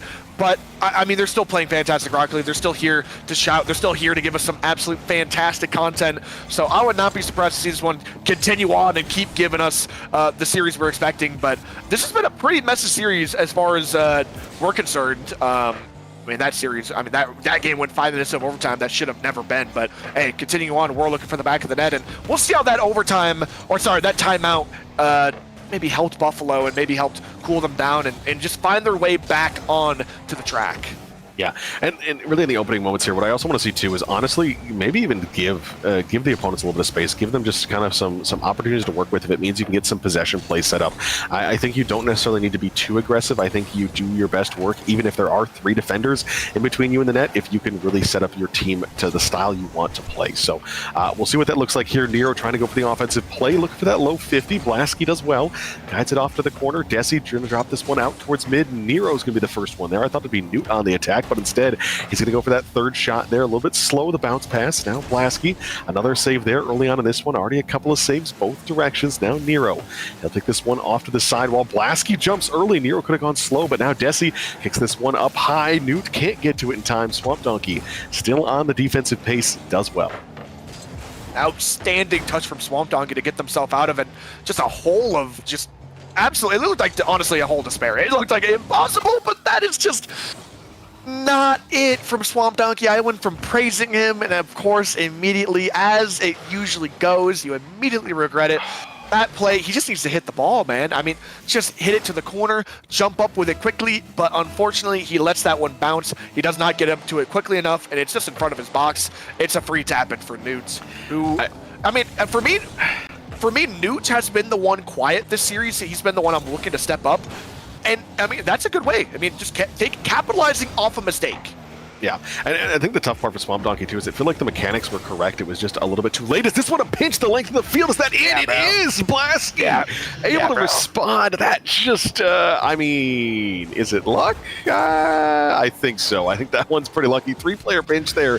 Goes the length of the field. Actually, I guess one of those players not even involved. There's no assist on that one, but really, for the side of the Buffalo, tough way to concede the tying goal there.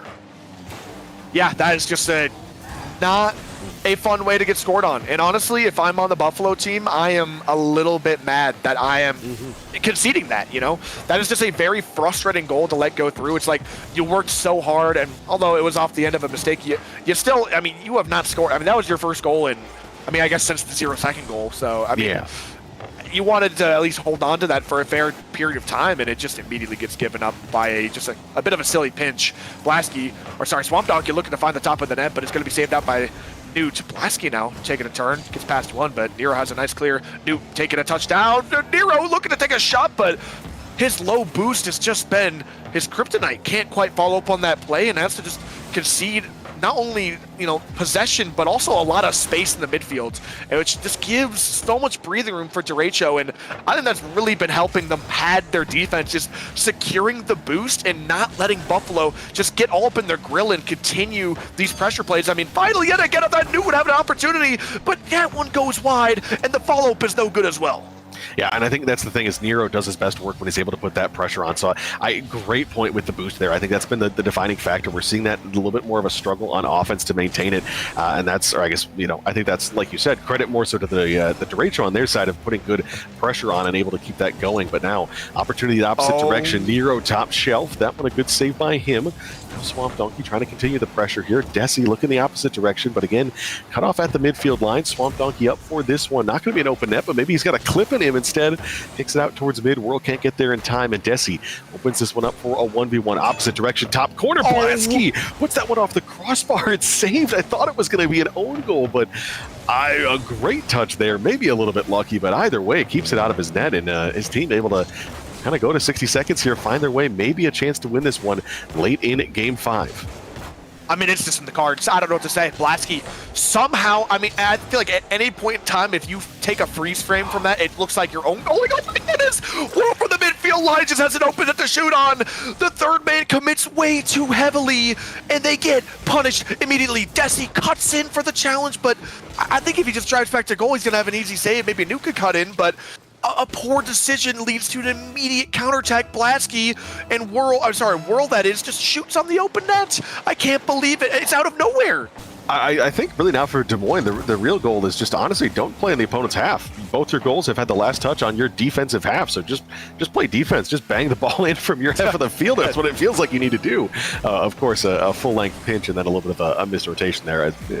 Joking, but still, I mean, it's interesting to see that what has usually been them being so continually aggressive in the offensive zone, continuing that pressure, continuing to put shots on frame. Instead, it's 2 long balls this time. That's the difference here. And 10 seconds, is there another 0-second goal in the cards here? It's going to have to be a transition play, as instead, World kicks it sky high. Nero down the field, off the sidewall, doesn't get the touch. Desi able to keep it up for now. Newt's going to have to catch this one on that far corner. Instead, he'll kick it up off the sidewall. Swamp Donkey tries to drop it, and he does. Derecho, a quick Game 5. I mean, that one, I feel like I blink and it's over, but they find a way to win it here. Blasky, a heroic defensive performance there. Nero puts up a similar stat on there on the other side. 5 saves for Blasky, 4 for Nero on the opposite there. And I mean, Blasky, not a single shot there. It was just the actually he gets a goal with no shot because it was the length of the field. I didn't even realize that till now. I was looking at that for like the whole game. I was really hoping he wouldn't. I was gonna say,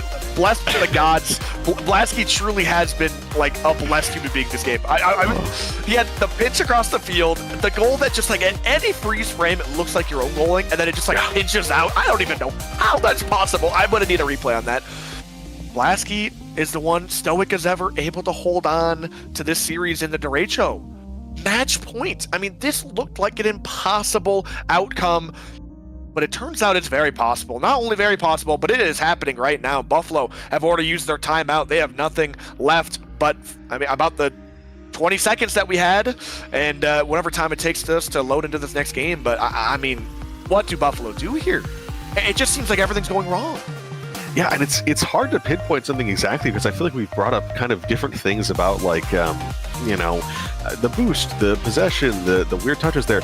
I think it's tough, because I feel like for most of that game, the Buffalo kind of were the better team. I think it was a pretty even match, all things considered. But at least I will say I think that Buffalo had a pretty good start going there. As somehow only see 2 people. Invisible third man apparently. Ooh, a little fun there. That one's a little bit unique, but either way, we'll get this one restarted nice and quick.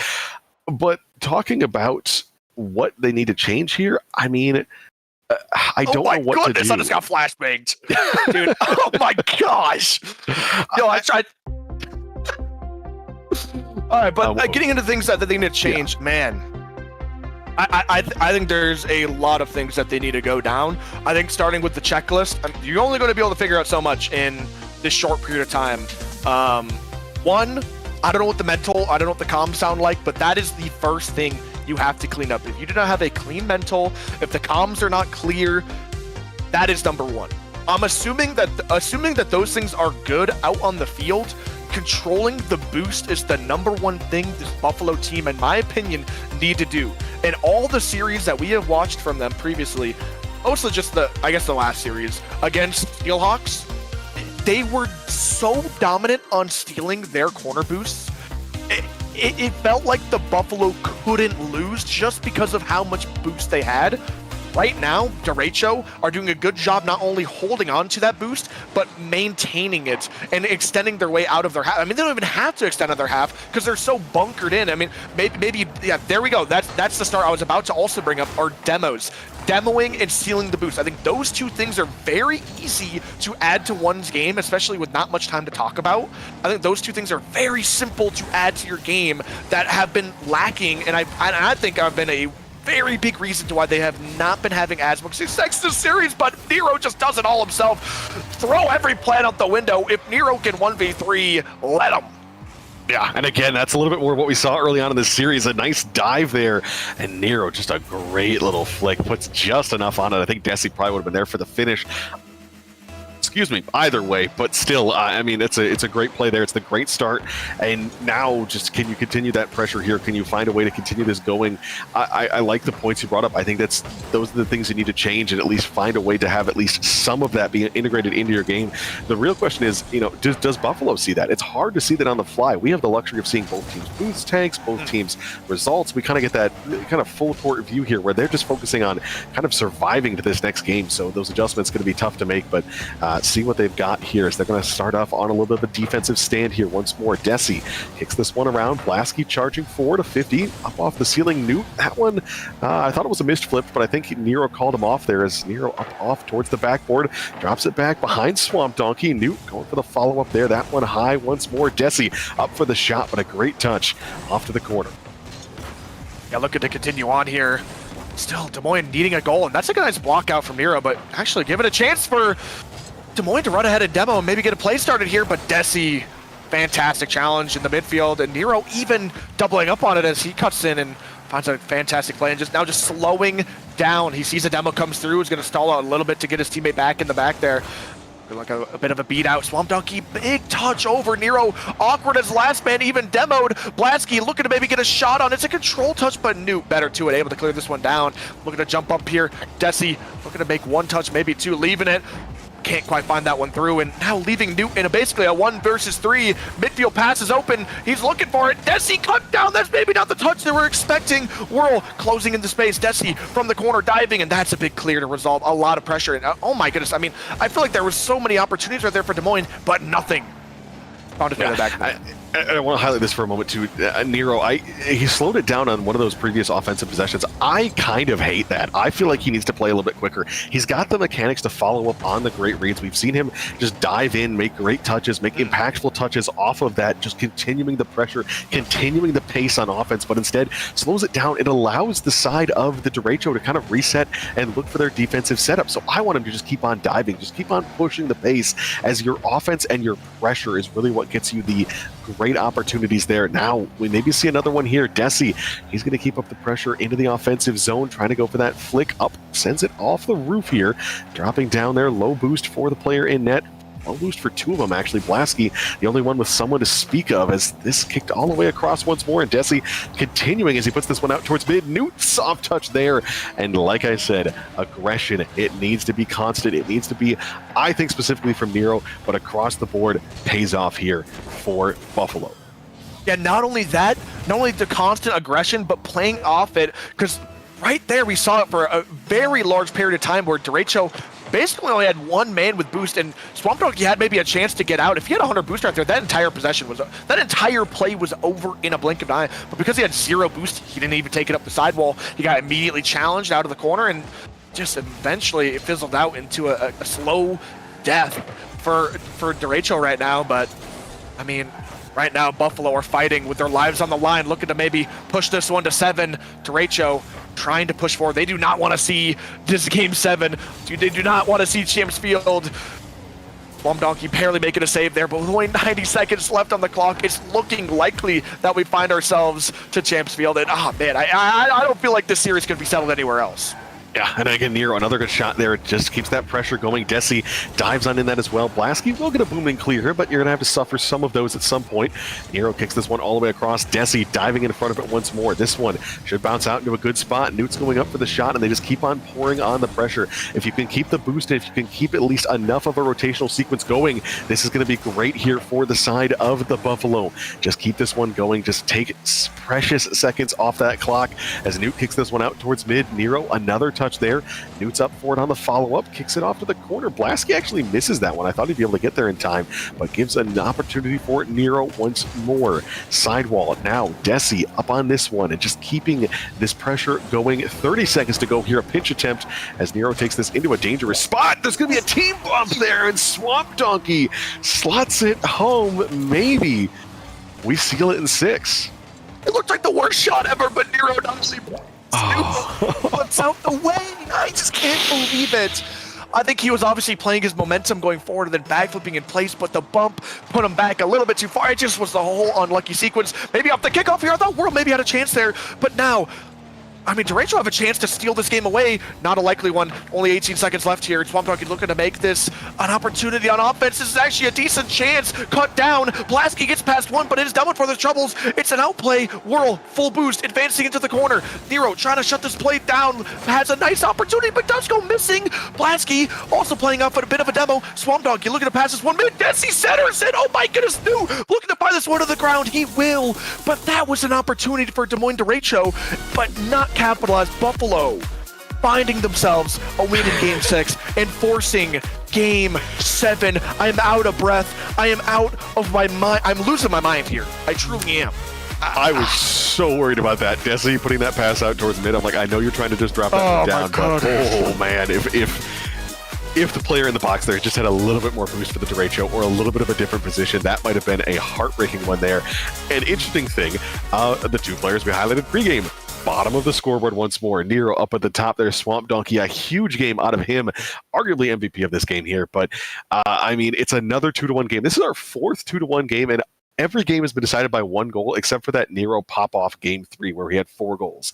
So, I mean, these two teams, just the smallest of margins, the slimmest of differences, and I'm excited because if this is what we're going to see between these two teams, I'm feeling like this might be an absolute banger when it comes to the, our LAN as well. I mean, if this is what we see in that grand final with a crowd there, with the players on stage, able to get hype, get that energy going, it's going to be something absolutely special. And I want to highlight one final thing. For the side of the derecho there, a single shot on goal that entire game. 5 minutes, 1 shot on frame is all they got. Yes, that's all it was. It was just Swamp Donkey with 1 shot and 1 goal. So, I mean, you got to find some offense. What happened to that? Why did it dry up? Where did it go? Derecho, you're all about rain and pour. Where is that? Where is the storm? Where is the energy? Game number 7 here. We see some hype pregame. And what do we have on Champions Field? Yeah, it's all going to be settled here and now. The last game of the night. Looking to all settle it here. I mean, this has been every little bit as hype as we were hoping it to be. Game 7. Wouldn't have it any other way. Cabbage, I'm happy to have you here. Desi looking to take this one to the backboard. Can't quite find it this time. Newt looking to find the back of the net, but just goes wide. Whirl on the counterattack, just shoots first time. It's a heavy touch to the corner for Nero. Bit of a shot coming out the corner, but it's a missed touch. Swamp Donkey chasing down the other end of the field with absolutely no boost. In fact, he misses the corner even 30 seconds into this one, and it's already been a pretty disaster. Yeah, and that one, I really think if Nero had realized he had no boost, maybe could have gone for it. I think he thought that he still had a full tank, and that's why he didn't collect that 100. Now Nero kicking this out towards mid. Newt for a shot there as well, but Swamp Donkey on that backside. Desi back towards mid. Now Swamp Donkey settling it low here. Nero chips that one down. Desi's going to take this to the sidewall. Is this the moment we're looking for? Able to chip it out for a teammate there. Newt goes up. 2 players on the defensive side. Whirl able to still jump in as well. Now Nero kicking it out mid once more. Desi on that back post. Can't get on the end of it as Whirl connecting with Swamp Donkey to try to get it clear, but Newt able to dive in. Now a demo there as well. Newt out towards mid. Desi on that back post. That one's going to go in. A great team play. The pressure of the Buffalo. And they crush the first goal in Game 7.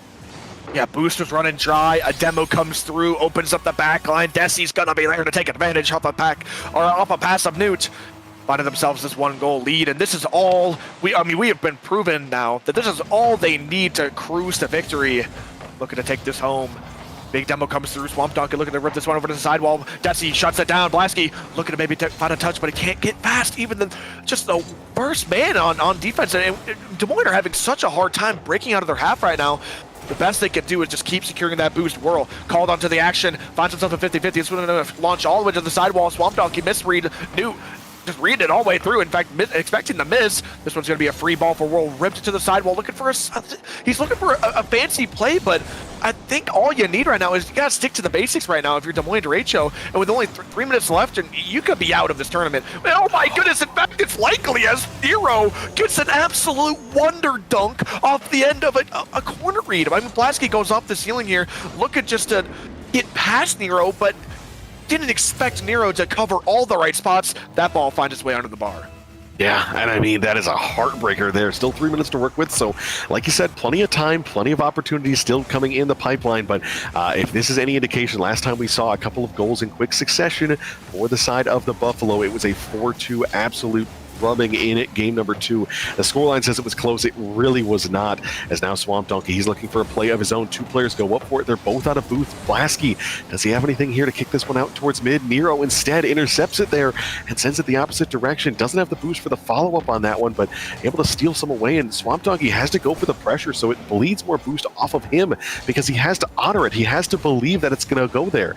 There's now Desi off the ceiling. Nero, kind of an awkward collision there. Whirl up for this one, but starting to whiff a little bit more, and I think the pressure may be starting to mount up here for the Derecho in Game 7. Yeah, you gotta keep going. You gotta keep pushing forward. This is an infield pass, but Nero's the only one there, and playing off the pass from the opponent, even gets a shot off. Bit of a bump comes through, but Whirl trying his best to slow the play down, looking for the sidewall. 50-50 looking to take. Oh my! He actually gets a bit of a stretch here, but Desi just letting him do his play and then getting a free clear. Nero looking to take a play off the sidewall. Flip reset is possibly fouled as a dunk. And I mean, Des Moines Derecho no longer have much time. I mean, they got about 100 seconds here. They at some point here, if they can't find just like a normal goal, they might just need to start going all in on every single play, to be honest. And I mean, this might be the chance. Oh no! Off the post, and oh, I just can't believe that didn't find his way to the back of the net. That might just do it for the Des Moines Derecho. Yeah, I think at this point, my biggest thing I want to see them in physicality. I think you got to go for a few demos here. Just disrupt the rotation of this Buffalo team, because if they're able to keep doing what they want, they'll just keep doing exactly what we see Nero here. It takes a strong touch to the corner. Maybe it gets banged back in, but there's 3 players ready to go, all with at least half boost. They just send it down the field. They say, we don't need to score. We don't need to put any pressure on. We'll just keep playing around. And now a demo on their offensive side. Desi's slowing it down. Nero doesn't need to go for frame, just kicks it across. And Newt trying to take more seconds off as well. We know they're good at stalling it out, and they have a goal to give. They've got a 2-goal lead here. What do they have in these closing moments? Is Whirl just trying to put it out for a useful spot. Swamp Donkey sending it downfield. Blasky set up in the middle. He's going to have to cut off to the sidewall to assist. Up off the ceiling here. Dropping that one down. 2 players up for it. All 3 forward. This might be an opportunity. Desi can't get on the end of it, so Newt, he has to rip it downfield. Nero's up for this one. It's an easy finish there.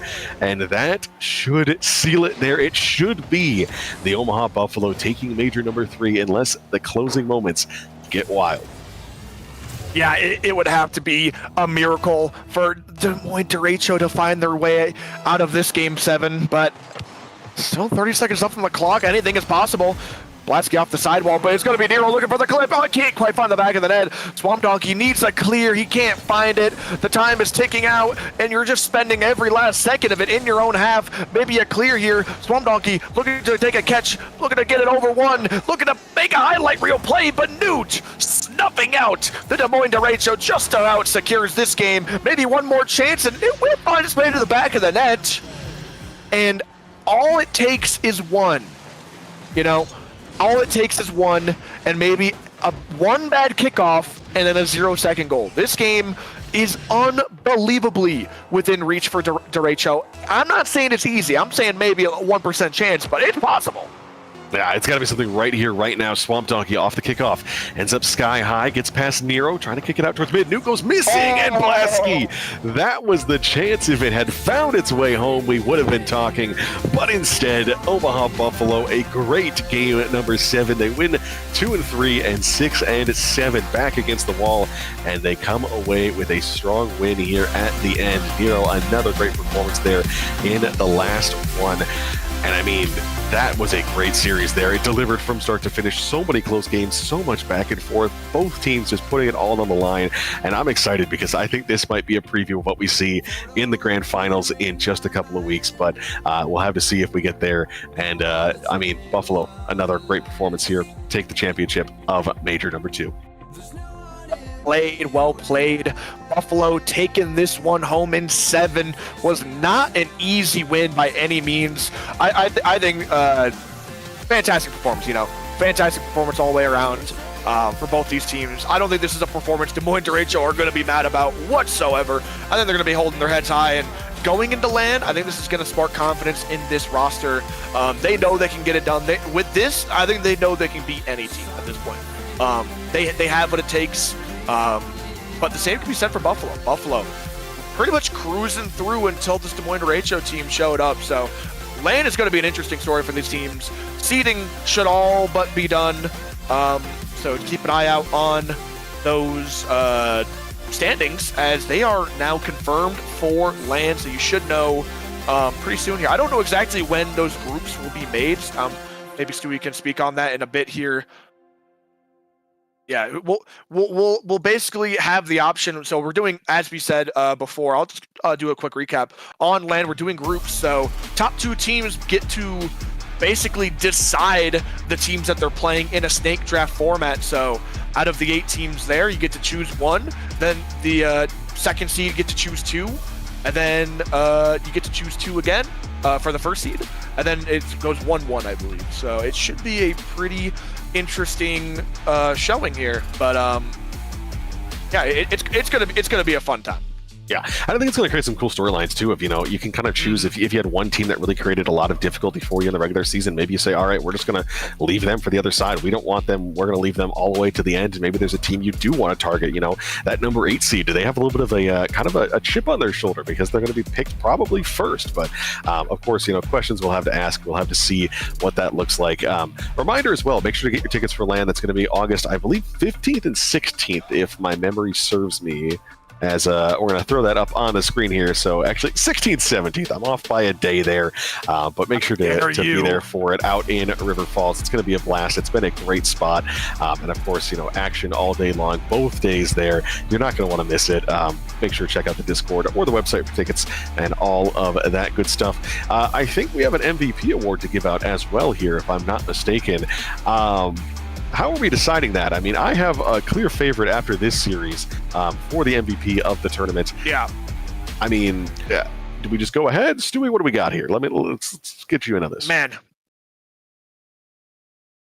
Yeah, this is what Zoms and I determined. I really think that this is what we have to go with. Yeah. MVP for Nero. I don't think it was a big question mark after watching that finals. I think Nero definitely had his name, I think Desi definitely had his name in the hat for the entire tournament, but I think just the longevity of Nero. I think Nero was just as good as Desi in the previous series that we watched. In this one, in the finals, where it really came down to it, I mean, Nero was just a different beast. He was a step ahead everyone else in the lobby. He looked just like the clear best player in the lobby, in my opinion, and making a real name out to be the best player in Rising Star right now. And he, I think, full credit, deserves that MVP title for Major 2. Yeah, and I want to say too, I think for Desi, I think he realizes how quiet he went in the grand finals. I saw a comment from him in the Twitch chat just saying, that was just kind of a quiet series, like what was going on there. So, he definitely knows that he needs to step up a little bit more. And I think, fortunately, he's got such a strong team around him. And I think Nero just able to we see highlights here on the screen here. A couple of those games, especially game 2 and that last one there in the series as well, kind of just puts the game on his back, able to just take it and absolutely run with it. So, I think it like you guys said, I mean, pretty well said, all things considered. Nero, best player at least of this one. Does he take the title at LAN once more? Does he take the MVP there? We'll have to see. Closing thoughts on the night, gentlemen. Of course, Challenger Major number 2 coming up tomorrow night, 6 p.m. But before we get there, what else to send us home? just an absolutely outstanding night of Rocket League here. Could not be more thankful to everyone that showed out. Appreciate everyone in Rising Star. Dude, the cameras, the energy, it's just so much fun getting a full night of Rising Star to see everything that's going on. Tomorrow, we're going to have an entire another day. Hopefully, Challenger shows up with the cameras. I am expecting great things from all of you people out there in chat and in Challenger, because Rising Star has set the bar high. I really hope we can somehow match the energy. But tomorrow, look forward, because right away we're going to be having just about a pretty familiar matchup that we had. Hold on. Should be a pretty interesting one. Yeah, hold on. Final bracket. Yeah, final bracket. Let's take a look. Rising Star. What an absolutely outstanding run for Buffalo. Basically got through completely spotless until the grand finals, and they had to duke it out a bit. Derecho, outstanding run. I mean, I don't want to know exactly the exact. I think there was somewhere around the 12 to 13 seed going into Major 2. Come out of it, absolute storming. I mean, fantastic from them. I just want to give another round of applause to Derecho, not only securing their land spot, but for cementing their way. And I think a lot of people, there were a lot of doubters. I don't think there's a lot of doubters anymore. I think they have proven that they are the top dogs. We're looking at the final points right here. These are our top 8 teams going into LAN. Omaha and Fargo are your top 2 in groups. Fargo winning Major 1. Do get that extra 1 point, so that is the difference. that just goes to show that having longevity as a team, and they get to pick their group. Does goes to show. And so they get to pick their group. So here's what that'll look like, guys. Be interesting. Essentially, it'll just be like a selection. So you'll pick who you want in your group, and they still do that. Yeah. Oh, you're on mic. I see. Okay. I do quick want to highlight this as well. I think we're incredibly lucky that the only match that goes to 7 in that entire bracket is in the grand final. I mean, it's perfect. You love to see it. It's really just no better way to end it there on the evening. It truly is. But we'll get the draft at some point here. I don't know when that's scheduled to. I think there's some questions about that one. Any insight from when that's 100%. Soon, probably before LAN. There'll be a special stream for it, more than likely. Yeah, for those of you we have to do it for all 3 leagues. So. It is our favorite thing to put Stewie on the spot for all sorts of things. He's doing production and casting and talking. So it's best just to kind of throw him in there too. Really throw him in the mixer, make him do a little extra work. But I think that's about it for us here. I think is there anything else you guys want to say? Challenger bracket for tomorrow. I just want to highlight what's going on in the next day. So Challenger, don't forget we got a whole nother day, not just one day. We got 2 more days of absolute fantastic Rocket League coming ahead of you. But tomorrow, we're going to settle the beef in Challenger. There's a lot of stuff up for grabs here. There's a lot of teams that still need to qualify. So that is the bracket, though. So look at your matches. If you're on there, look out. You're playing tomorrow. So there you go. Streamed one, obviously, going to be that bottom one. But look at this. So the green one, the teams that are green are the ones that are guaranteed qualified. They're confirmed. Yep. They're top 8. They're confirmed. Anybody that is not green is not safe. KC is still in. They're technically still in, but they're just outside because they have to. Yeah. They have to win. KC their only option is to win. They need to win to qualify. They have no other option. There are a ton of scenarios. I think AK posted the link somewhere. Everyone. Give a shout out to AK. I don't exactly know where the scenarios are, but I think they're somewhere out on the sheet. But there are scenarios out there for what the minimum thing these teams have to do. There's not really much. Because since there's only 5 teams to really make this spot, there's not really too many scenarios. So just take a look out for that. But 1 and 2 seed are not locked. Obviously, Fargo and Chicago can still get to the 1 seed if Omaha or Green Bay bombs out. Even you guys, Rod, even Zoms, you guys could get there.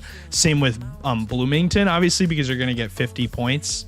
So this is saw that there was a weird world. I saw that there was a weird world where Rochester and Bloomington could make finals, and we both have 1 and 2 seed. It's anything possible. Can happen still. Des Moines, it's not likely. Des Moines can get there as well if they could actually get the 1 seed. Same with KC. It's just insane. KC can. KC can get the 1 seed if everything goes perfectly, but everything has to go perfectly, though. Yeah. So we will see. It's going to be an interesting night of Rocket League, and I have nothing more to say, gentlemen. I got nothing, It's a man. I'm fantastic done. casting with you two tonight. I am literally in darkness. We started this day off with me in sunshine. I'm trying. Let me not get flashbanged here again. Hold on. There we go. I am literally pulling up a sheet on my monitor to give me light right now. That is how long the night has been. I fraud on my screen. Are we serious? No, but seriously, it has been an absolute fantastic pleasure casting with you boys tonight. Thank you, Cabbage. Thank you, Stewie. You guys are always a pleasure. I might not be on the mic tomorrow as I will be playing. Yeah, you got to focus on your games. You focus on your games, okay? I want you to win. We'll see. Good luck.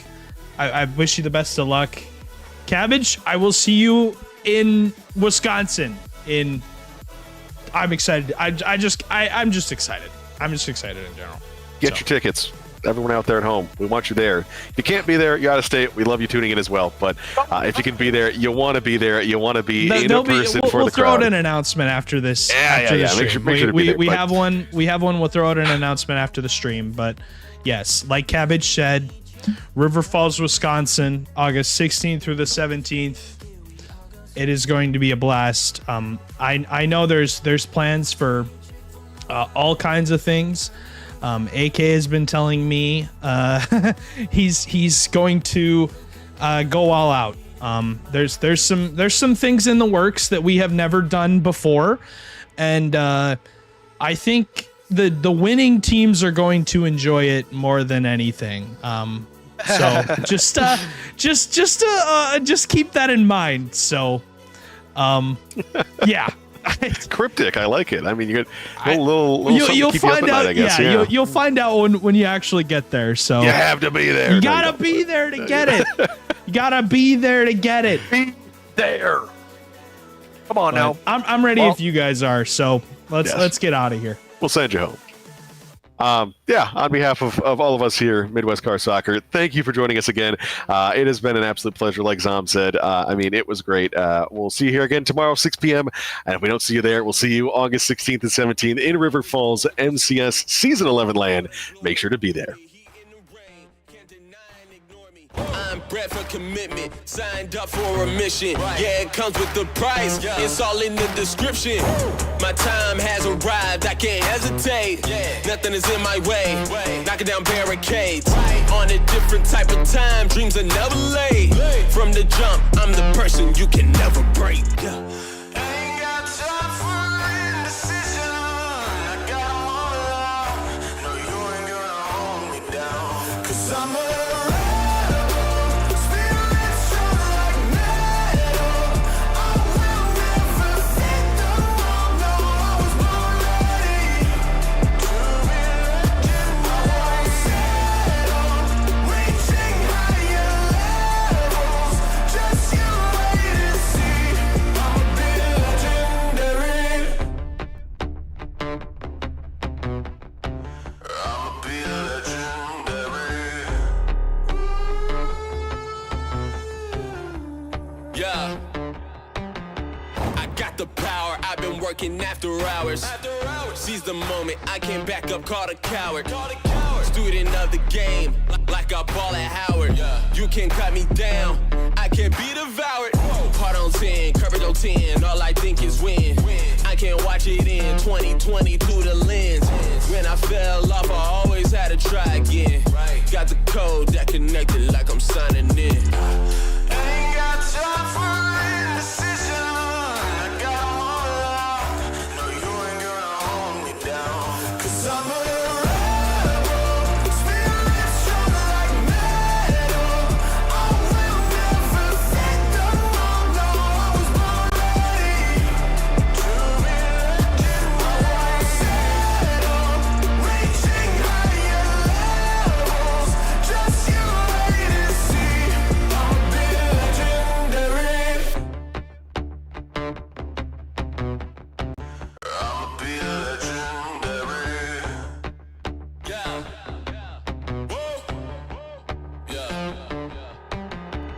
I'ma say it loud and proud, I feel like I'm the GOAT. Put some numbers on the board when I didn't have hope. Whatever comes my way, I'm with all of the smoke. Mark my words, that's the realest thing that I wrote.